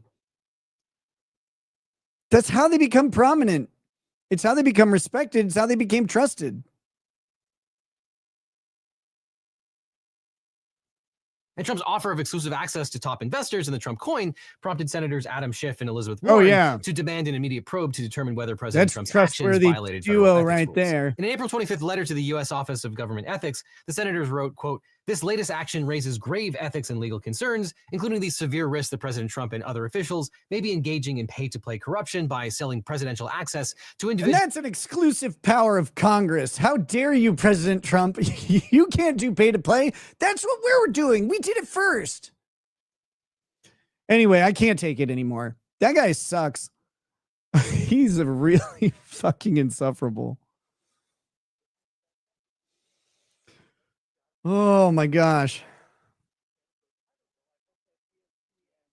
What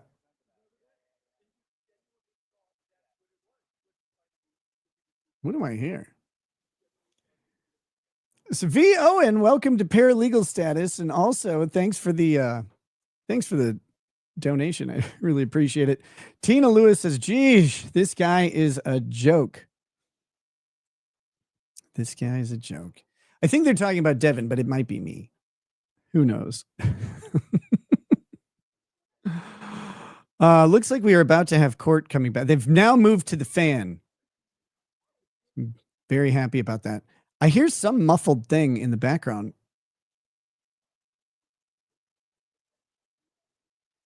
Yeah, it's on the video, but I can't hear it. Oh, you know what? I wonder if... No, we've got full volume. Okay.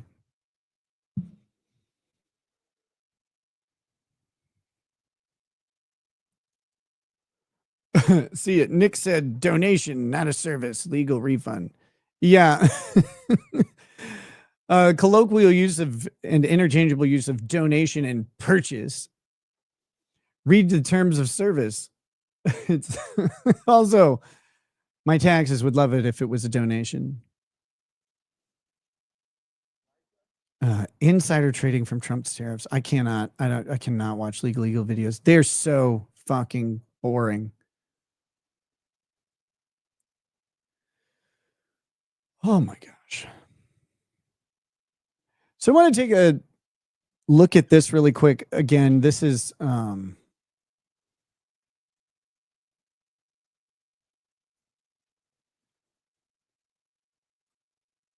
that Chunky Ladies report. I'll move myself out of the way 1 second.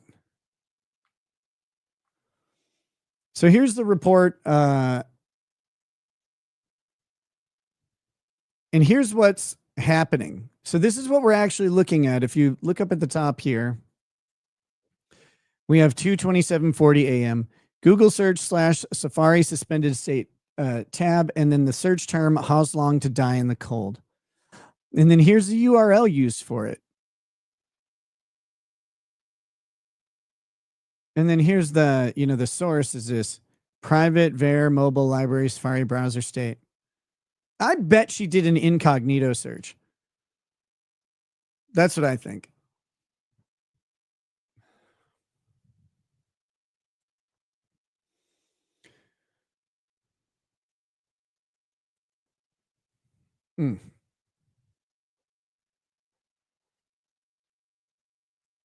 This is, again, you have to convince the jury that what the phone data that you pulled says isn't right, that it's not what they're talking about. Whoops. Shit. Want to see me at Sidebar? Oh, no.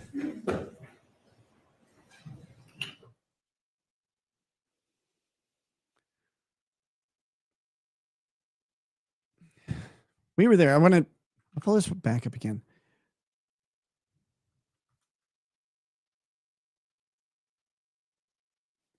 So here we go. What's interesting is we do have, entries created for Apple suggested term. How long does it take to digest food? And then we have how long to die in CLKD. These happen at 6:23 a.m. How these happen when they say, and this one doesn't, has not been explained to me in a way that I'm satisfied with. I don't know about you guys. But what it looks like, now what would be crazy is if she did this on purpose. It looks like she was trying to overwrite this one at a later time.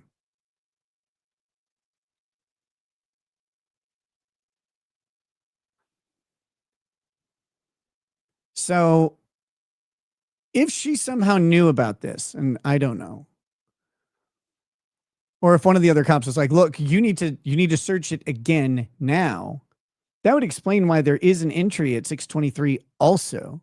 But that seems like it would be an attempt to overwrite the tab activity that happened at 2:27. There's just no way you're going to convince me that a phone logging activity at 2:27 a.m. actually happened at 6:23. Not with this fat lady and what she said so far. There's nothing about it that makes any sense to me.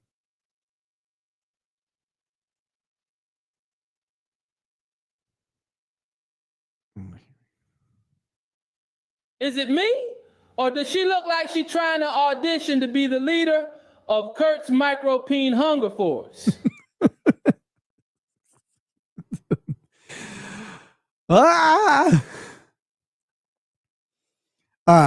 While we are quiet, I'm sorry to leave you dead air. I have to go to the bathroom again. I'll be right back. And then hopefully when I come back, this thing will be going. So see you in just a second.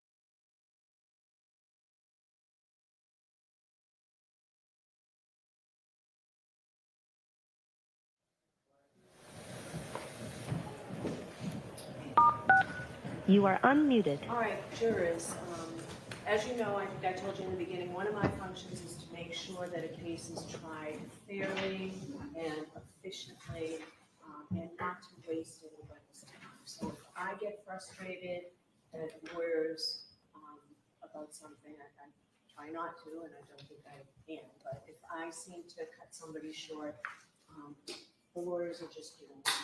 When they request sidebar conferences, they're just doing their job. I am going to try and keep all sidebar conferences to a minimum, but the lawyers are just doing their job. Okay. All right, go ahead, Mr. Leslie, call in the witness. I just need a witness. Yes.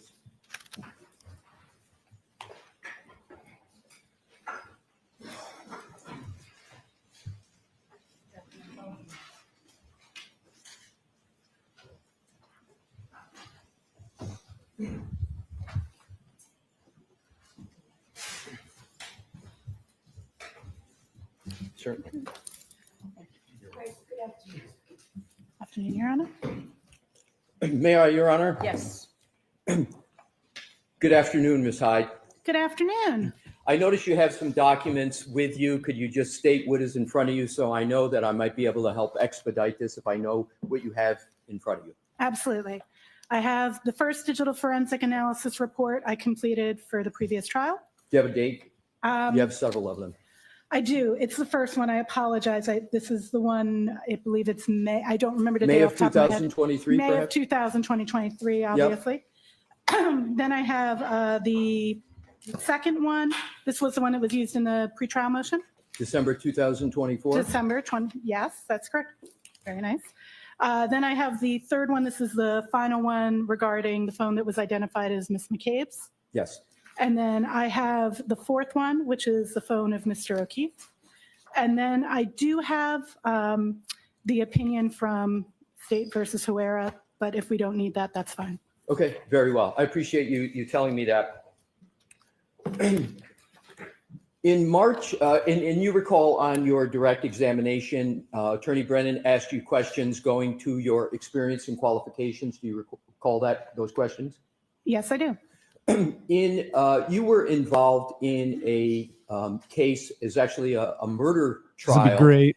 in the state of Maryland in a case called State v. Herrera as recently as March of 2025, correct? Correction, it's an attempted murder. Attempted murder. Hey, wait. And in that He gets to talk about it right case, now. You had attempted to offer various opinions to the court, correct? Maybe the prosecution opened the door? To move along from this case, from what you're talking about, you have to move along from that Maryland case. So with regard, do you recall another case from the state of Massachusetts, Arrington case, in which you submitted a pro se amicus? Do you recall that case? I do. And is it correct that in that case, you submitted arguments on behalf of the prosecution in that case? I submitted an amicus brief, which is not on behalf of anybody. It's as a friend of the court. Right, but the Yeah, Friends of the Court, you took a those position actually in are. that quote, Friends of the Court brief, correct? Took a position on the evidence. Right, and the position you took on the evidence was that the frequent location history data is reliable and should be used. Is that correct? The statement is that I do not have that amicus in front of me. It has been a year and a half since I've read it. But that amicus does discuss frequent location history records. And I want to be clear, it speaks to both bias on both sides and negative and positive of submitting it. It was an unbiased writing, and it was not specifically in support of the prosecution. So you are testifying in this case on behalf of the prosecution, correct? In this case, I was hired by the prosecution. Right. That's correct. And the prosecution is paying you for your services in this case, is that correct? Yes. Yes. And with regard to this case, you have been paid and have been on this case since May of 2023, correct? That is correct. With regard to the various reports that you have submitted in this case, you have mentioned one, which is a report with regard to the iPhone of John O'Keefe. Is that correct? That is correct. And you have, in that report, you have made a statement, have you not, that from 12:20:50 a.m. on January 29th of 2022 and after, there is no indication of interaction with the device. Is that correct? There is no indication of user interaction with the device. There is all received until about 6:04 a.m. when there is again Apple Health data that picks up. I'll ask it again. And you can feel free try to over. turn to page 1529 in that report. Page 15. Page 1529. The report is. Would you like the 50 page of the pages. report or the page NDA number at the bottom? I can do either Oh, way. I'm sorry. I thought you were saying page 15 in the report. No. It's I NDAO apologize. 1529 or page 7, whatever way. Page 7. Okay, Roger. Okay, so page 7, you see there's a heading interactive phone activity, correct? Yes. And at the top, it says, using a variety of different artifacts, we can see active interaction with the mobile device up until 12:20. Yeah, you have to Slow down. Okay, sorry about that. I'm just trying to move it along, but I will be slower. I'll repeat, using a variety of different artifacts. He's excited. We can see active interaction with the mobile device up until 12:20:50 a.m. ET. You see that statement? Yes. And that if you skip down, I'm going to skip a couple sentences to the paragraph under the chart, and this is the key part.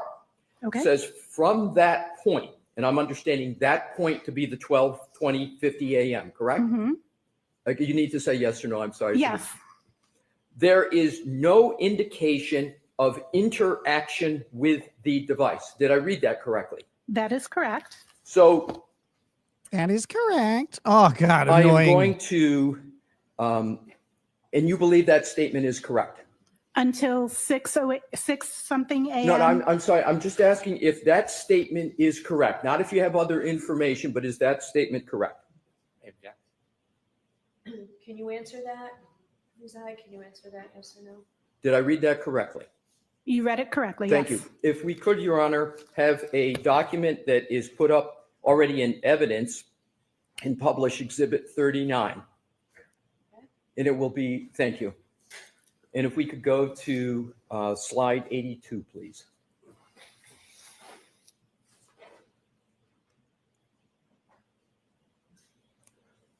And Ms. Hyde, if I could draw your attention to the entry that is, it says 3209 under app lock, but we know that the 00 is a 12. So it's 12:32:09 a.m. on January 29, 2022. And I'm going to read what it says in red. And this is a timeline of Mr. Whiffen. You know Mr. Whiffen? I do know Mr. Whiffen. And so he put in red, not us. He said device locked with lock button for the last time. Do you see that? I do. And you know that to lock a phone, you actually have to hit the side button with regard to an iPhone to make it lock. Do you know that? Yes, sir. Okay. And that is an interaction with a phone, is it not? I concur. So that means that that interaction with the phone occurred at 12:32:09, correct? I did not review that specific artifact. I cannot attest to Mr. Whiffen's exam, only to my own. So do you have any reason to believe that what is in evidence in this case that Mr. Whiffen has produced, and that do you have any basis to contest the fact that the device was locked with a lock button for the last time on the phone of John O'Keefe at 12:32:09 as you sit here? I cannot contest it because I do not recall looking at that specific artifact. Don't you think it would have been appropriate to be accurate as a digital forensic analyzer on the topic of the last of an indication of interaction with the device? Don't you think it would have been appropriate to look at that 12:32:09 in any of the tools you said you used on direct? I did not correlate that artifact in my timeline. I understand you didn't, and my question is, you make a statement. Well, let me back up. Do you understand that in this case, as in many cases,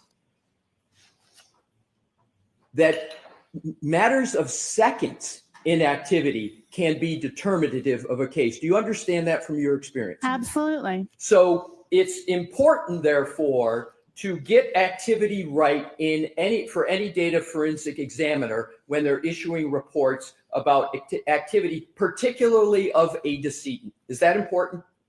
Absolutely. So isn't it correct that the statement that you make on page 7 of your report, that from that point, 12/20/50, there is no indication of interaction with the device, is incorrect? I cannot make that without going back and reviewing and validating the artifact you just produced from Mr. Whiffen. I would need to validate that in order to respond to that. But as you sit here, you have no basis to contest what Mr. Whiffen has stated, that there was a lock button on the side of the phone of Mr. O'Keefe a full 12 minutes after you say there was no interaction with the device. Is that correct? I don't. I would have to review that portion. Is there anything that had prevented you from reviewing that in that data before you wrote this report? Not that I can think of. I would have to go and re-review that. My question is, I don't know if that artifact, I have not reviewed that artifact, so I cannot speak to an artifact I have not reviewed. And I did not, that is not my report, that's Mr. Whiffen's report. So I cannot speak to that without going back and reviewing that evidence. Isn't the interaction with the device, a lock button, readily available to you in the data that you have and had in your possession when you wrote this report? Yes. Thank you.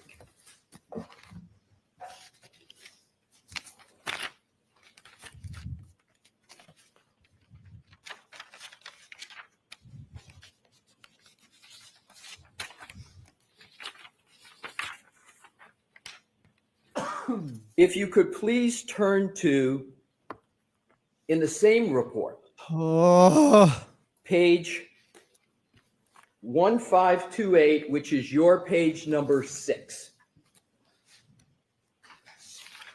And I just want you, please, to go to the, just put a placeholder in that. And if you could now just go to the conclusion, which is your page 50.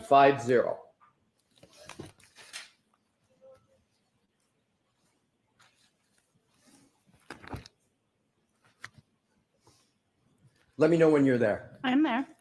So in the conclusion, you state that starting at 12:01 a.m. on January 29, 2022, the mobile phone was in use with activity of Waze navigating to 34 Fairview Drive, Canton, MA, active interaction with the screen, steps, audio playing, text messages and calls until 12:31 a.m. EST on January 29, 2002. Did I read that correctly? Yes. That statement is also incorrect, isn't it? On what basis? Do you believe that statement is correct or incorrect? I believe that the statement is correct regarding those artifacts that are mentioned in that statement, yes. Okay, if you could please, if you could turn to page 1535 of the same report. Can you give me my page number, please? I will. Okay, thank you. You're welcome. If you could turn to your page 13. 13, Roger. Yes, I'm there. And do you see an entry that says 12:31:56, which is the same time in the conclusion, but I'm going to develop it. I believe I know where you're going. Hold on. I'm sorry. I need to ask some questions. Yes. I appreciate you looking to help, but if I could, I'd appreciate it. Shut up and Thank listen. you. So it's got health steps and it has steps 36, duration 20.9 20.398 seconds. Did I read that correctly? That is absolutely correct. So if you look at this data point in your report on page 13, the steps began at 12:31:56, but they ended 20.39 seconds later at 12:32:16. Is that correct? That is correct. So therefore, your statement in your conclusion, if you could go back to 50, and this is in your conclusion, your statement there is that the steps, the mobile phone is used with activity, including steps, until 12:31 a.m. EST. That should read until 12:32:16, correct?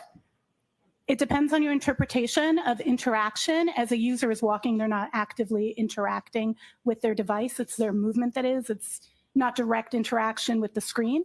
But I would agree to your view that that could be interpreted as needing an additional 20 seconds. Isn't the more correct way to state the conclusion that the active interaction when it comes to steps is not calibrating using the screen, but the phone is calculating steps taken? Isn't that correct? That is correct, but that's not interactivity with the device. I understand, Yes. but the sentence reads includes steps, and the more accurate way to have stated that would have been to put 12:32:16 instead of 12:31 a.m., correct? I'm sorry, you just said 12:30. I did this to the minute, not to the second. Could you rephrase what you were citing? Well, I'll state it again. I appreciate that. You're welcome. So isn't the more correct way to state this important data point in your conclusion, instead of saying active interaction with the screen and steps, etc., until 12:31 a.m. EST, the 12:31 should be 12:32, because the steps that you have on your page 13, by what you concede, is the duration of 20 would have brought it to 12:32:16, correct? I would state that depends. I believe either is a correct way to state that. Based on interactivity, based on your interpretation, your definition is more correct. Okay, thank you. And it's not my interpretation. I'm reading from your report, correct? Your interpretation that 12:32 is a more correct representation of interaction is based on your theory that interaction concludes when the steps end. And I'm saying both would be acceptable. Okay, so let's follow up on this. Sure. Isn't it correct that it isn't my theory when the steps ended? Oh, it's not, if I could just finish, Please, because if absolutely, we sorry. talk over each other, the stenographer's not going to get both of us. Thank Agreed. you. So it's not my theory. It's just the simple math from an entry you've made on page 13 that the steps began at 12:31:56. They ended 20.398 seconds after that, which, just doing the simple math, is 12:32:16. Did I do the math correctly? That is correct. Okay, I'm not thank you. debating that. Thank you very much. So now what I'd like to do is to go to page 1528 of your report. Do you have my page number for that? I'm sorry. Yes, and I appreciate that you go page number, so I just center in on the lower one, then I'll go immediately to the one. So it's your page 6, Ms. Hyde. Thank you. You're welcome. Just let me know when you're there. I'm there. If you could please go to Apple Health Data Steps. Mm-hmm. And we've been talking about steps because they're important enough that you put them in a report, correct? That is correct. So let's go to an important data point, therefore, in your report, in the chart, which is the second entry, which is, as you've stated, 12:21:10 a.m. Do you see that? I do. And you note under the data that John O'Keefe's phone registered 80 steps at 12:21:10. Did I read that correctly? You did read that correctly. And those 80 steps constituted 191.253 seconds, as you state, correct? That is what is stored in that database, correct? And is my math correct, so that the jury understands this perhaps a little better? Sure. That 191.253 seconds equals 3.2 minutes? Approximately, yes. Approximately. I'm doing the math in my head, so that's why I said approximately. Right. Understood. So am I reading this entry correct? We got plenty of that you're processing power in the stating fucking hood what there. the data shows, that 80 steps were taken by the phone of whomever had the phone of Mr. O'Keefe. There were 80 steps taken at 12:21:10 a.m. on January 29, 2022, for a length of time of 3.2 minutes. That is what the phone registered. That's what the phone registered. Very well. Now what I'd like to do is to turn to the phone of Jennifer McCabe. Okay. And that is for your reports. You don't date your reports, so I can't give you a date, but it I know, says it's report 3, I believe, is what you're looking at. exactly. Yep. It's 3. And there is, bear with me, I'm accommodating your page reference, and I'll have it soon for you. It is your page 7. And let me know when you are there. I am there. Are you aware of an issue regarding the time of an interactive phone activity on Jennifer McCabe's phone at 5:07 a.m.? Are you aware of that issue, and particularly a communication to a person named Coco? Are you aware of that? I would need to check in my report. May I turn to the page for Absolutely. that time? And I if do it see is- an outgoing call to someone labeled Coco at 5:07:21 a.m. And you can tell that because in your report on page 11, you list a 5:07:21 a.m. call to a Coco as outgoing, correct? Correct. Have you discussed that call with any member of the Commonwealth? No. And again, this call is at 5:07 a.m. on January 29th of 2022, correct? That is correct. There is no duration listed for that call. And if you just follow my questions, if you can, yes or no, is that correct? There's no duration yet listed. Correct. So what I want to do is to also note that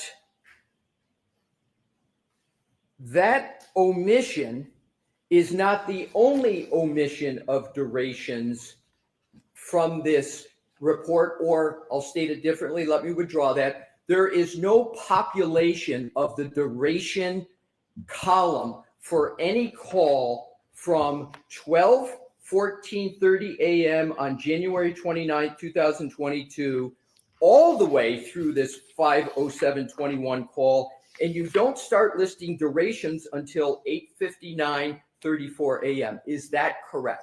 Yes, and explainable. The artifact. I understand Yes, Mr. okay. Brennan can Sure. handle those on his You redirect. need to ask, So answer the questions asked. there's not a population of duration of calls after numerous early calls and phone, as you call it, interactive phone activity. Nothing populated in this report until 8:59:34. That's correct? Yes. All right.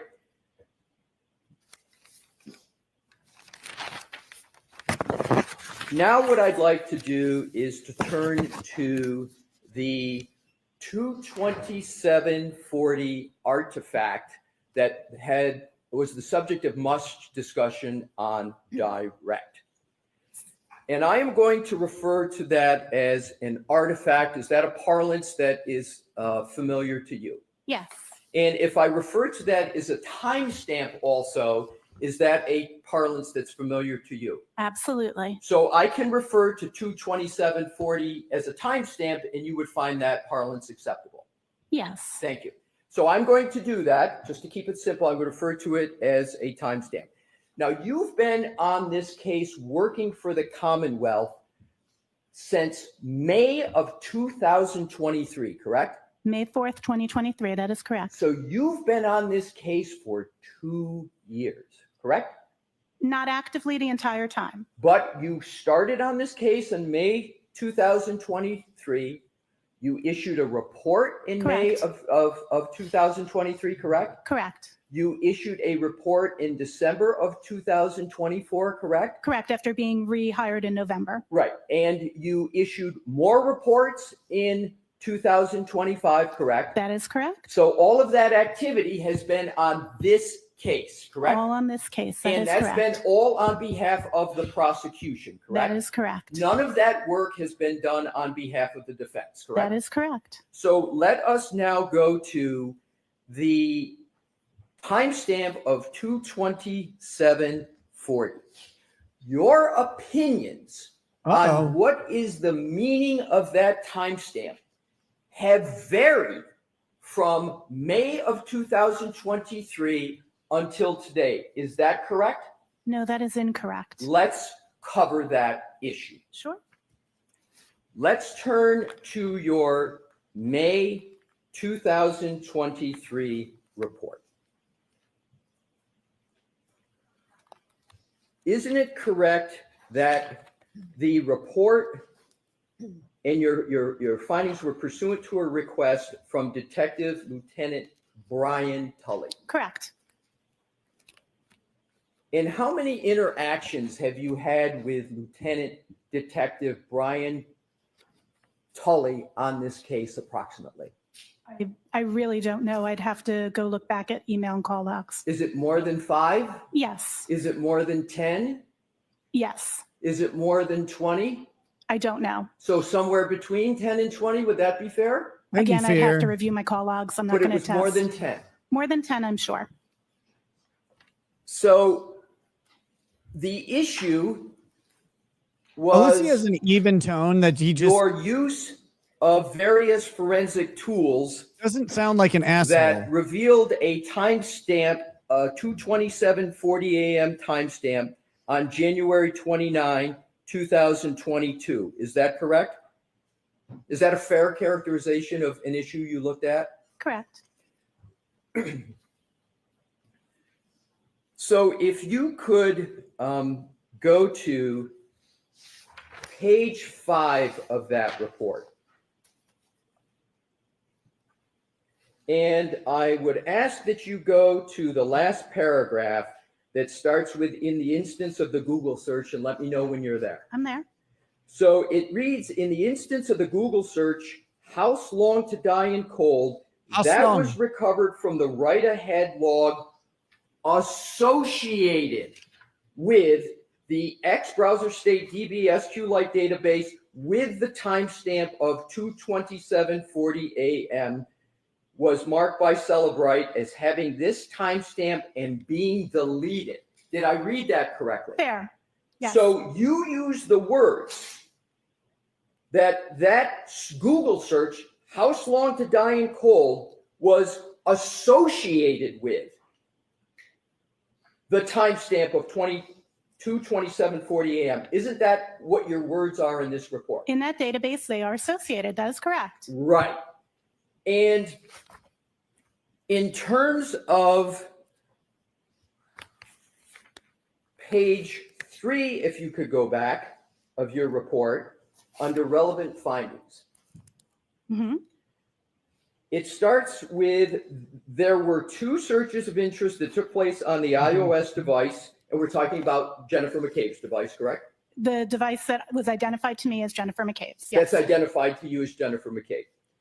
And it's what you talked about on direct examination as her device, Absolutely, right? yes. It's not a mystery as to whose it is. It's not Well, like you don't know, right? In direct, I also use the phrase identified to me as Jennifer McCabe. Right. But your conclusion is the device you've been working on and analyzing for 2 years is the device of Jennifer McCabe. That is how it was identified to me. And do you have a different conclusion as to whose device it is? I always am very, very careful that I did not assess the ownership. That was information that was given to me, not information that I personally assessed. So are you uncertain as to whether the device you've been working on for 2 years is the phone of Jennifer McCabe? The device that I've been working on for 2 years is the device that was identified to me by the Massachusetts State Police, Detective Tolley, as belonging to Jennifer McCabe when I began working and received that device, as stated in the evidence analyzed section on this same page. So let's go, and we're talking about, again, to get back to the center of gravity, we're talking about a timestamp of 2:27:40 a.m., correct? That is correct. And when you issued your first report in May of 2023, the timestamp you were looking at was 2:27:40 a.m., January 29, correct? I was looking at multiple timestamps associated with the same two searches. Right. So what I'd like to do, you said multiple timestamps. What times are in the multiple category? What I was tasked to do was to look at the times, the search, the Google search history, I'm sorry, not Google search history, the Safari history, which includes Google searches, associated with those two search terms within that 12-hour period. That was the particular task, not the task of looking at the 227, just for clarity. Right. And I appreciate that, but my question wasn't that. My question was, I thought I heard you on direct examination, which is why I repeated the question, what I thought I heard on direct, but I'll ask you the question. Sure. You looked at and talked about on direct 2 potential times for a Safari search, which includes Google, one of which was 2:27:40 and the other one was 6:23 a.m. Is that correct? I analyzed the meaning of those two timestamps. Right. So we're just talking about 2 times, 2:27:40 and then 6:23. Is that correct? So you are only talking then about the one that we're also talking about 6:24 a.m. Okay. So we Eastern time for clarity, because some of these records are in UTC, some are in local. Fair enough. So you've got 2:27:40, you've got 6:23, and you got 6:24 that you were looking at, correct? There are other timestamps that exist in the realm of what I was looking at, but those ones, correct, are the ones that are relevant in this report. Exactly. And that's what we're talking about. Okay, We're just talking about this report. Yes. And so if you look under relevant findings, at the very bottom paragraph, you say, second sentence, a Google search for how long to die cold at approximately 11:23 a.m. and then how long TIDIE in cold took place at 11:24. That is in UTC. I apologize for not having the timestamp format there, but that is the UTC time. The UTC time equivalent in Eastern local time would be 6:23 and 6:24. So to be clear, in your report, you wrote 11:23 a.m. and 11:24, and you didn't put UTC next Correct. to it, did They you? should. You are correct. That should say UTC. That is a typo. And there's a significant difference between 11:23 and 2:27:40, correct? 11:23 is UTC, so its equivalent in Eastern time would be 6:23. The artifact of 2:27 is already in local time, so that is in Eastern time. So what we would be comparing is 2:27 and 6:23 and 6:24 to be appropriate. They're taking into account the data storage and which ones are in UTC and which ones are in local time. I understand your explanation now. Perfect. But in this report, there is no UTC time down. You have 2 additional times in addition to the 2 times, 2 different numbers added to the 2, correct? The UTC was a typo. It should say UTC next to those. And the chart shows all of those artifacts in It's getting a little EST, and defensive. it's clearly labeled that they're all in EST. So you would agree that it's better stated to state it a different way than you have in your report? I would say that both are equivalent. I should have had UTC there. But yes, it's Should have been easier accurate. for the audience to speak in EST. I would say forensics examiners typically communicate in UTC, but we translate for our reports. And I should have either communicated that in EST or included UTC. I will definitely contend that. So in terms of your May 2023 report, your first report in this matter. Yes.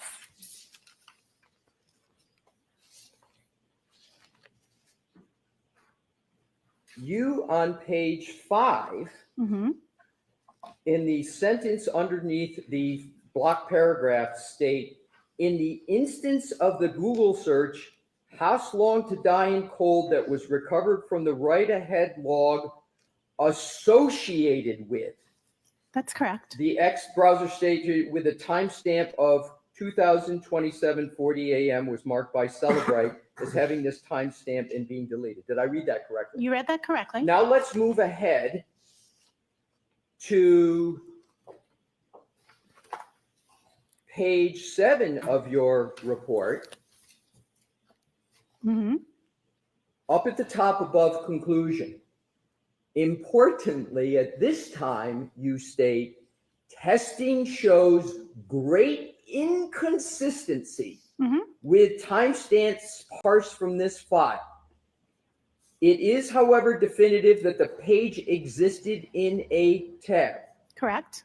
While a definitive reason as to why the timestamp is listing the time of 2:27:40 is unknown, the time is inconsistent with the timestamps associated with the same search.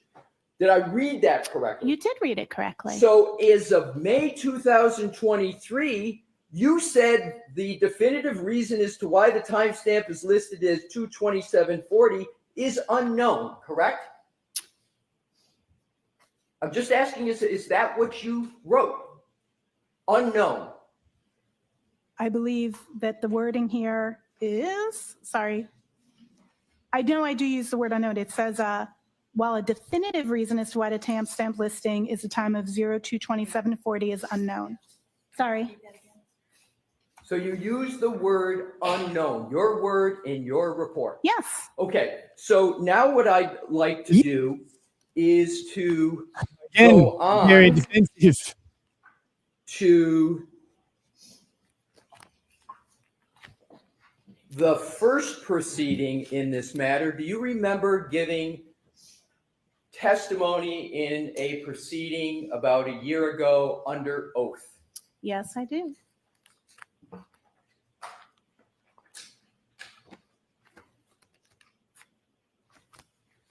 I am now going to go to that testimony, and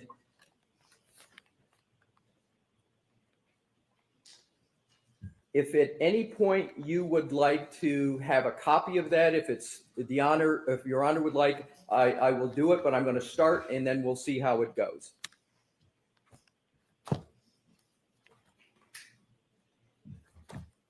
So bear with me a moment. Do you recall in that testimony stating that you processed the image in several forensic tools? I use Celebrite Physical Analyzer, and then you list many other tools. Do you remember giving that testimony? We have a page. I'm sorry, Mr. Brennan, I thought I'd given it 1-12. My apologies if I didn't. It's June 14, 2024, page 1-12. You're welcome. So do you recall giving testimony about the various tools you use for this timestamp? I do. And do you recall stating that those tools were commonly used digital forensic tools that are very standard? Do you recall that? I'd have to see the wording that I used at that exact time. Would it be helpful to refresh your recollection if I showed you that? It would be great. I would greatly appreciate that because I do not recall the precise wording, but I know that I Fair spoke to enough. the I'll tools get I that for used. you. May I approach, Your Honor? Yes, Mr. Alessi, you offered a transcript. Do you have the whole I have transcript? the whole transcript if that helps. It might speed things along. Agreed. Okay. We have one, I'll provide it to Ms. Hyde. Ms. Hyde, I'm going to give you a transcript. Thank you. I appreciate it.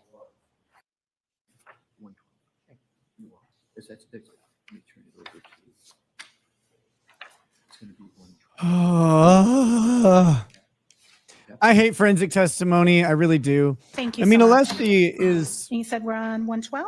attacking her credibility, attacking the quality of her report. Just basic stuff here. 113, I see it. I see it's highlighted on the copy, so I Right, figured so that's what I wanted to do, Attorney and the reason I Jackson- said 112 No, is he that's where I built- started with my Sorry. previous question. So I'm not going to repeat the question, but just to orient you. He builds to a So you climax. have a fair context. I don't for know the if Alessi questioning. does. He just Fair. So I hammers started at the straight bottom, through. 112, now I'm moving to 113, and I'm starting with line 7. Do you see that? I do. And it says, yes, they are commonly used digital forensic tools that are very standard for other forensic examiners to use on mobile exploitation. Did I read that correctly? That is correct. And then if you go down to line 22, you testified in that proceeding. So it's important to use multiple tools so you can see the results from different data sets, and be able to compare those results and enhance those with manual analysis. Did I read that correctly? You did. That's correct. And then going up to page 114, line 5. Slow down a little bit, Mr. Alessi. I will, please. Your Honor. Thank you. He can't slow down. That's very, very typical for me to process with multiple tools to ensure that I'm getting the most complete interpretation from forensic tools. Of course, you go beyond that with your analysis, but it's absolutely pertinent to that. Did I read that correctly? That is correct. And then lastly, for this section at page 114, 17, the Sanderson tool is meant to look at specific type of data structures called the SQLite database. XQLite databases are very nuanced, and this particular tool allows you to take that database and explore it at a deeper level than the other forensic tools allow. Did I read that correctly? Yes, you did. Thank you. Now, if we can go to page 124 of the very same testimony.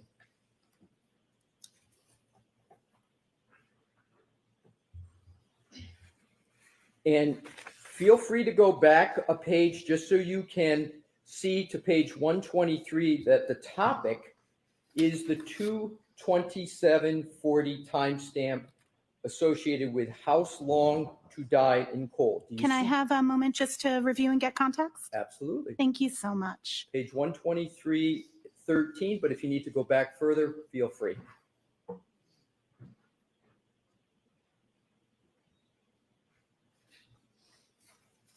Okay, I'm good. Thank you. You're welcome. So what I want to do is start with page 1-23, and this is your testimony.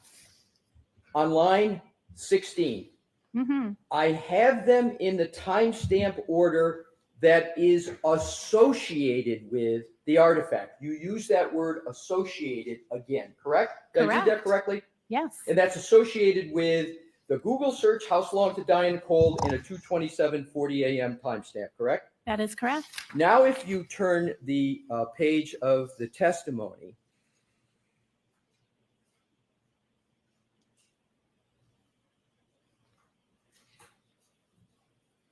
you state back then that on page 124, line 1, the browser state DB is an artifact that speaks to when tabs are moved. So when you're using your browser and you open different tabs, you may have a search that this time pertains to the time that the tab moved. It could be lots of things. Did I read Correct. that correctly? You did. You did. She's very defensive. Not one thing. You said it could be lots of things, correct? That is correct. And then you go on in line 10 and you talk more, and then you go down to the bottom. You go down to line 20 and you testified, we cannot tell by this particular artifact what time that search occurred. Did I read Absolutely. that correctly? It's specifically pertaining to that particular artifact that give in browser state DB that does not tell us what time a search occurred. That is correct. Right. So you stated, and it was your statement then, we cannot tell by this particular artifact what time that search occurred, correct? That particular artifact. Okay, so now let's keep going. Mhm.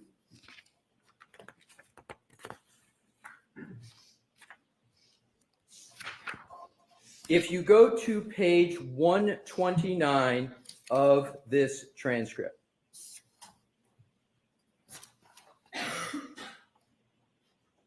I'm there. at the top, Sure.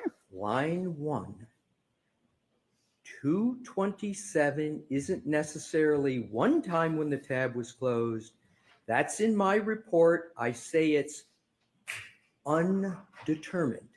Remember, we were just reading your undetermined in your May 23 report? Correct. Because there's a lot of things that can cause that time stamp to be there, including tab being moved, tab being minimized.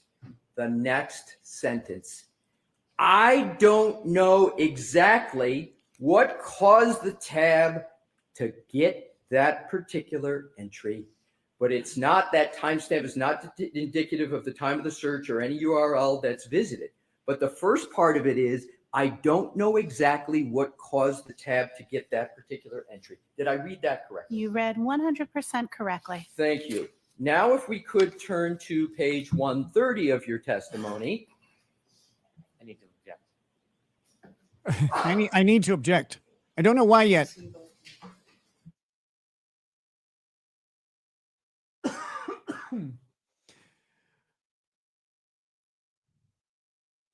So, I mean, this is going towards that whole section about how, and we see this with the other data analysts too, but they're not just retrieving data. They're not data retrievers. Those are the tools that they're using, but they're analysts as well. So they're supposed to take this and figure out what the data means.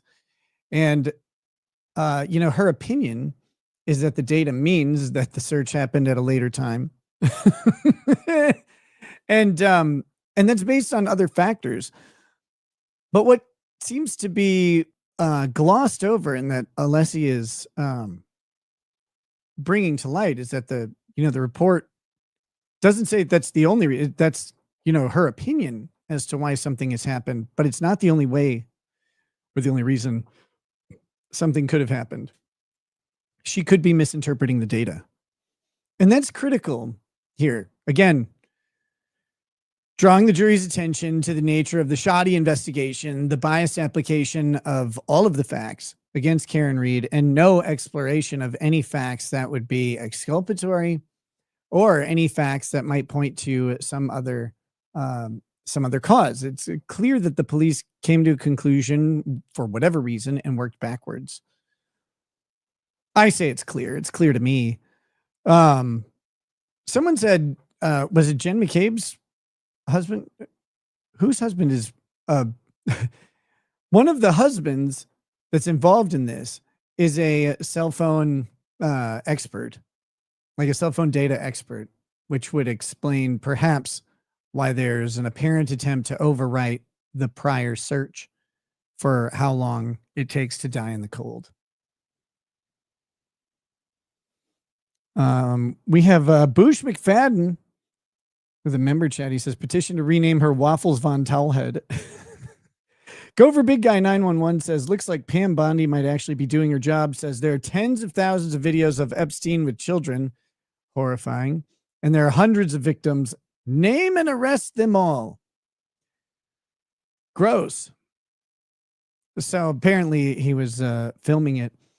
That doesn't really surprise me. Dude seemed to be, I mean, aside from the horrific pedophilia, there was rumors, or I guess testimony, that he was a complete sex addict.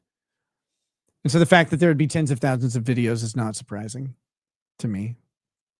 Eric July's fire detector says, chirp. Oh, I fucking hate fire detectors.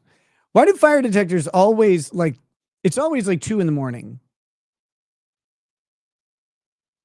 That's what pisses me off about them.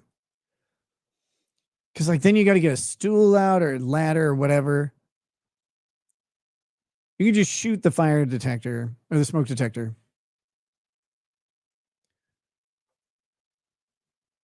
I have a couple of those Nest, like the Google Home smoke detectors. Those aren't bad. They're better than the shitty ones that that this house came with. But reinstalling them is annoying.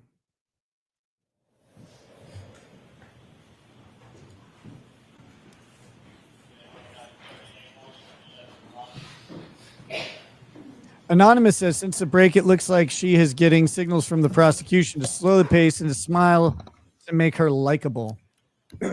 Probably. Thank you for your patience. She looks like a Ms. Hyde. sausage. Absolutely, sir. What I'd Never like to do smile is to go again. That back was to horrifying. Your testimony in the first proceeding, and we can go back to page 1-30. I am there. Thank you. So I am going to go back just because there's been some time and give some context. So we're talking about the 2:27:40 a.m. timestamp, correct, at this page location? We've been talking about that for several pages. Yes, that's correct. You're absolutely correct. We've been talking about it for several pages, and bear with me. I think this No may problem. be either the second to last or the last.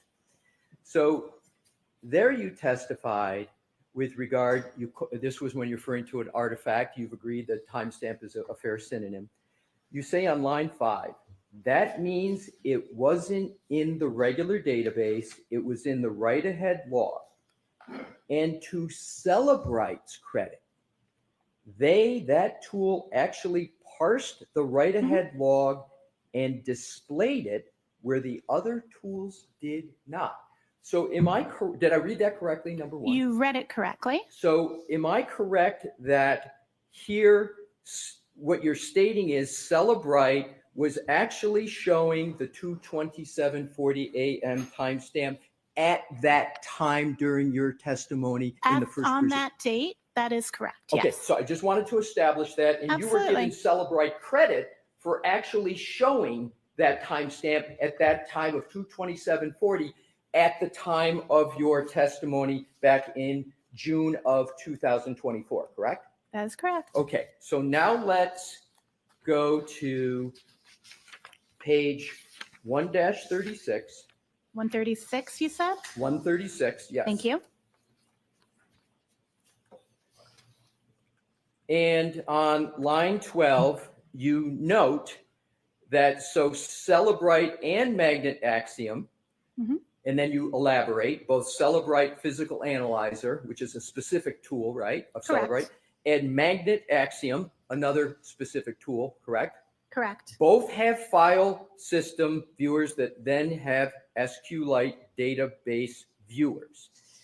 And you skipping down to line 17, you talk about they don't allow for deep analysis of the write-ahead logs, which is why in my analysis I use the specialized Sanderson forensic browser for SQLite, correct? I read That is correct. So is it fair to say that what you did up to this point in June of 2024, with regard to the 2:27:40 a.m. timestamp on January 29, 2022, you applied a variety of tools to analyze the issue of when did the Google search occur, that you use the words associated with a Safari Google search, house long to die in the cold? There's a little bit of wording I would correct there if that's okay. Right, but so let me see if I can ask the question That'd be a great. different, more simple way. You're welcome. So you used a variety of tools to analyze that house long to die in the cold search, correct? Plus manual analysis and testing, yes. Plus manual analysis and testing. Alrighty, now let's leave the testimony. Okay. And let's go to your next report. And your next report is December 2024. Do I have, I have the it correct. chronology correct, Ms. That Hyde? is correct. That is correct. So in December of 2024, Mhm. just approximately 6 months ago, you issued another report, correct? That is correct. And you got the request for that report also from the Norfolk District Attorneys, correct? That is correct. And you state in regard, well, that report regarded the analysis of the same timestamp, correct? Correct. To 22740 timestamp. Mhm. And in that report, under relevant findings, you state, and this is December of 2024, so it's from your May 2023 report, it's approximately a year and a year and a half. Is that approximately from your May 23rd report? Approximately a year and a half? Yes. So a year and a half after what we just reviewed in your May 23rd report, and then just months after the testimony of June, right? So about 6 months after your 6 months later. June testimony that we just went through, you went and looked at this issue again, correct? That is correct. And isn't it correct that when you were asked to look at the same timestamp in December of 2024, that Celebrite removed the timestamp from their tools? Celebrite did remove that timestamp from the tool. That is correct. Okay. And that timestamp was the subject of extensive reports and testimony that you participated in the first proceeding, correct? That is correct. And even though that timestamp, 22740 AM, that showed up in Celebrite tools, Magnet Forensic Axiom showed up, that was removed by Celebrite, correct? Celebrite no longer reports it. The evidence is still in the data. I want to be clear, just that The it evidence- doesn't change the data. They just removed it from their automated parsing and reporting. Right, so they Correct. removed it from their automated parsing and reporting, correct? Yes, they did. That is correct.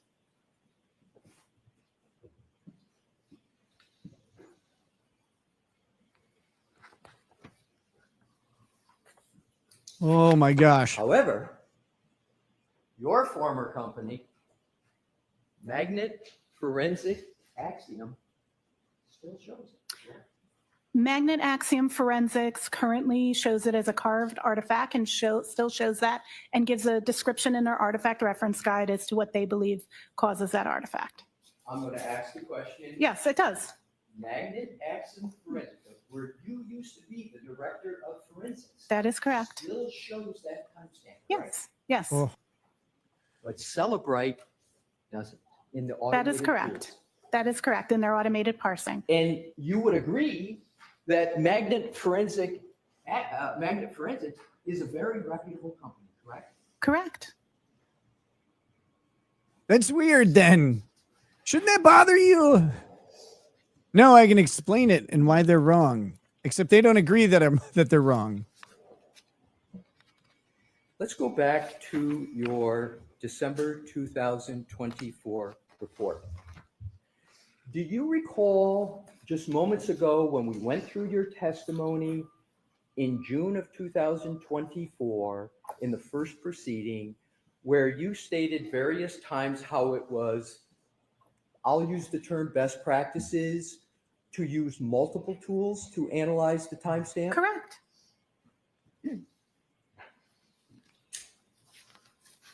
And you used many tools back then to analyze that timestamp. And you testified to those many tools on your direct examination, correct? Correct. Yes. However, in December of 2024, when you returned to analyze the 22740 timestamp, how many tools did you use to analyze that timestamp? Can you give me just a number? How many tools? At least 4.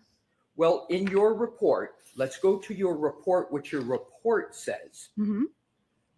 So in your report, You state that under relevant findings, do you not, that review of data from Celebrite shows that the artifact of a Google search from a Safari suspended state tab with the search term "house long to die in cold," and I'm going to skip over, in addition to my own previous report, no longer shows a last visited timestamp. I think that is not clear.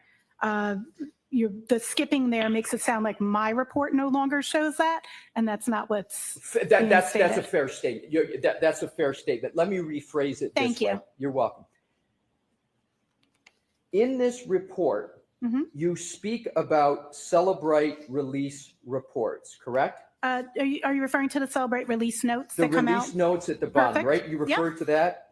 That's correct. And that release note states that Celebrite has removed the timestamp value from records, and I'm assuming that's a reference to Celebrites.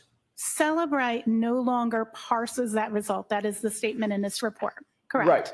And so I'm going to go to page 4 of your report. For sure. I'm there. And I'm going to go down all the way down to the conclusion. In that report, is there reference to any company other than Celebrite in this entire report? In this report, no. Okay, thank you. Now let's go to You got to shut her up quick.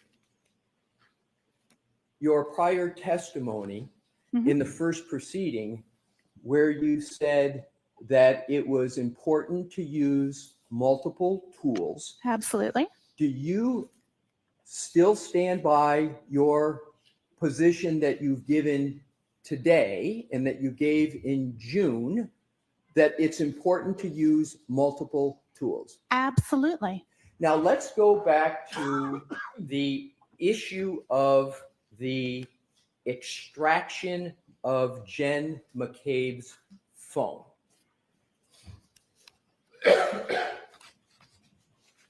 And what I want to do is to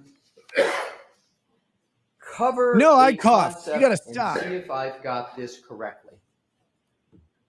Are you familiar with the phrase Apple source code? I'm sorry. Can you please Stop it. repeat? No worries, sir. Contagious coughing. Are you familiar with the phrase Apple source codes? Apple's source code? Absolutely. Yes. And isn't it a fact that Apple keeps its source codes proprietary, meaning very few people have access to it? That's correct. It is closed source is the term we would use. Closed source. That would be the term of art, correct? And they keep it so close that they call it closed source. And it's not just Apple. Lots of tools are closed source. That just means that the code isn't available like it would be for the tool I mentioned earlier, iLeap. That's an open source tool. Anyone can look at the code. For Apple, we cannot go look at the code that makes your phone run. That's correct. And isn't it the case, and I refer to that as the MB postulate, to shorthand it, but I don't need to have you refer to it that way. I'm sorry, could you repeat that phrase? I was unfamiliar with it. I'm going to skip it. Okay, I'll thank just you. go on. Basically, the concept that Apple has source codes that are closed sources. So I just refer to them as Apple's closed sources. Wouldn't the best information about when a search occurred, what it's associated with, wouldn't the best information be in the Apple source code to answer that question? It is acceptable in digital forensic science and in accordance with the NIST Science Foundation papers to conduct testing to determine how the functionality of something works. You do not need access to the source code to be able to speak to an artifact. My question isn't that. My question is, isn't the best place the best place to go is to the Apple source codes themselves? Or are you saying these physical analyzer tools are just as good, and the information they pull is just as good as an Apple source code? Those are very, very, those are incongruent statements. Apple's source code is not a healthy way to do an examination because it would be so onerous, and we do not know the level of documentation, we don't know the language. That is not necessarily the most effective way to determine what data is. Forensics tools parse results of how data is. They don't interpret them. The examiner interprets them and provides meaning. And I would like to state that those three things should not be conflated. They are very individual concepts. I think you misunderstood my question. I probably did it because that's what I was seeing. My question is this. Isn't the best source for information about data in an iPhone contained within Apple source codes? Not necessarily. Because that doesn't perform, operational performance is a better source in a practical sense to being able to determine what something is, as opposed to zillions, and no, I don't know the number because it's closed source, lines of code that may or may not have different levels of documentation. Apple themselves wouldn't be able to, any individual there who has access wouldn't know every feature of how every element works.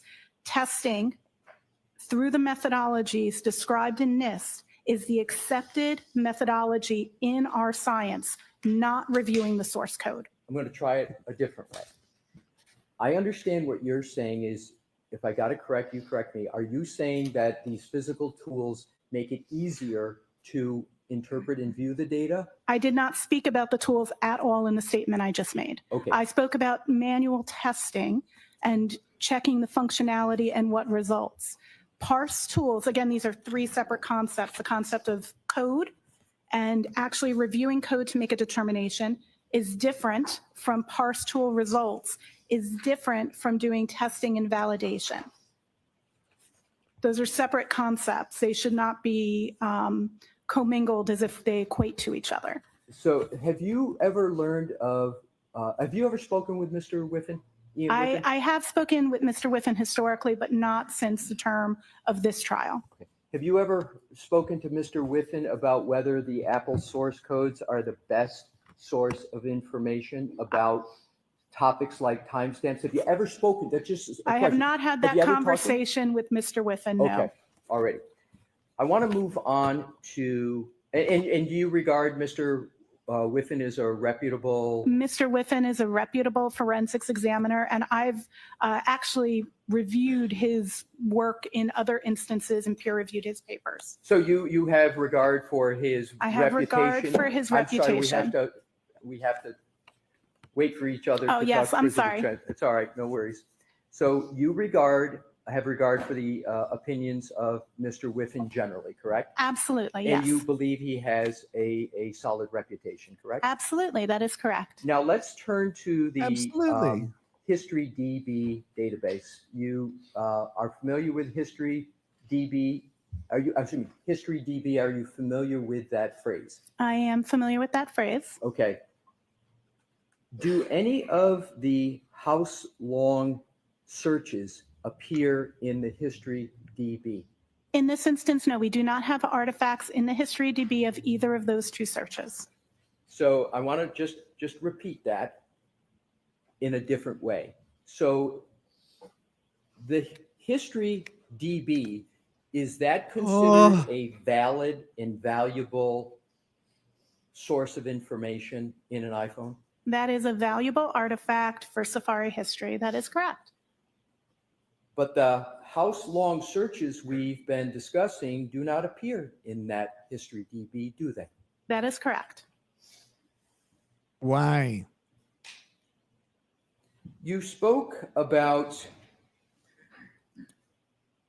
PYF PDF on your direct testimony. Do you recall that?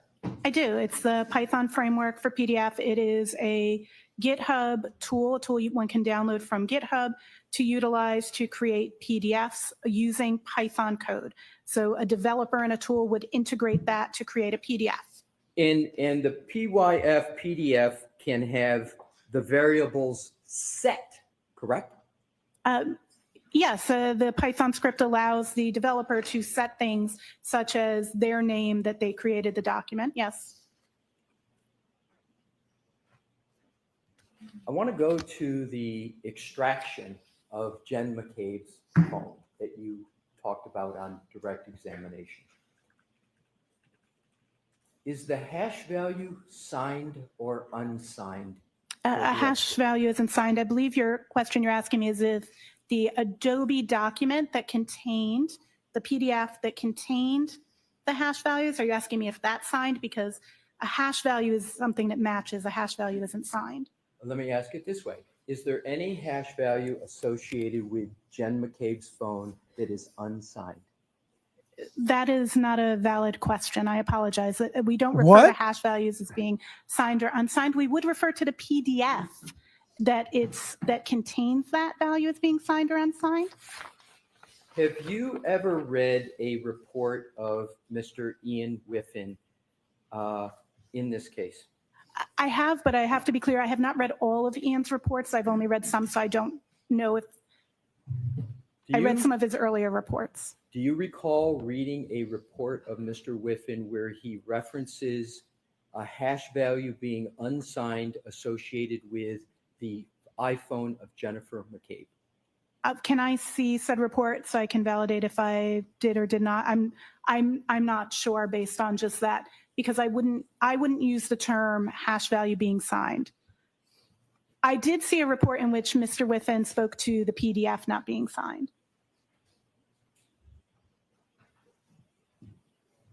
I just want to try to shortcut this and work off your last statement. You're now saying you do recall seeing a report of Mr. Whiffen where he said a PDF was unsigned? I need to see. I do remember him referencing the PDF. I would need to see the report, especially since the characterization of hash value being unsigned. Tell me how to use the library cards. Art that I am familiar with in our field. Let me ask if you agree or disagree with this statement. This value can be used to compare with the original hash calculated at the time of extraction in order to validate the extraction data. However, this requires authentication of the original hash value, which is not possible with gray key extractions, as the PDF containing the extraction hash value is unsigned. Therefore, this hash value could be used as a suggestion of authentication, but cannot be guaranteed 100%. Do you agree or disagree? His statement there says the PDF is unsigned, not that the hash value is unsigned. Right, but it's nonetheless unsigned, correct? The PDF is not signed. That is a correct statement. Gray key PDFs that purport that value are not an Adobe signed document. Do you know the history of the extraction of Jen McCabe's phone? It's yes or no. Can you provide more clarity? What do you mean? Do you mean from the time the image was made? Do you mean from the time the device was received? Because I don't know the information pertaining to the receipt of the device into evidence, and then when I only have the documentation of the image forward. So I want to be clear about what period we're talking about. It's an excellent point, and I am going to follow up with some questions. Okay. In an extraction, doesn't the extraction from a phone start with the raw data, raw image? Tell me, when someone brings a phone in, what's the first step that gets taken in order to do a full file extraction? What's the first step? It depends. There's got to be steps with regard to network isolation. I need to know if the device is AFU or BFU at that point. So I don't have that information from this case, if that is the question. I get from the image forward. So what I'd like to do, and this may be my last section of questioning, I'd like you to describe the ideal situation as to getting the most reliable data from an iPhone from the start. What's the most reliable way to do it? I would say the most reliable way is following the recently released SWIG-DE Scientific Working Group on Digital Evidence document on best practices of evidence handling, preservation, and imaging. I may have that title slightly out of order, but it is the document released this January. And tell me what that is. Sure. In that, the first thing, from which point are we starting? Are we starting like extracting the data using a tool, or are we talking on scene, taking the device into evidence? The latter. Okay. So the first thing you're going to do is you're going to ensure that you are isolating the device. This is also going to depend on condition from the network. So typically this would be done with a Faraday enclosure in a best practice. However, there are alternative ways of isolating from the network, such as disabling all of the communication protocols, such as Wi-Fi, airplane mode, But etc. just telling it you'll need it on the next step, network. Once you've isolated, but prior to, you also want to make sure you're continuing battery stat. So if a device is on, you want to keep it powered on. If it's off, you want to keep it powered off. That's a general statement.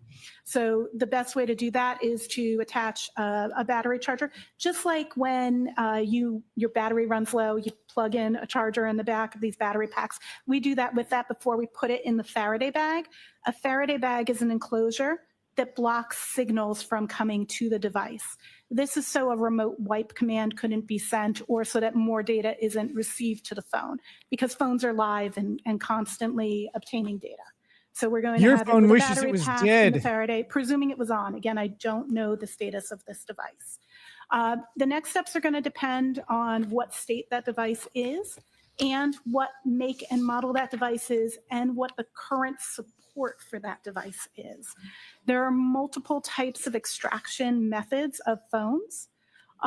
In the modern day on iOS, a full file Imagine system having to image, take what a we class had on the on devices this. in question in this case, is considered the gold standard because it has the most robust information. So at this point, the next question is what's the best image type? And that's going to depend on if we have a passcode or if we don't have a passcode. If I could, Please. and I'm going to allow you to continue. Yeah, please. I want to break it down for the jury. So what I now want to do, Your you've cats stopped at a try to get in the certain point where you blender so they can talked get all nine about at once. Securing what I would call securing the phone, right? And then making sure that there's no data swiped. You talked about airplane mode, Faraday bag, Faraday box, right?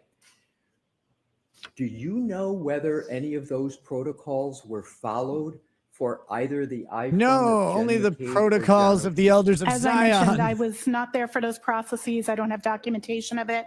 As mentioned, what started where my receipt of the device is from the image. Exactly. So you don't know. I can't testify to processes I did not or was not available or aware of. Fair enough.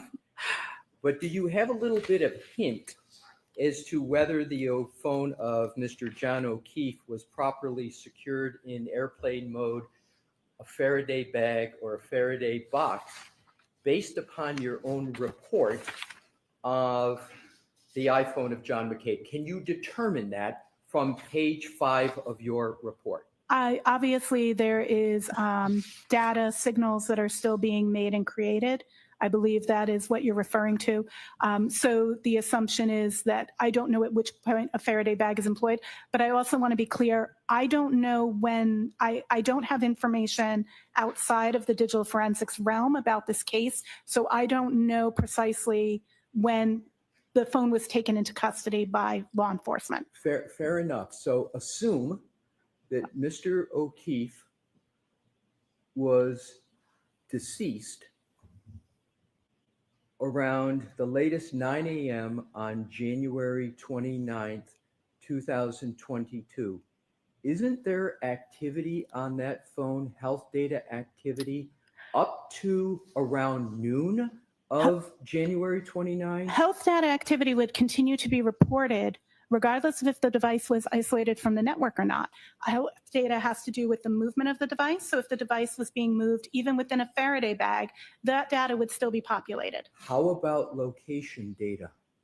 Location data is unlikely to be reported in a device that is Faraday enclosed, but I do not know what location data you're referring to, so I cannot speak in absolutes without having a better reference to the artifacts in question. If you're saying it's in my report, I'll look at it, but again, I never knew when the phone was seized, so it was not part of my initial analysis. Do I have permission to look at that time now? Yes. Thank you, Your Honor. Don't talk to the judge. So bear with me. It's a big report, as you know. It is a big report. And it was at the bottom of my stack. Pardon me? All right. It was at the bottom of my stack. I had to lift up the other ones to find it. All right. So Your Honor, may I assist and point her to a page? that'd be Thank great. you. If you could turn to that report on your page 47 Mhm. and continue on to page 50. I do see incoming data that is consistent with the device not being Faradayed, such as the receipt of SMS messages, notifications from Ring, etc. So, the iPhone of Mr. O'Keefe was not secured in the manner you described before we got to this, as would be the best practice with regard to getting the most accurate data from a phone. That is, once it comes in, that it's to either be put in airplane mode, Faraday bag, or Faraday box. That's correct. By your own report, you see activity. I do see activity. It was not Faradayed. Faraday prevents wiping of the device and additional data. So actually, in this instance, it doesn't appear that the device was at risk of wipe because it was not wiped. And we actually have more data because we get to see the She data Faradays her that continued phone to come every into time the she device. eats. I'm not saying that's just in in accordance case with the best camera practice. turns I'm on. saying that's what I see based off of what you just had me review in the data. It sounds like you're trying to justify. Oh, I'm not if trying to right or justify. wrong, you tell me. Oh, no, It sounds I'm like not you're trying to justify. the fact it wasn't secured. Am I correct? Or No, you're incorrect. I'm just stating we have, you asked if we had more data or less data. We actually have more data with it not being Faradayed, but no, best practice That- would be to Faraday. that I wasn't my 100% question. agree. My question wasn't, is there more or less Sorry. data? My question was simply, doesn't your own report Sure. show activity up until noon on January 29, 2022? Correct. And for clarity, my scope was till noon, so I don't know if there was activity beyond that. Right, but as far as your scope goes, I want to be clear. Yeah. There is activity on Absolutely. this phone Absolutely. The which phone- shows that it was not put in airplane mode, it was not put in a Faraday bag, and it was not put in a Faraday box, and that failure is not best practice. Correct. It is not in accordance Thank with you. the best practices. I agree. I would have Faradayed it. Thank you. Thanks. So If I, that's presuming that's all okay. That's great. I Great have answer. no further questions. Thank you for answering my questions, Ms. Hyde. Thank you for your questions. Have a great day. Thank you.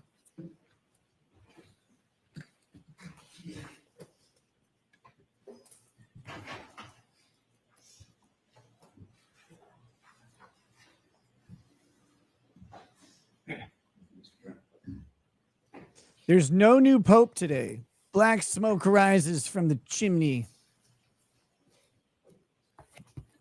Gosh, this guy sucks. I hate the way he stands. I hate the way he talks.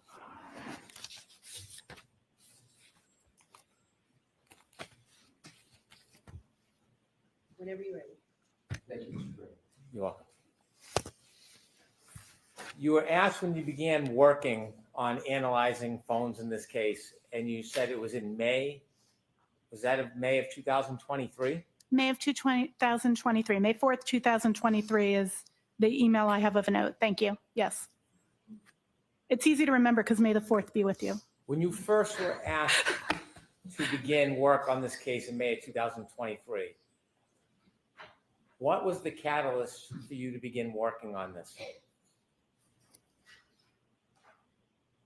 I was contacted by Mr. Tully and then contracted, a SOW was signed, and I began work on the initial request to look at those two search terms on January 29th. Does that answer your question? Sure. Okay. Was there a certain claim that was lodged that you were to focus on? I was to focus on the two search terms from January 29th, 2022. And would you inform why? Was there any context to that? Probably, I don't recall the exact conversation that I had with the DA's office and Lieutenant Tully at that time, but I'm assuming that I was given that context. I have in my notes that I was to look at those two searches on that date and do an analysis about those. Were you asked to reach any particular result? No, I was asked to provide my report, not to reach a particular result. Were you asked to reach a conclusion that the 227 timestamp was inaccurate? No, When you engaged in your analysis, was it independent of the district attorney's office? my analysis was independent of the district attorney's office. I actually, in the first case, had very little communication with the district attorney's office during the period of my analysis. Was there any input from any outside source on what your result or ultimate opinions would be? No, Would you ever allow anybody to affect your input? no.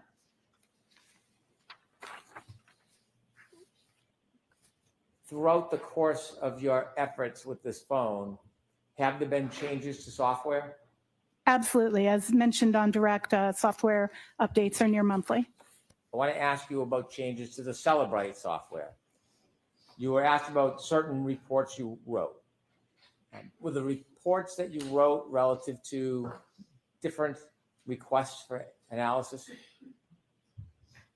Yes, The report regarding report number 3, regarding changes to Celebrite software, was that report limited to the timestamp change, or was it to include other efforts? the scope of that report, may I review what I have documented as the Please. scope? I believe we're talking about report 2. That's the one about the Celebrate change. Yes. And I have the request was to understand changes made in the newer version of Celebrate Physical Analyzer to artifacts pertaining to the timeline of a particular Google search on January 29, 2022, namely how's long to die in cold.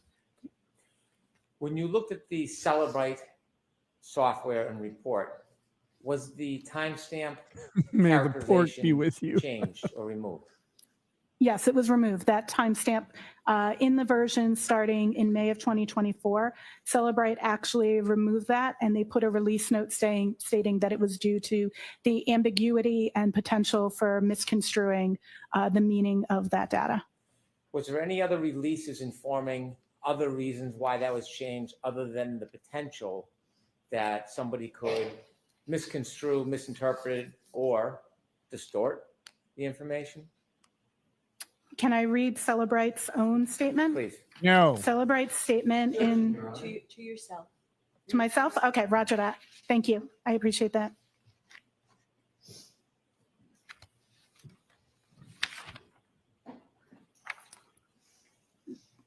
Can you Could repeat the share with question? us, Adam? was there any reason other than the concern about misinterpreting or They distorting? said that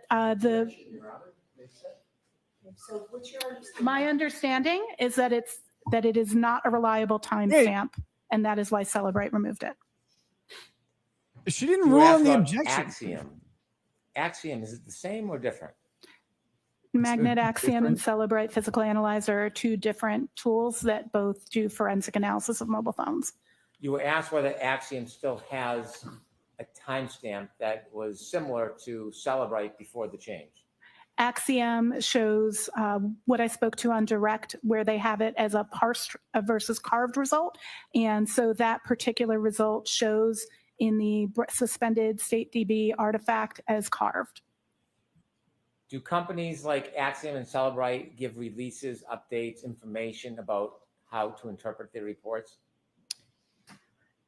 So Axiom actually has a document that's released with it called the Artifact Reference Guide. And that actually gives a brief description of the fields and of artifacts.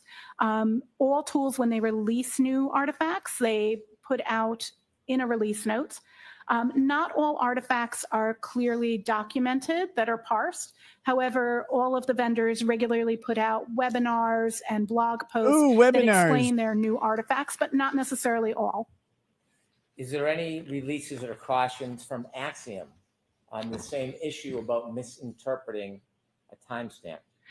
Axiom, in their artifact reference guide for this artifact, does speak to the possibility of misinterpretation and states that the timestamp can be earlier than the search had occurred, based on what different reasons could cause that timestamp.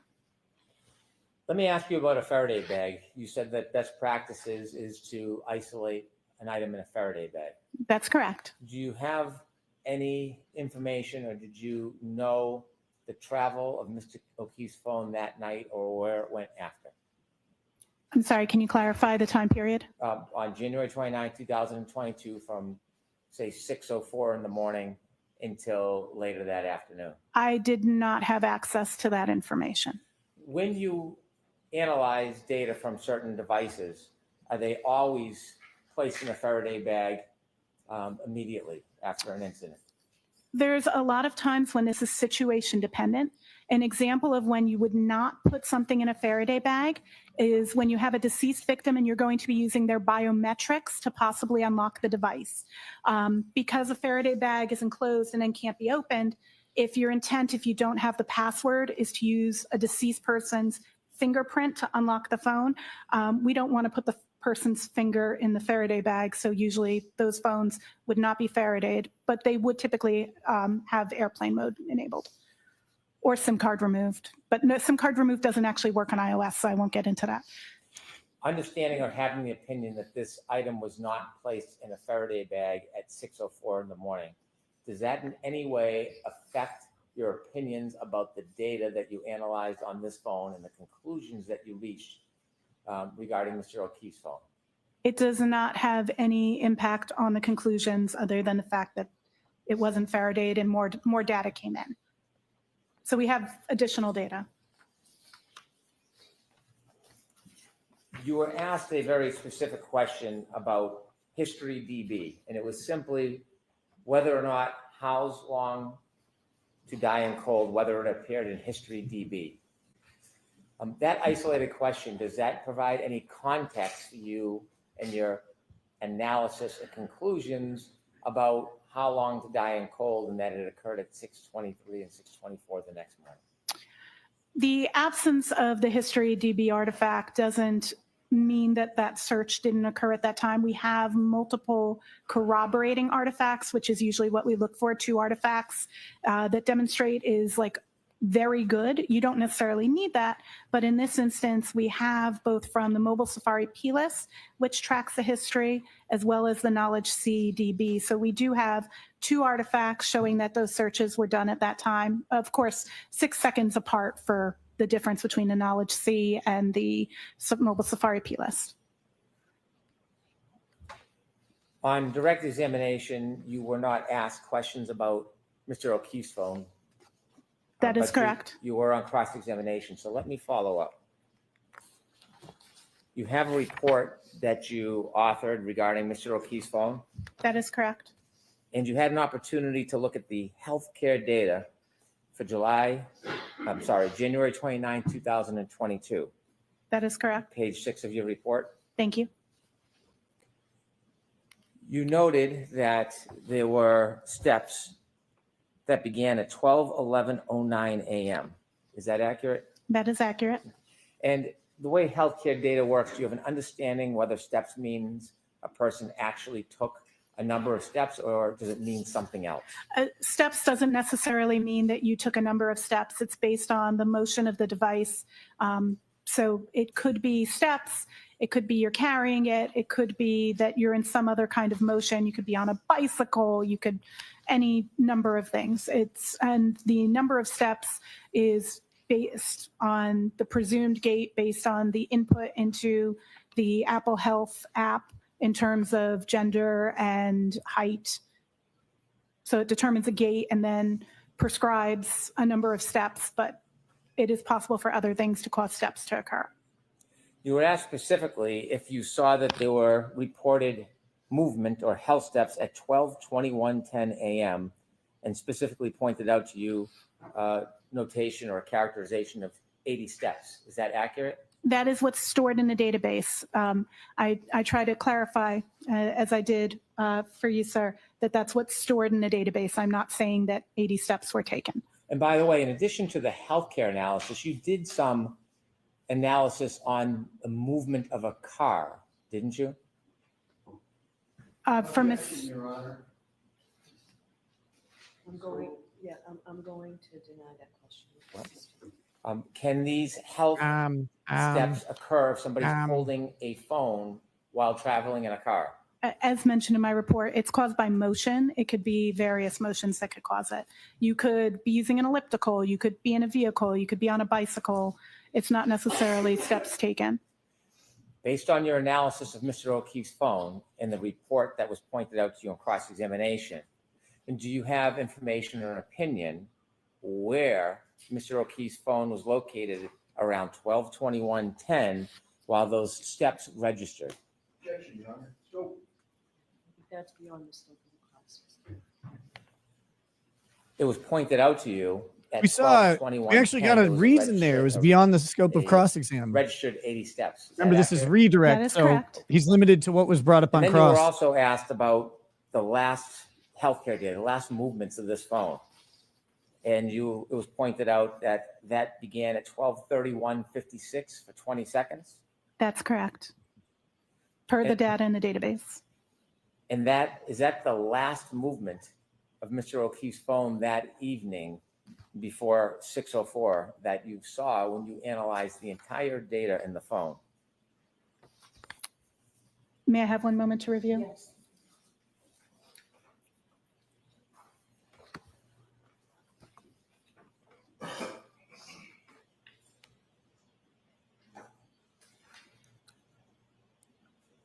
That appears to be the last before the 6 a.m. hour. So that 20 seconds, if it began at 12/31/56, what was the last movement in seconds in time at that time of Mr. O'Keefe's phone? I'm sorry, can you repeat? Yes, if that was a 20-second interval at That's correct. 12/31/56, what was the last second that evening that Mr. O'Keefe's phone moved? 12:32:16. And then when you analyzed the phone and were asked about these times, is there any movement between that last movement and 6:04:01? Between the 12:32? Yes, 12:32:16 and 6:04:01. Any movement of that phone whatsoever?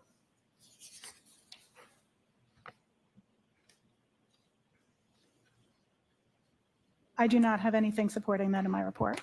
Do you know what was going on with Mr. O'Keefe's phone at 6:04:01 a.m. on the morning of January 29th, 2022? I do not know precisely what was happening with his phone at that time in terms of movement. If that's, or are you asking me? I'm sorry. Can you clarify what you mean Yes. by the question?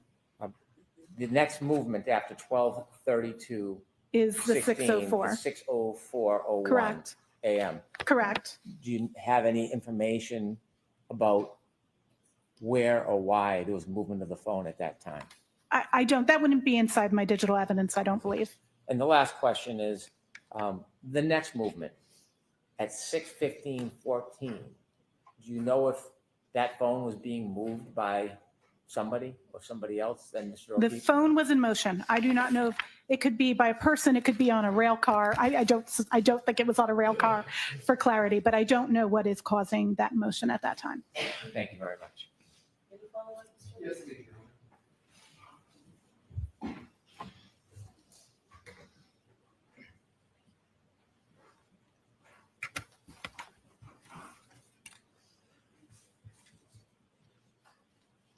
We have a moment here. Excuse me. Go ahead. There you go. Thank you.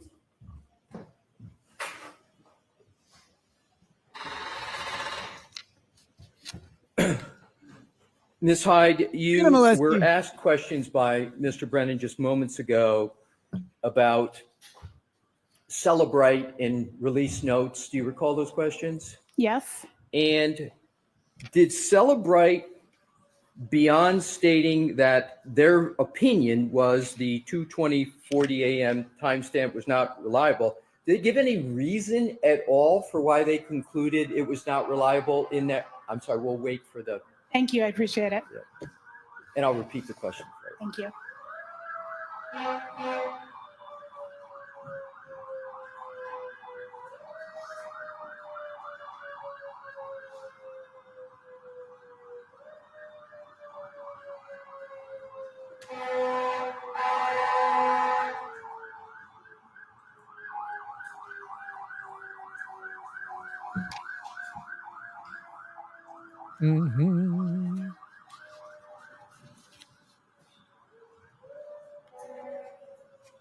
May I, Your Honor? Thank you.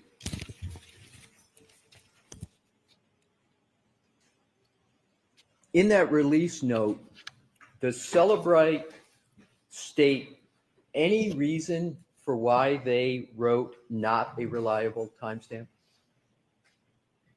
There are other I'm sorry, published, my but question not is, did they Celebrite? state in the release note whether there's a reason for why they concluded? Thank you, ma'am. Thank you, Your Honor. Please try not to talk. I will, Sorry, Your Honor. Thank you. 2.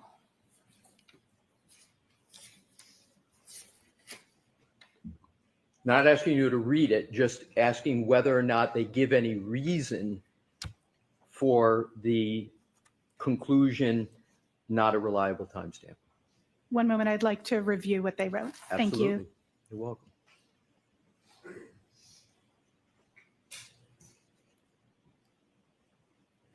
Yes, they do. They state that further research since is the reason that they're doing it, that there's further research. Did they state what that research is? They don't, but All right, but they don't state what the further research is. that is correct. They All right, state now that what I'd like it's to do is unreliable. move on to Axiom. Yay. You were asked questions by Attorney Brennan, and you referred to Axiom as using a different parlance with the timestamp of carved, correct? Celebrite uses this deleted demarcation or recovered demarcation. Axiom does not do that at all. They speak to how they recovered the artifact, be it that it was parsed. When I say parsed, I mean the item was where it was expected to be in the algorithm, found it, located it, and said it's here, versus carved, which is when they have to go into an unexpected area, such as slack space, which would be the areas that are not yet used or were previously used to extract the data from that. So Axiom actually recovers the timestamp, but Celebrite does not. Is that correct? Is that correct? Yes, Okay. currently, previously, when we did the first case. Right, but it's the currently, opposite. Celebrite Correct. doesn't, but Axiom does. Axiom recovers 2:27:40 a.m., correct? Timestamp? They That recover- is the timestamp that they show for that artifact. Correct. Exactly. So now I'd like to go back to the And next it's amazing topic, having to try so hard to our tell a discussion about lie. Mr. O'Keefe's phone and secured or not. You talked about one example of maybe needing to use a biometric to unlock a phone. And that might be a reason, as I understand it, as to why someone might not put it in a Faraday bag or box. Do I have that correct? Correct. Okay, do you know whether the passcode was immediately provided on the phone of Mr. O'Keefe? I do not have that information. Assume that the passcode was immediately provided for the phone of Mr. O'Keefe. Can you think of any other reason why that phone wouldn't be put in airplane mode, Faraday bag, or Faraday box? Best practice would be to put it in a Faraday bag. Okay. And that phone was obviously not put in airplane mode, Faraday box, or Faraday bag after 6:04 a.m. on January 29, 2022, correct? Correct. Now let's go to, Well, I don't know if at some point past 12 o'clock. My report only goes to noon, so just for clarity, I don't know Fair enough. anything past noon. fair enough, but from 6:04 a.m. until approximately noon on Correct. January 29, 2022, at least that time, that phone is not in airplane mode in a Faraday bag or a Faraday box, correct? It would appear such. Because I didn't analyze past that, I don't know if it had been potentially Faradayed and then it broke Faraday and got data, but I don't suspect that based on this. It appears that that data was live.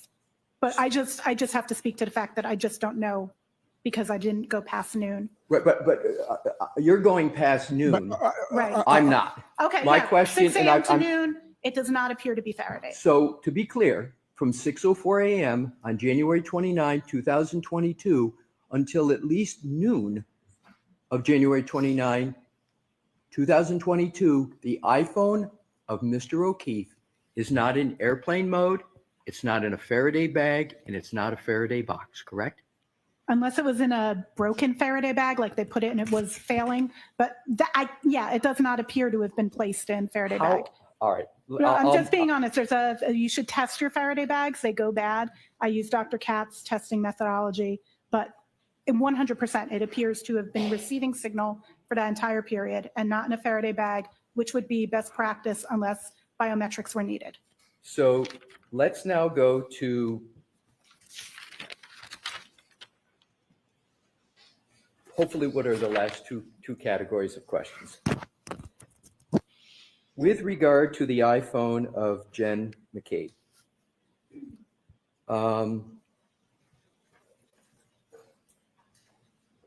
do you have any knowledge as to whether over 200 calls were auto-deleted on her phone? You analyzed it. We can see that calls were auto-deleted. You're asking me if the number of, I just want to make sure I understand the question. If the number of calls that were auto-deleted, if that exceeded 200? My question is, do you know whether there was auto-deletions on Jen McCabe's phone? Do you know that? I'm uncomfortable with the term auto-deletions because I don't know what that is inferring. Okay. That Did you're you deleted automatically. analyze her phone at all for deletions? I analyzed her phone to see if there had been deletions of call logs. And what I found was that there were records that were removed by the system and not recoverable from that database, but were recoverable from biomes. Understood. Now, what I'd like to do is to address your answer in response to Mr. Brennan's questions, where you said that the issue with regard to Mr. O'Keefe's, or just generally your proposition, that there was no impact on your conclusion because more data had been obtained. Did I get that correct? I believe my statement was there was no impact on my conclusion with the fact that it had not been in a Faraday. Right. So isn't it, though, the case that when a phone's not in a Faraday and is therefore active, data can be overwritten? Yes. So if data can be overwritten when it's not in a Faraday, you can lose that data, correct? Is there data that we're concerned? Yes, theoretically. Right. Yes.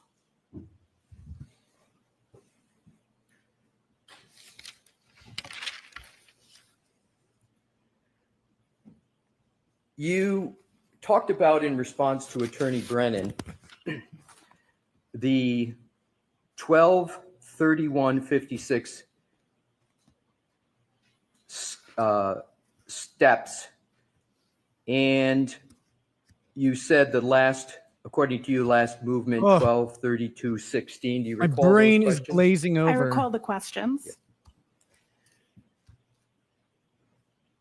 To boil it down, isn't it correct that that phone was moving at that time? May I check the timestamp again? I Absolutely. apologize. There's Oh, no. a lot of timestamps going back and forth. Please do. 12/31/56? Is that Yeah, the? that's the start. Yep. Can you bring me like Oh, yes, this one there definitely is. Yes, yes, yes. So, does it matter what kind of movement? Oh, don't worry about it then. That phone was moving starting at 12/31/56 and still moving until 12/32/16 a.m. on January 29, 2022, correct? Yes. Thank you. Appreciate again you answering my questions. Thank you. All right, Ms. Hyde, you're all set. Thank you, Your Honor. All right, I see counsel about scheduling. First, feel free to stand up and stretch.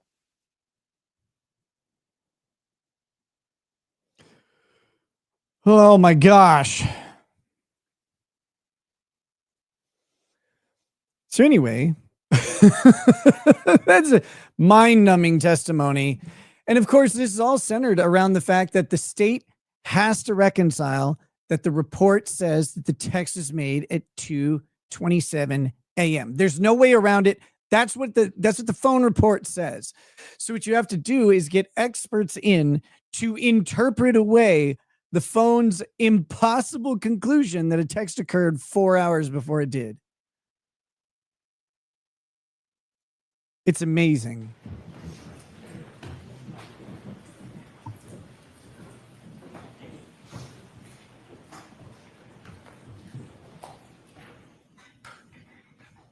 Paul Hawkins, it does say that. Thank you. Bye. May I? Yes. I would like to play clip 15, please. Clip 15.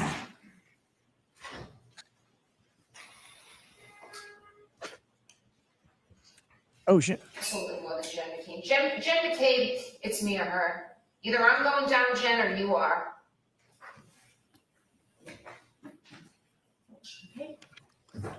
I think we know who we think she thought John was fucking. Briefly about scheduling at Sidebar, and I'm told we're actually ahead of schedule. So with that, rather than beginning a witness who's probably going to take a while, we may as well let you go and enjoy the rest of this beautiful afternoon. So we're on schedule, ahead of schedule. We'll reevaluate that tomorrow. Now you will see the lawyers at Sidebar asking for as well about talk a little bit about scheduling. Those same cautions, please do not discuss this case with anyone. Don't do any independent research or investigation into this case.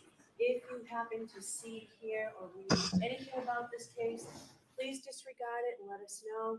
And be very careful with the social media use. We'll see you tomorrow morning. Thank you. All right, to the court, please. Closing notebooks to follow me. Sounds like there might be some post jury business. So we'll listen for that in just a second.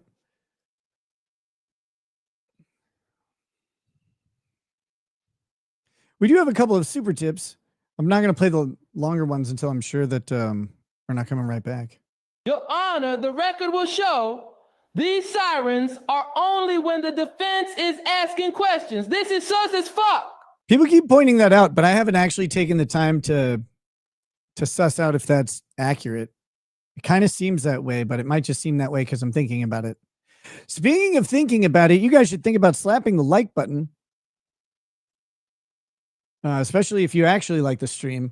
Or you can lie and say you like it even when you don't. That'd be awesome.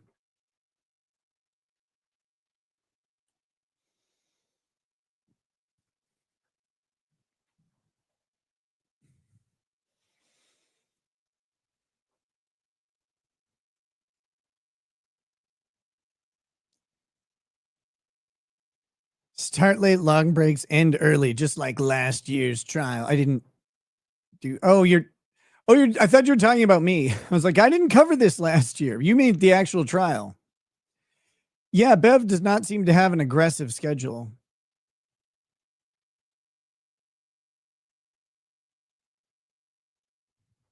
Will I pay you for the like? Yes. Actually, the check is in the mail. Everybody who likes this stream gets a check for $2,000. Not for me, though.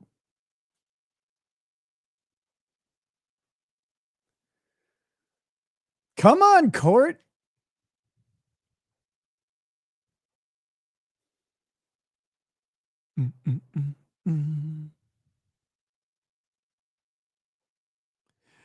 Kathleen, the only thing that you have there is it's not Karen Reed's phone. It's Jen McCabe's phone.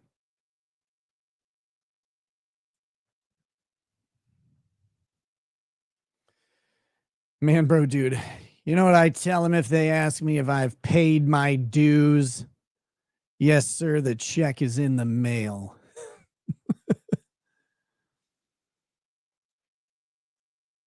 Oh my gosh. Where'd all the hair go? Look at these guys. You think we have friggin' hair around here? We don't have hair around here.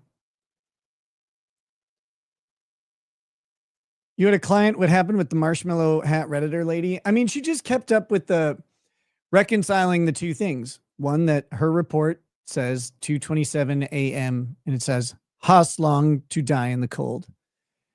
And also that Axiom did a report as well, and it says 2:27 a.m., conflicting with her conclusion that the text would actually happen 4 hours later.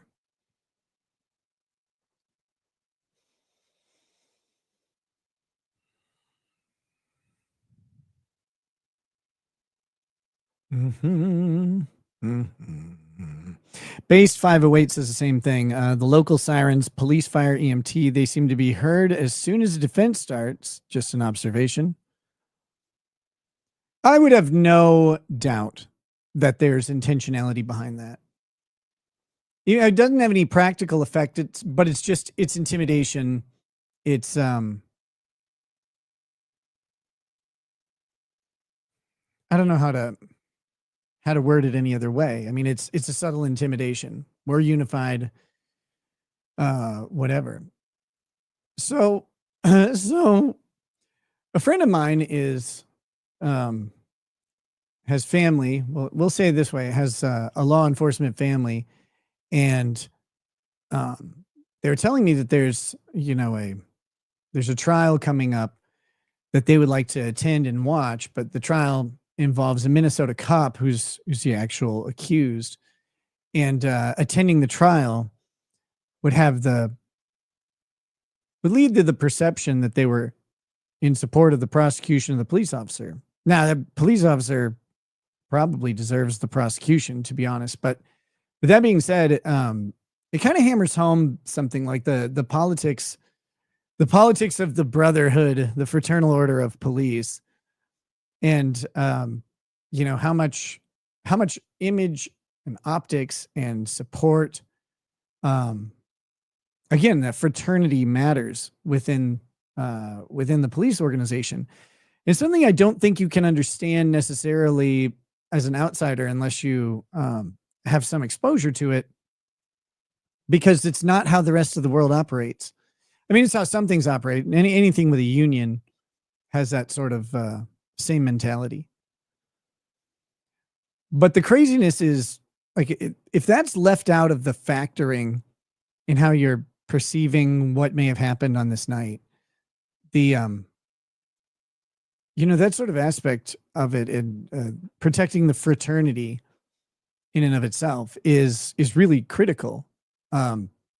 That's why there would be a motive to actually cover up this murder, or even an accidental death, and frame it up on Karen Reed. And it's also why people might not talk, even if they're uncomfortable with it. So I think, I don't remember if it was Bronca or Joe or both, but it's been brought up that there'd have to be so many people involved in this conspiracy, and they all have to be consistent. And it's like, well, yeah, but also they do that automatically. At least the police ones, not necessarily on crime, just on everything. A unity of message, and a uniformity of message, and that image of fraternity and alliance is something that's just kind of baked into the culture of police life and police families. I don't think it's that much of a stretch for the spouses of police officers to unify their stories and get things straight, and circle the wagon, so to speak, to protect the people around them. Cops do it all the time. So that I disagree with my esteemed colleagues when they say that it's it'd be like a lot of people to whatever. Well, like, these are cop families. They know it's at stake, and they also know how to protect each other and themselves. Oh, let's see. LawTube has the same fraternity. Why? Ew. LawTube is terrible. Don't be in it. Don't be a part of it. Don't like it. Don't listen to it. That's not for you guys. That's for creators. That's my advice to them. Here we go. This bitch is the center of her universe. Main character of everyone's life that she comes in contact with. We are blessed to be able to hear her wisdom. I guess you're probably talking about the fat lady who was on the stand a second ago. Here we go. So I read this one earlier, but yeah, again, since the break, it looks like she's been getting signals from the prosecution to slow the pace and to smile and make her likable. Shut up, shut up, shut up, shut your goddamn mouth, bitch. Is you trying to drive me nigga crazy with this honky ass computer shit? Ain't you court TV crackers got nothing better to do with your day? Is you trying to drive me crazy? What do you need? Oh. Gosh. Yeah, stay away from the camera. You can say hi, though. Hi. Okay, here you go. Go drink your strawberry milk. That was a see you tomorrow morning, so I think we're about to be done.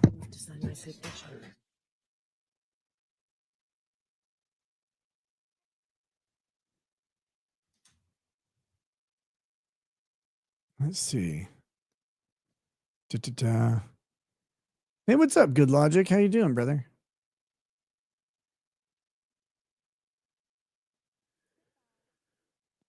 Oh, my goodness. I'm going to watch all these people leave the courthouse or not. No, I'm going to stare at the fan.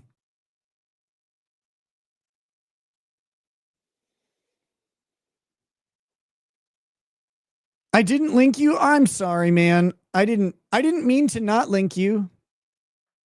If you would have texted me, I would have linked you. Sorry. Shit. I thought I had. It's your fault. Why didn't you text me? I like how I did that there. Try to immediately blame you for it, for me screwing up. I know why. It's because I was late.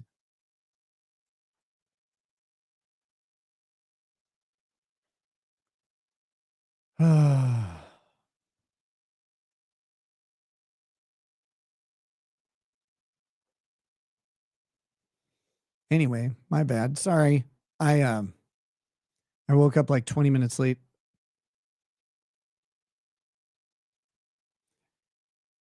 I can send you a link right now if you want to do like a chat over the day and what you thought about it for just a few minutes. I won't keep you long. I got to get ready for this trip.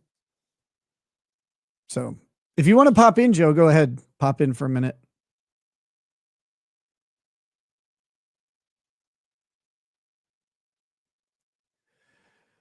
The last video at the end, I'm having trouble remembering exactly what happened on it. All right. Stop sharing.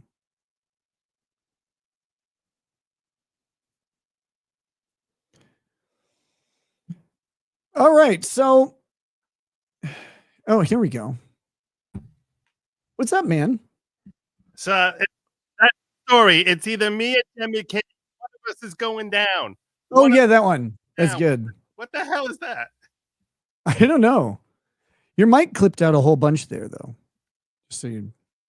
Just so I give you something to work on later. Oh, I know what happened there. I had the other thing on. Sorry. Yeah. Oh, now your audio is completely desynced. Are you still like streaming to your own stream? Is that what's going on? No, I left. Weird. I closed down. I'm just here. Shit, I don't know what's going on. I'm not synced now to you. Your audio's out of sync, or your audio and video. That's weird. Just refresh the page. It'll probably fix it. So they got him again. Now you're doing that on purpose, but you don't need to because it was already broken. They say it looks good. They're filthy liars. Yeah. So how is that not more prejudicial than probative? Just having her basically saying it's either me or Jen McCabe. One of us is going down. One of us is going down. What the hell? What is the point to that? What can I possibly learn that helps enlighten me as to whether or not she killed him? Well, it looks like she killed him more now because one of them had to kill him, obviously, and it was one of those two. What was that? That is classic, way more prejudicial than probative. Right. And I don't get why they're not getting more, or why they're not moving to have at least some context thrown into these clips. Yeah, I mean, these are 10 seconds at a time. Yeah, and normally normally you have a witness up there who's like validating something, you know, that, this is not just something that was created by AI. I don't know, something that happened. Yeah, I would assume they had some stipulated battle over over the inclusion of clips from these interviews at first, or some stipulation or some battle over it in pretrial. But then, of course, we have had specific objections to a couple of them. Not successful, though. Bev's like, nope, let it in. Let everything in. Yeah. Hey, what? What? I was just going to ask what you thought about Alessi having to beg for the right to argue about the qualifications of the expert on cross. So, and he lost ultimately. I mean, really, yeah. So it was a very complicated thing. As it was unfolding at first, I'm like, wait, I'm gonna have to explain this to my audience, and I'm not sure what's happening here. That was the first like 10 seconds of Alessi talking, and then when Brendan responded, I'm like, oh, okay, all right, I'm parsing out what happened here.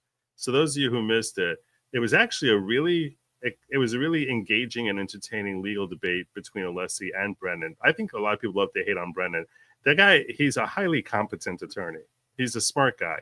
And I thought the argument that each of them presented, at first, when Brennan was done, I thought he made a really compelling argument. What breaks down is this, that apparently Rule 39 of Massachusetts Rules of Evidence allows you, I believe that's where it's coming from, it allows you to introduce, when it comes to an expert testimony, you can introduce that another report that was submitted at a different trial can be brought in and rejected because it doesn't meet Daubert standards, that you can bring that in and automatically the judge must accept it into this new trial. Now, this is a fascinating thing because those of you who are not familiar with Daubert is a Supreme Court decision which basically spells out the yardsticks for what is accepted bare minimum threshold to be considered scientific and more likely to enlighten the jury rather than confuse the jury with junk science. So that's how you can start to try to figure out whether they have Daubert hearings. Daubert is well known in litigation circles because that's the role it plays, that case, as far as helping to determine whether or not potential evidence to be submitted meets a certain threshold minimum that it should be presented to the jury. The Daubert standard is so well known in litigation circles that a appointee of Donald Trump in his first term, while being questioned by the Senate Judiciary Committee, he was asked about the Daubert standard, and he didn't know the answer, and he got ridiculed mocked by the Senate Judiciary Committee, because this guy is presumably going to be a judge, and Daubert's like it's a critical decision. I mean, it's a landmark decision, and it is the current standard for how you qualify an expert, or more likely disqualify an expert witness. So, you know, Daubert's there, and to have a case happen, and I guess her argument, or Bev didn't want to let it in because it was a Maryland case, but have this expert testify in this Maryland case, and to have Daubert, to have a Daubert hearing, and to have her opinion disqualified because the methodology wasn't up to scientific standards, that's relevant to the credibility of an expert witness. It's how you would challenge an expert witness's credibility, because they're not magic. The judge can say this person is qualified to testify as an expert. So now they can give this opinion testimony that's not fact-based, but opinion-based, based on their training and expertise. So they're brought in. Once that happens, they're not some magic unicorn and everything they say is unassailable. They still have to follow scientific standards to offer their opinion. So you can challenge their right to even give an opinion if the data that they use to collect it isn't up to those scientific standards. But more importantly, anytime they've been disqualified or discredited is relevant to whether or not they should be believed today, especially if it's involving the same type of, the same sort of field of study, which is with an expert. That's the most likely thing. But also, the relevant questions can be answered by the expert. I want to bring up this case. In this case, you were disqualified. The expert has all of the information they need to say, yeah, but that's distinguishable from the instant case because of this and this and this. Or yes, my methodology was found to be inadequate or lacking here. And you'll notice that the methodology in my new report has actually adapted, or I've adopted the criticisms and addressed them. In how I've done the extraction now, and the analysis is much more accurate than the method I was using before. The expert can do that if they've actually done it, and they should be able to be challenged. I think her making Alessi beg for it and then also not giving it to him was just a bitch move. Well, okay, so I'm glad you just took the Alessi position. I'll give back to your audience what Brennan said back, which Sure. I think, which initially to me made a lot of sense. So basically, you're trying to say that because one time she failed on a Daubert standard, that for the rest of her life, whenever she comes in and testifies as an expert, they're going to hold this over her, that in a different arena, obviously she's going to be testifying as if she's called as an expert, it's going to be in the area of cell phone extraction and information, but different types of information and different types of things that she's looking for, which would be done in different ways. Just because when she was trying to do an extraction in a Maryland case 2-3 years ago, or even last month, where that type of extraction was not deemed satisfactory. Here it was deemed satisfactory. It's a different type of extraction, and the only reason you want to bring up that other case is to try and ridicule her and say that she should carry this for the rest of her life, even if she's doing work which is completely different from the work that didn't meet the Daubert standard in Maryland. So it doesn't seem like it's a fair way to attack her, because you're just trying to dehumanize her as if she's completely incompetent just because one type of test she didn't meet Daubert standards. And the answer to that question is yes. Yes, you should have to answer for that every single time, because every expert has to answer for that every single time. You're purporting to be an expert in your field, that not just competent, but you are an expert, and your expertise is needed to determine the guilt or innocence of a person who's on trial for murder. Yes, they get to ask you why you were not sufficient before, because there's a bunch of other experts who are sufficient and have not been disqualified, not used improper methodology. And why that methodology was improper and not accepted is a question the expert can answer. Explain what was lacking and how you've addressed it. Why should the court rely on you when you were not able to do something before? And it's not that different. I mean, he said, oh, this is the same. This isn't the same thing. This isn't the same thing. But both of these were iOS data extractions using Celebrite. Now, I'm sure there are different versions of iOS just because of the nature of, how updates work. So there's going to be some variance. But address it. Like that's her job. And the line of questioning on why you screwed up this other time, or why, and you don't even have to dehumanize her. It might not have been her fault. There might not have been an acceptable scientific standard. Alessi's sitting there saying there's no peer-reviewed papers that can justify what she does. There's none. There's none out there. She kept alluding to all these peer-reviewed papers that she wrote, but they weren't on the subject of data extraction from iOS using Celebrite in this instance. But that case was about that. And it's crazy that the judge would say, no, you can't do that, but allow her to bolster her own testimony by saying she's written peer-reviewed articles about other things and that she teaches classes on this. I mean, she's sitting there saying why she's so good at this, but on the one part where they actually are comparable, she was disqualified in the past, and she's not even asked to answer that. I think that's crazy. And it's actually a little bit surprising, because this is the sort of thing which is potentially reversible error. Yep. And I mean, it's the first call that she's made that I'd be like, okay, that really could be reversible error. Other stuff where people say she seems so biased and unfair, I'm like, these are all within the wide, broad discretions that the law tends to afford court judges. So that's certainly not going to be appealable. This is much more directly an issue of law. Right. And I think that Alessi actually intimated another argument that I don't even think you brought up yet, which is the statute says that automatically it can be admitted as evidence. Yes. What logic is there to say that this Maryland case can be admitted as evidence and then say that he's prohibited from asking about the Maryland case and bringing that up to throw in her face? That doesn't seem to make any sense. Why would the Massachusetts legislature say we are directing and demanding and mandating that a court judge must admit that Maryland case as evidence, and then going to permit the judge to say, so now what does that do for the jury? How does that enhance the jury if no questions are asked about it? They don't know what the hell to make out of that case. Obviously, the intimation that the legislature was trying to make is you're able to put in evidence so that on cross, they can be asked about it. So for the judge to stand in the way and saying, all right, well, I'm not letting you put this in, or I'm not letting you ask questions about it, that does seem like it's really strong potential It's a surprising level of skirting close to the boundary of creating potential reversible error. And oh my God, can you imagine if Beverly Canoni screws this up and they get a conviction and they get reversible error and you have to run this trial a third time? Oh my God, that would that'd be crazy. So exploring the argument, I mean, it would be abusive discretion standard because evidentiary rulings are discretionary for the judge. But they're of course molded by statute. And in this case, it's it's the Massachusetts rules of evidence. So she says, like, I'm being confronted with this issue at the 11th hour. So it's the rule. It's not like he's bringing pick up your black book there. He's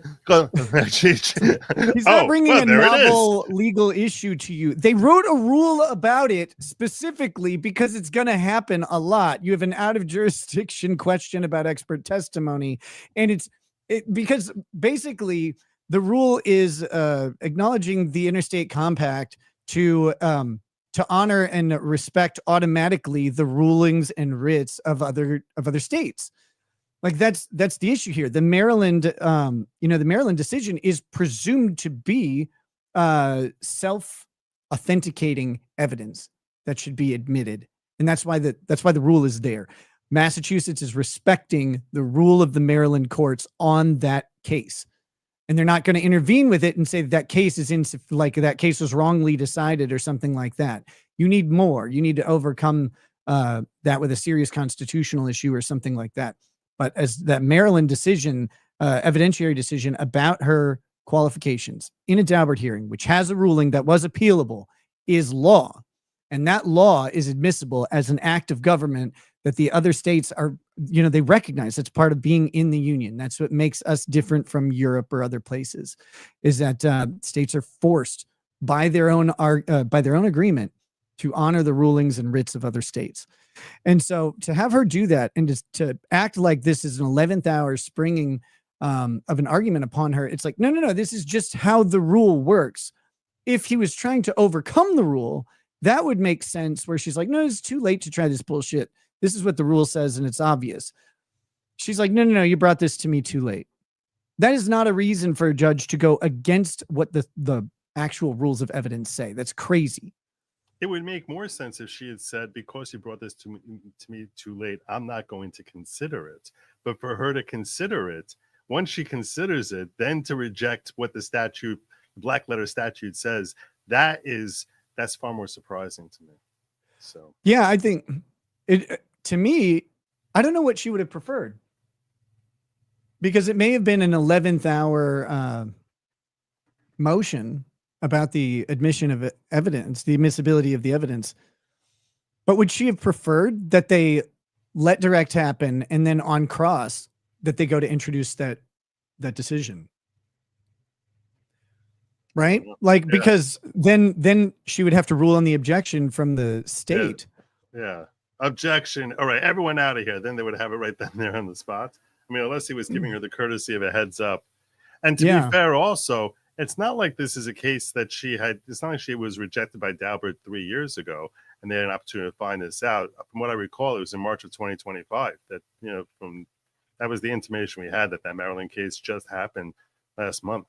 So, or, 6 weeks ago. So, I mean, that seems really relevant, right? Like, if this just happened, like, this isn't some burden that she's carrying around for years, like in your hypothetical that you mentioned earlier.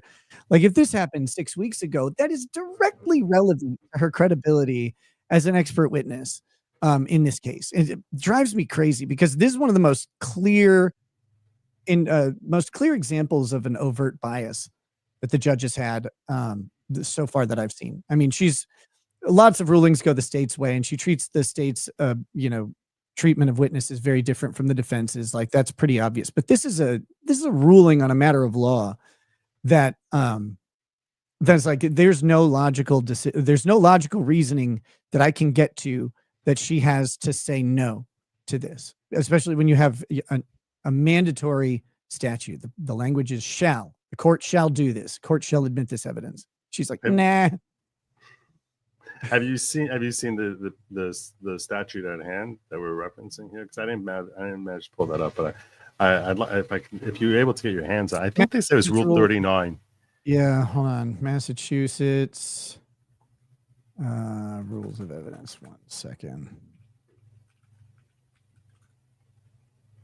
Massachusetts Guide to Evidence.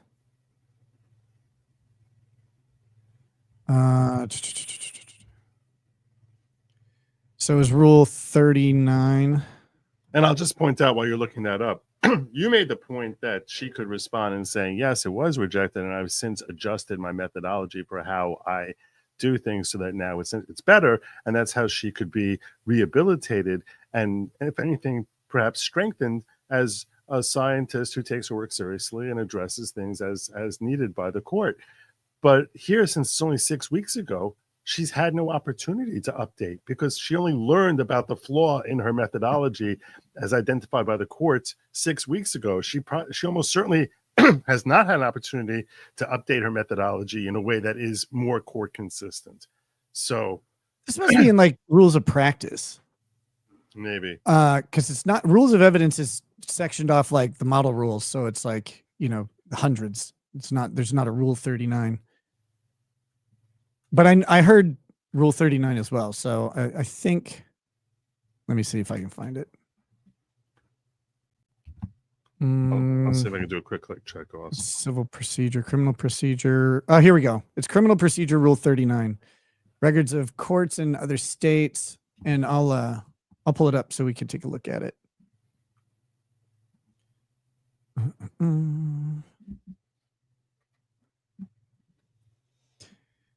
Okay, so here we have it. The records of courts in other states or of the United States. The records and judicial proceedings of a court of another state or of the United States shall be competent evidence in this Commonwealth if authenticated by the attestation of the clerk or other officer who has charge of the records or such court under its seal. So maybe it's I'm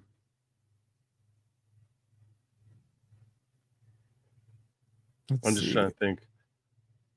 Yeah, the court shall, upon request, take judicial notice of the law of the United States or of any state, territory, or dependency thereof, or a foreign country, whenever it shall be material.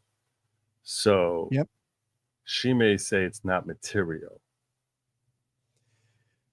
Yeah, I mean that's what she effectively said, which is crazy because she's not an expert, and the person who would determine the materiality or would testify to the materiality of it would be the expert. I mean, you ask the question about this. What happened here? Why shouldn't we listen to this other court about your qualifications? Yeah. I mean, I just can't imagine the defense bringing an expert witness who was disqualified within the past, we'll say 3 months. And the defense going, the state can't talk about that though. And the judge going, you know what? You're right. There's no way that would happen. That's hard to imagine. It's really, I can't even see that happening. Yeah. Anyway, so what do you think about the rest of the day? We had that one dork up at the beginning with the taillights doing this weird thing. He seems so afraid that he's like, I didn't do it. And it's like, yeah, we know you're not the target. We're trying to basically attach that this entire investigation was done by Proctor. And we're anticipating that we're going to show this jury just what utter crap Proctor is. You're just here to validate that it really was Proctor's baby, that everything about this was Proctor's baby. Yeah, so, you didn't do it. And neither did he, really. No one did it. No one did it. At the end of cross yesterday, Alan Jackson, I don't remember who it was that he crossed. It was that cop. Remember that what's his name? Paul Gallagher. So we just beat the shit out of him at the end. Yeah, that was awesome. Amazing. I was like, Alan Jackson knows how to finish with a flourish. Like the last thing, he's like, no, we just didn't look. Yeah, he didn't. He's like, yeah, if you didn't look anywhere. Like he it's like that's what an investigation would look like if one were done. That guy Paul Gallagher, I told my audience, he looks like someone who's just got no F's left to give. He's like, yep, that's what we did. Yep, okay. Nope, we never did. We never looked there. Nope. well, I mean, it wasn't our investigation anymore. No, we never did. Okay. He just seemed so happy and smug. Yeah, that's right. I pulled out that leaf blower, got them solo cups. That's what we did. Pretty innovative. I still cannot believe there's unironic video of a guy leaf blowing the scene of a crime. Like that is first of all, it's dumb to leaf blow snow, but second of all, it's a crime scene. There could be all sorts of relevant particulates just being blown around. And I want to ask you though, and like I said, I was like, look, I don't know what is the right thing to do in that type of scenario where you think there's a crime scene below the snow there. I just know that this is not right. I don't know what is right, but what I'm looking at here, this is just wrong. It's like, you know, you may not be great at dancing, but I know that what that guy's doing, that's not dancing. Imagine there was a shattering and fragmenting of, you know, the taillight. Mm-hmm. The guys with the leaf blower very much could be blowing away tons of small pieces of this stuff. Right? Like he's not going to blow away one of the big pieces in any reasonable sense. But if he's blowing down layers of snow and there's little, small pieces of this thing that have exploded outwards, like they said, there's 48 pieces that they find later, right? Yep. That snowblower, that leaf blower is moving those pieces. Like that will happen. Some of them will be compromised. And so to me, like just that much alone, I can't get into the head of someone who's using a leaf blower at a crime scene with admittedly not knowing what you're looking for. That's wild. And why they didn't treat this as a potential crime scene from the start is crazy. You have a guy inexplicably dead. This is a criminal investigation right out the gate, or should be. Yeah. I mean, I guess what they could have done is they could have like put a tent over it to stop more snow from falling, and then put heaters in there to sort of melt the snow away. That probably. The only thing they could do that for sure. The thing I think that would be the argument is they kind of use at least the existence of whether it's in the snow or under the snow as relevant, and that would destroy that ability. As the snow melts, some stuff would necessarily drop down to the ground that would have otherwise been in the snow, and that might, if they're using it like sediment, basically. They're getting a timeline of when stuff would have been deposited in the area, at least a rough timeline. So I think that's the risk of just melting it away. So what do you think they do? What should they do? I mean, the shovel idea seems right, I guess. Like they go shovel like an archaeologist, where you basically get the little shovels and do it like very slowly, working your way through. And that's kind of what they did, except they were using snow shovels.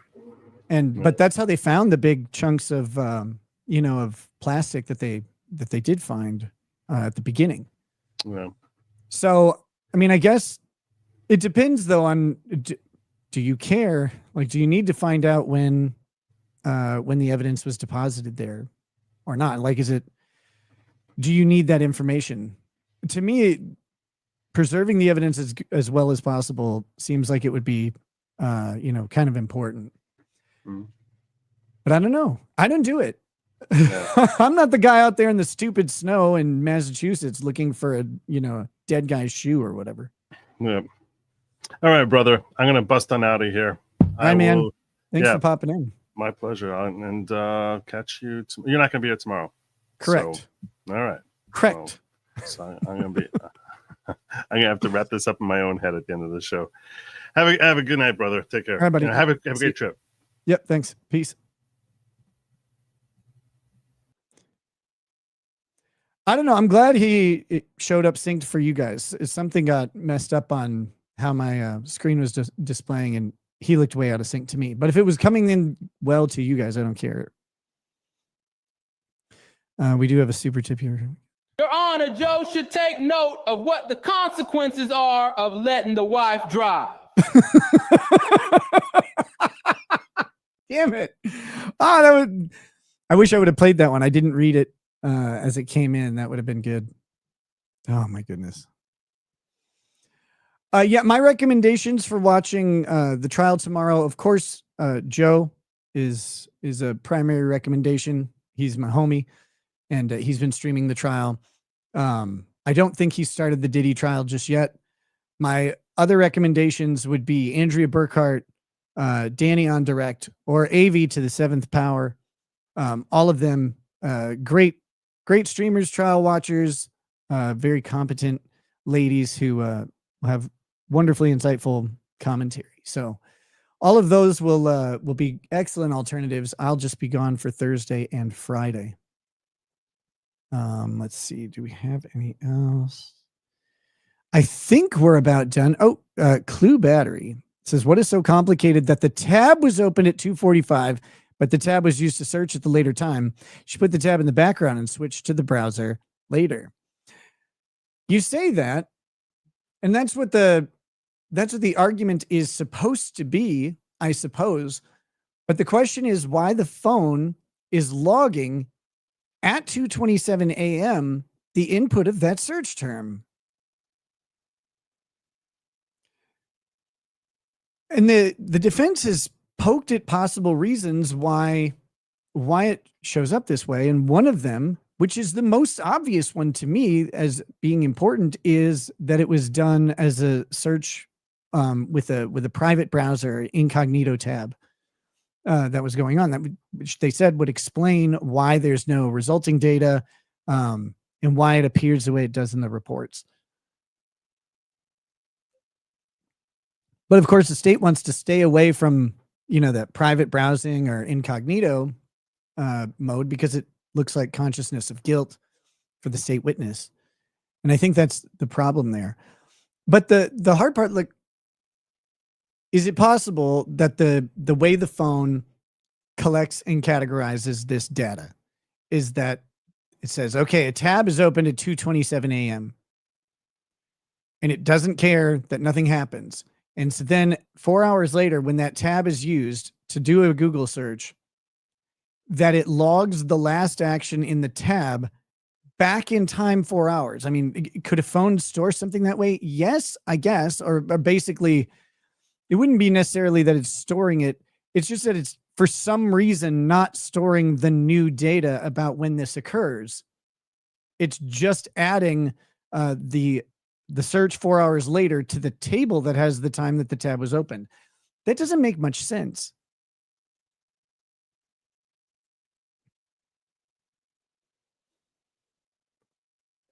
Yeah. So, Tim Robinson says last trial, they said it was, and they've said that this trial, it doesn't sound right to me at all. They're not selling me on it.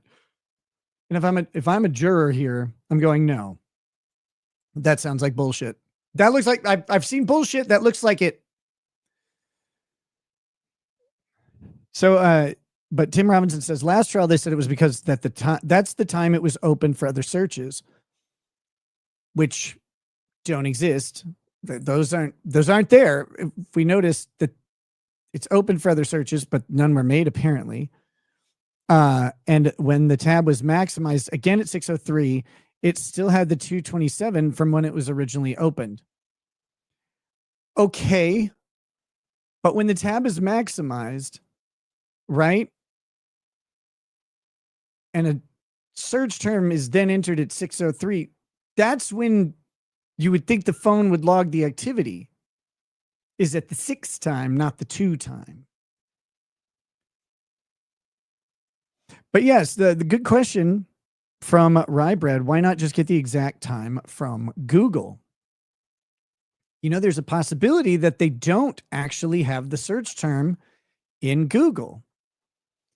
And that would be because incognito searches are allegedly not stored and would not be easily accessible. Now, maybe there was like the scandal that Google had a little while ago where incognito mode wasn't actually preserving privacy. Its activity was still being logged, et cetera, et cetera, et cetera.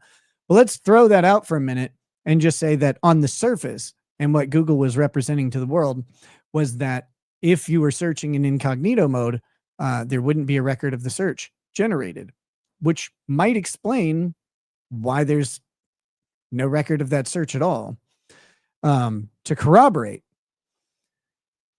And maybe that's why But again, that points to the incognito mode more than anything to me.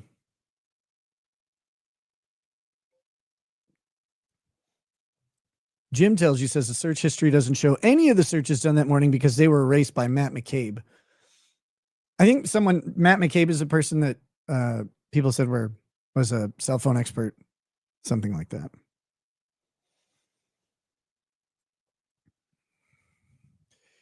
Krabby Patty says there wouldn't be a record on your computer, but Google has that record. They're not supposed to. They got sued really hard for it and said they don't do it anymore.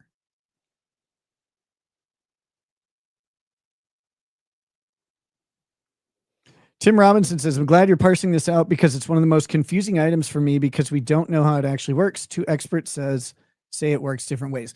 Now, if I'm the defense, what I do when I bring my expert on the cell phone extraction to the stand is I want my expert to just say over and over, look, this isn't complicated. It says 2:27 a.m.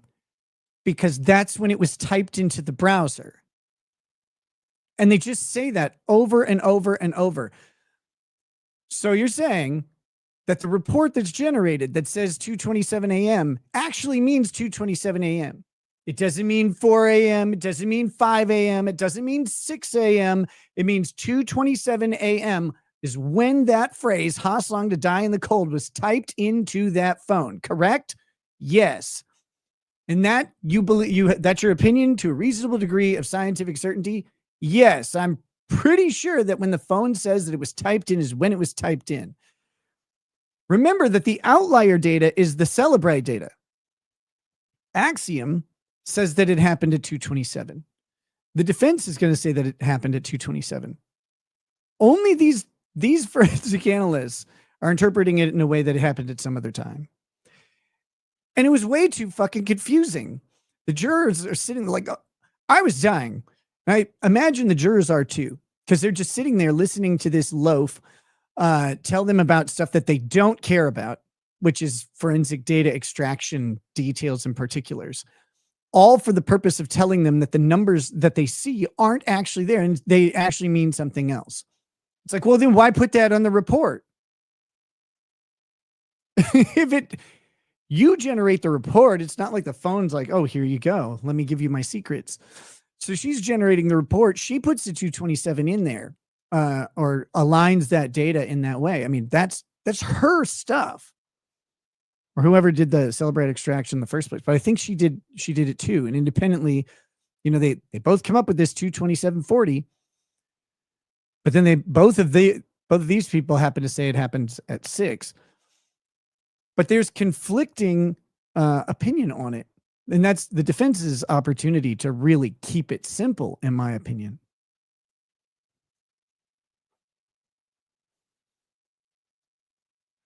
To keep it simple and just say, so what's it say there? 2:27:40. Okay, so what time did it happen? 2:27:40. All right, could it have happened at another time? No. It says 2:27:40 because that's the time the phone recorded the search. Gates of Above says, problem I have with this case is the prosecution is on these search results and all this, yet still haven't told us how the car hit John O'Keefe. We're in week 3. They're going to bring that's going to be their closing case, in my opinion. That's going to close out the case in chief for the prosecution. Is they're going to bring in the person to make the argument that to bring together the forensic data that suggests that the car hit John O'Keefe. I don't know how they're going to do that, but I think that's their climax and sinking action, closing out their case in chief. Which is a pretty good idea because it's if you look at their narrative as a stool, you have her admissions, you have the forensic data on the car movement, I guess. And then you have you have to have the medical data. You have to show how he died, his cause of death. And so bringing it home with that leg of the tripod is really important. It'll be powerful to close it out by showing the dead guy and his dog bite wounds or whatever. I mean, no, his shattered glass wounds or whatever those are. That'll that'll carry a lot with the jury. And it'll be a reminder of what the state wants them to know about. Like, this is how he died. She hit him with a Lexus. So I think that's I don't know how long it's going to take to get there, though. Tech Guy says, Google has the information by IP address, especially if legal hold. Yes, of course. In theory, they anonymize it over time. Incognito is only for privacy between users of the same system. Google false advertised. There you go. Question is, what did they change? Okay. Think that's about it. So in summary, we opened up with the guy who, introduced the taillight fragments that were found near the site where they believe John O'Keefe was hit. I think to be clear, we should note that these are large fragments that were found in the street near the curb. These are not fragments that were found near his body. His body was removed from these fragments. Those were presented in court. And then we moved into this digital forensics analyst lady. And the state spent, like I said, just a ton of time trying to convince.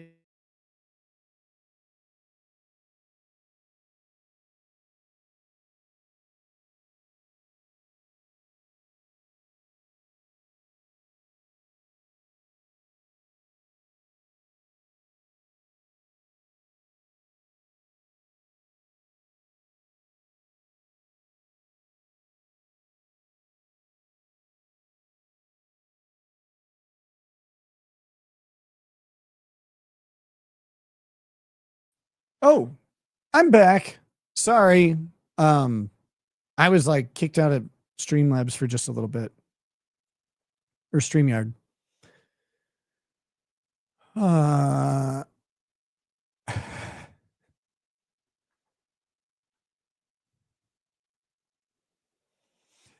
feds got me. No. Did the phone GPS show he moved around after she dropped him off? Yes, sort of. Remember, they're interpreting all this data. They apparently don't know. That was one of the parts of the forensic analysis that I'm going to have to go back and rewatch. I'm kicking myself a little bit, but I was so bored.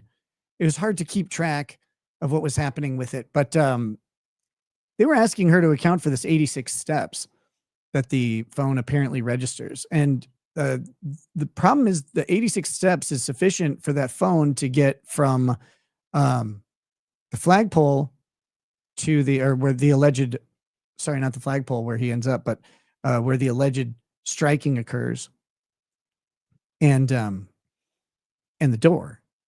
He's able to get to the door. And she didn't really have any answer for it. Oh my goodness. I think I've had too much soda.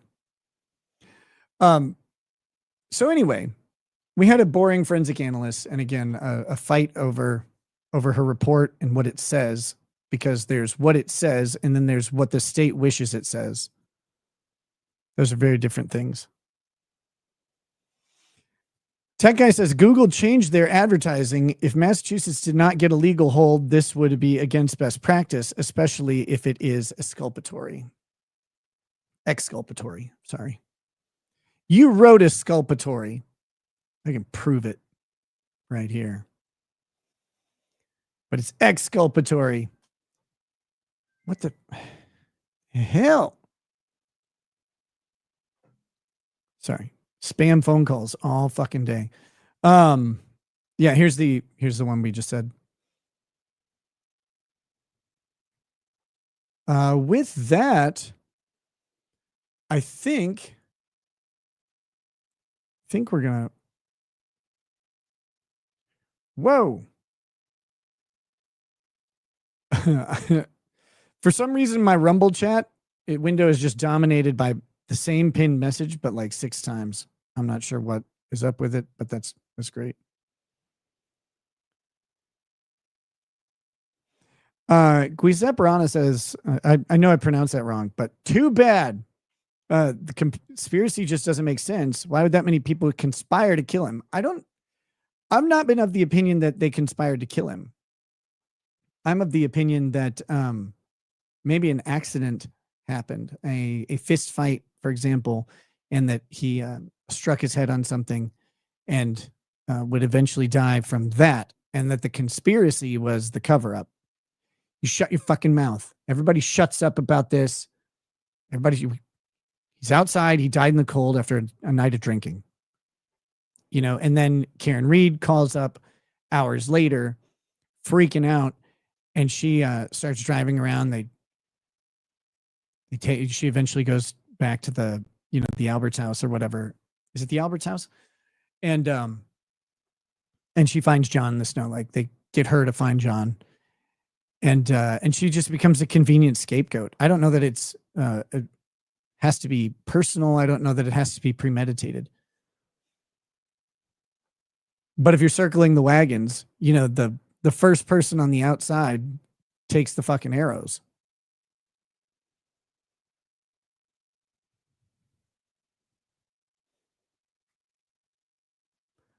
So that's that's my theory. Like, I wasn't joking.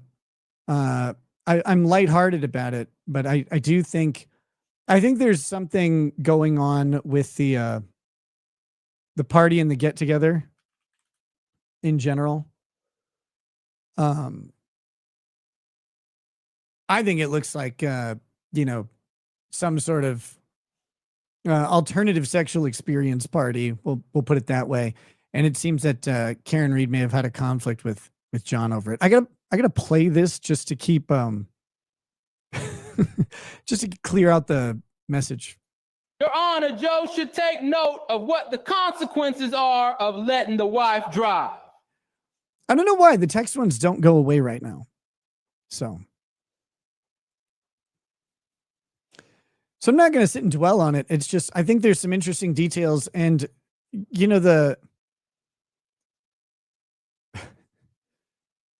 it would also explain a lot. It could explain the fight. It could explain the desire for a cover-up. It becomes having an alternative sexual experience in a smaller community is not necessarily the most comfortable thing. And if it happens within the police department or other civic service, it becomes a scandal if it gets out. And so it provides a reason, not necessarily, I don't think it's motive for murder automatically, but I do think that it's motive for a disagreement and a fist fight. Plus, especially if some of these people have like dated before, which it kind of sounds like maybe John had been with a couple of these women. So, I don't know. But I'm sticking with it. I'm sticking with my guns on it for now. I don't really care if that's the actual reason. I just think it's funny. But I do think I'm still of the opinion that John O'Keefe makes it to the house, maybe just to the front door, maybe just inside. He gets in a fist fight of some sort with the owner, gets hits his head on a counter or a table or something like that, and it's effectively lights out. And it was a matter of time. They get him out of the house, put him outside because they might even figure he's already dying or something. Who knows? But they put him outside and then let him peacefully go to sleep. But here's the crazy thing. Maybe he just startled the dog. Maybe he startled the dog and there wasn't a fist fight or an altercation. He goes to the door gets open, dog gets spooked and jumps up at him for whatever reason. Maybe because he smells like a shitload of alcohol. Who knows? Let's see. All right. So then why not call an ambulance? Well, for one, again, if there is some sort of swinger lifestyle thing going on in there, that in and of itself is scandalous, and within that community could lead to a lot of trouble with everybody.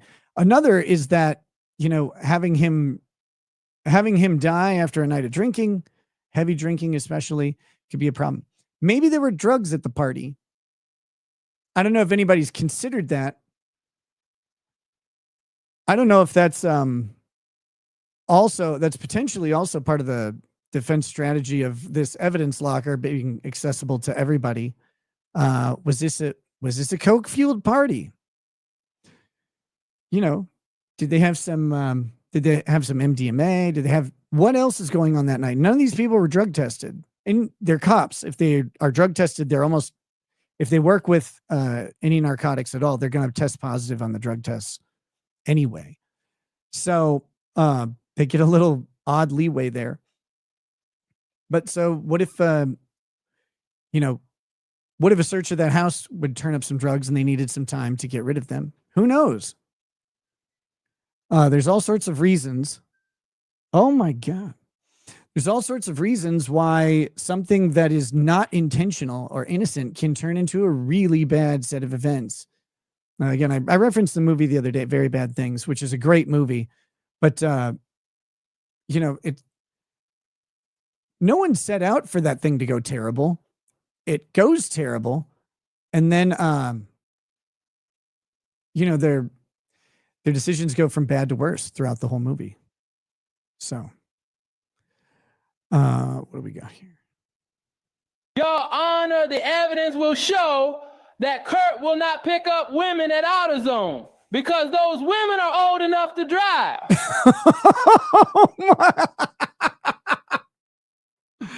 Okay, that was good. I did not see that coming at all.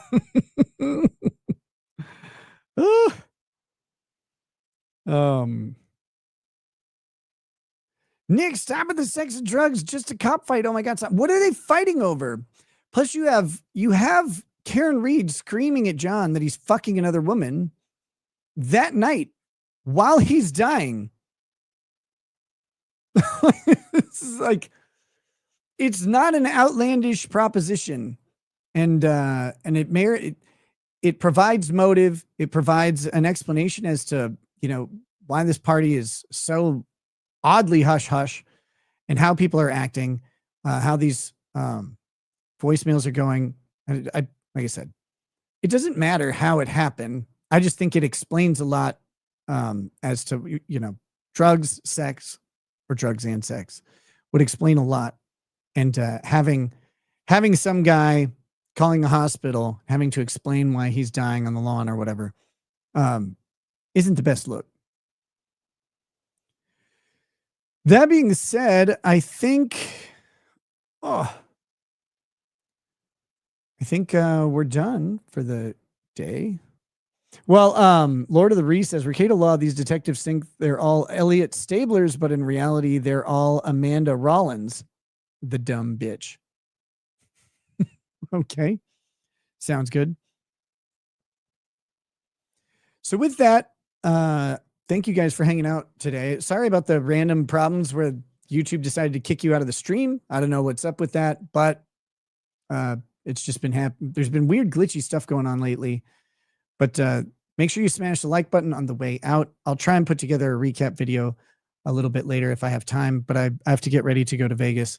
So again, I won't be here tomorrow or Friday. Danny on direct, AV to the seventh power, and Andrea Burkhart are all excellent alternatives. And I will see you guys when I get back. If I can do any, silly streaming or whatever from Vegas, I will, but I'm not planning on it at all. My schedule's going to be kind of packed with stuff. So I will see you guys.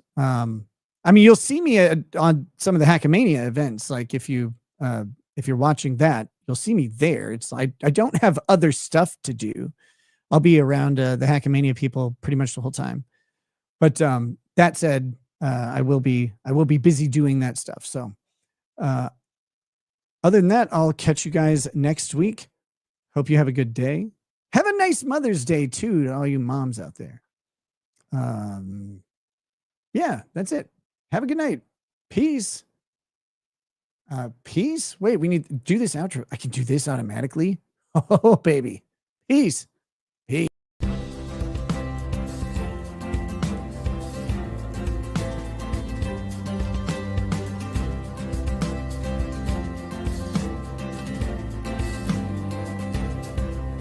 he drinks a fair bit, but you realize that it just helps get his noggin jogging along. With his glass by his side and his kids asleep tight, we'll hear some law-splaining tonight. With his microphone muted, we'll laugh at this boomer until he explains it's all part of the plan. Watch his face become redder as he becomes madder, raging at idiots from Twitterland. From the white shores of Maine to the hills of Glenlivet, there's no one who explains the law better than Nick. So pour out a glass for the ones who have passed to make the law what we have now. Oh, his lady is fair, and she handles herself with the grace of one who has borne many children. As the wife of a lawman, she makes sure that he has the time and the place to provide for them there. So pour out an Ardbeg, a Balmore, a Lafroig, the spirits flow as the ones who get unemployed. So pour out a glass for the tea post on Twitter as we hear law-splaining tonight. From the white shores of Nairn to the hills of Glenlivet, there's no one who explains the law better than Nick. So pour out a glass for the ones who have passed to make the law what we have now. Oh, the guests are all plentiful, from Doug T to Drexel. They bring their perspective and spice to the mix. But the reason we're here and the one that we cheer is the one who is showcasing us his career.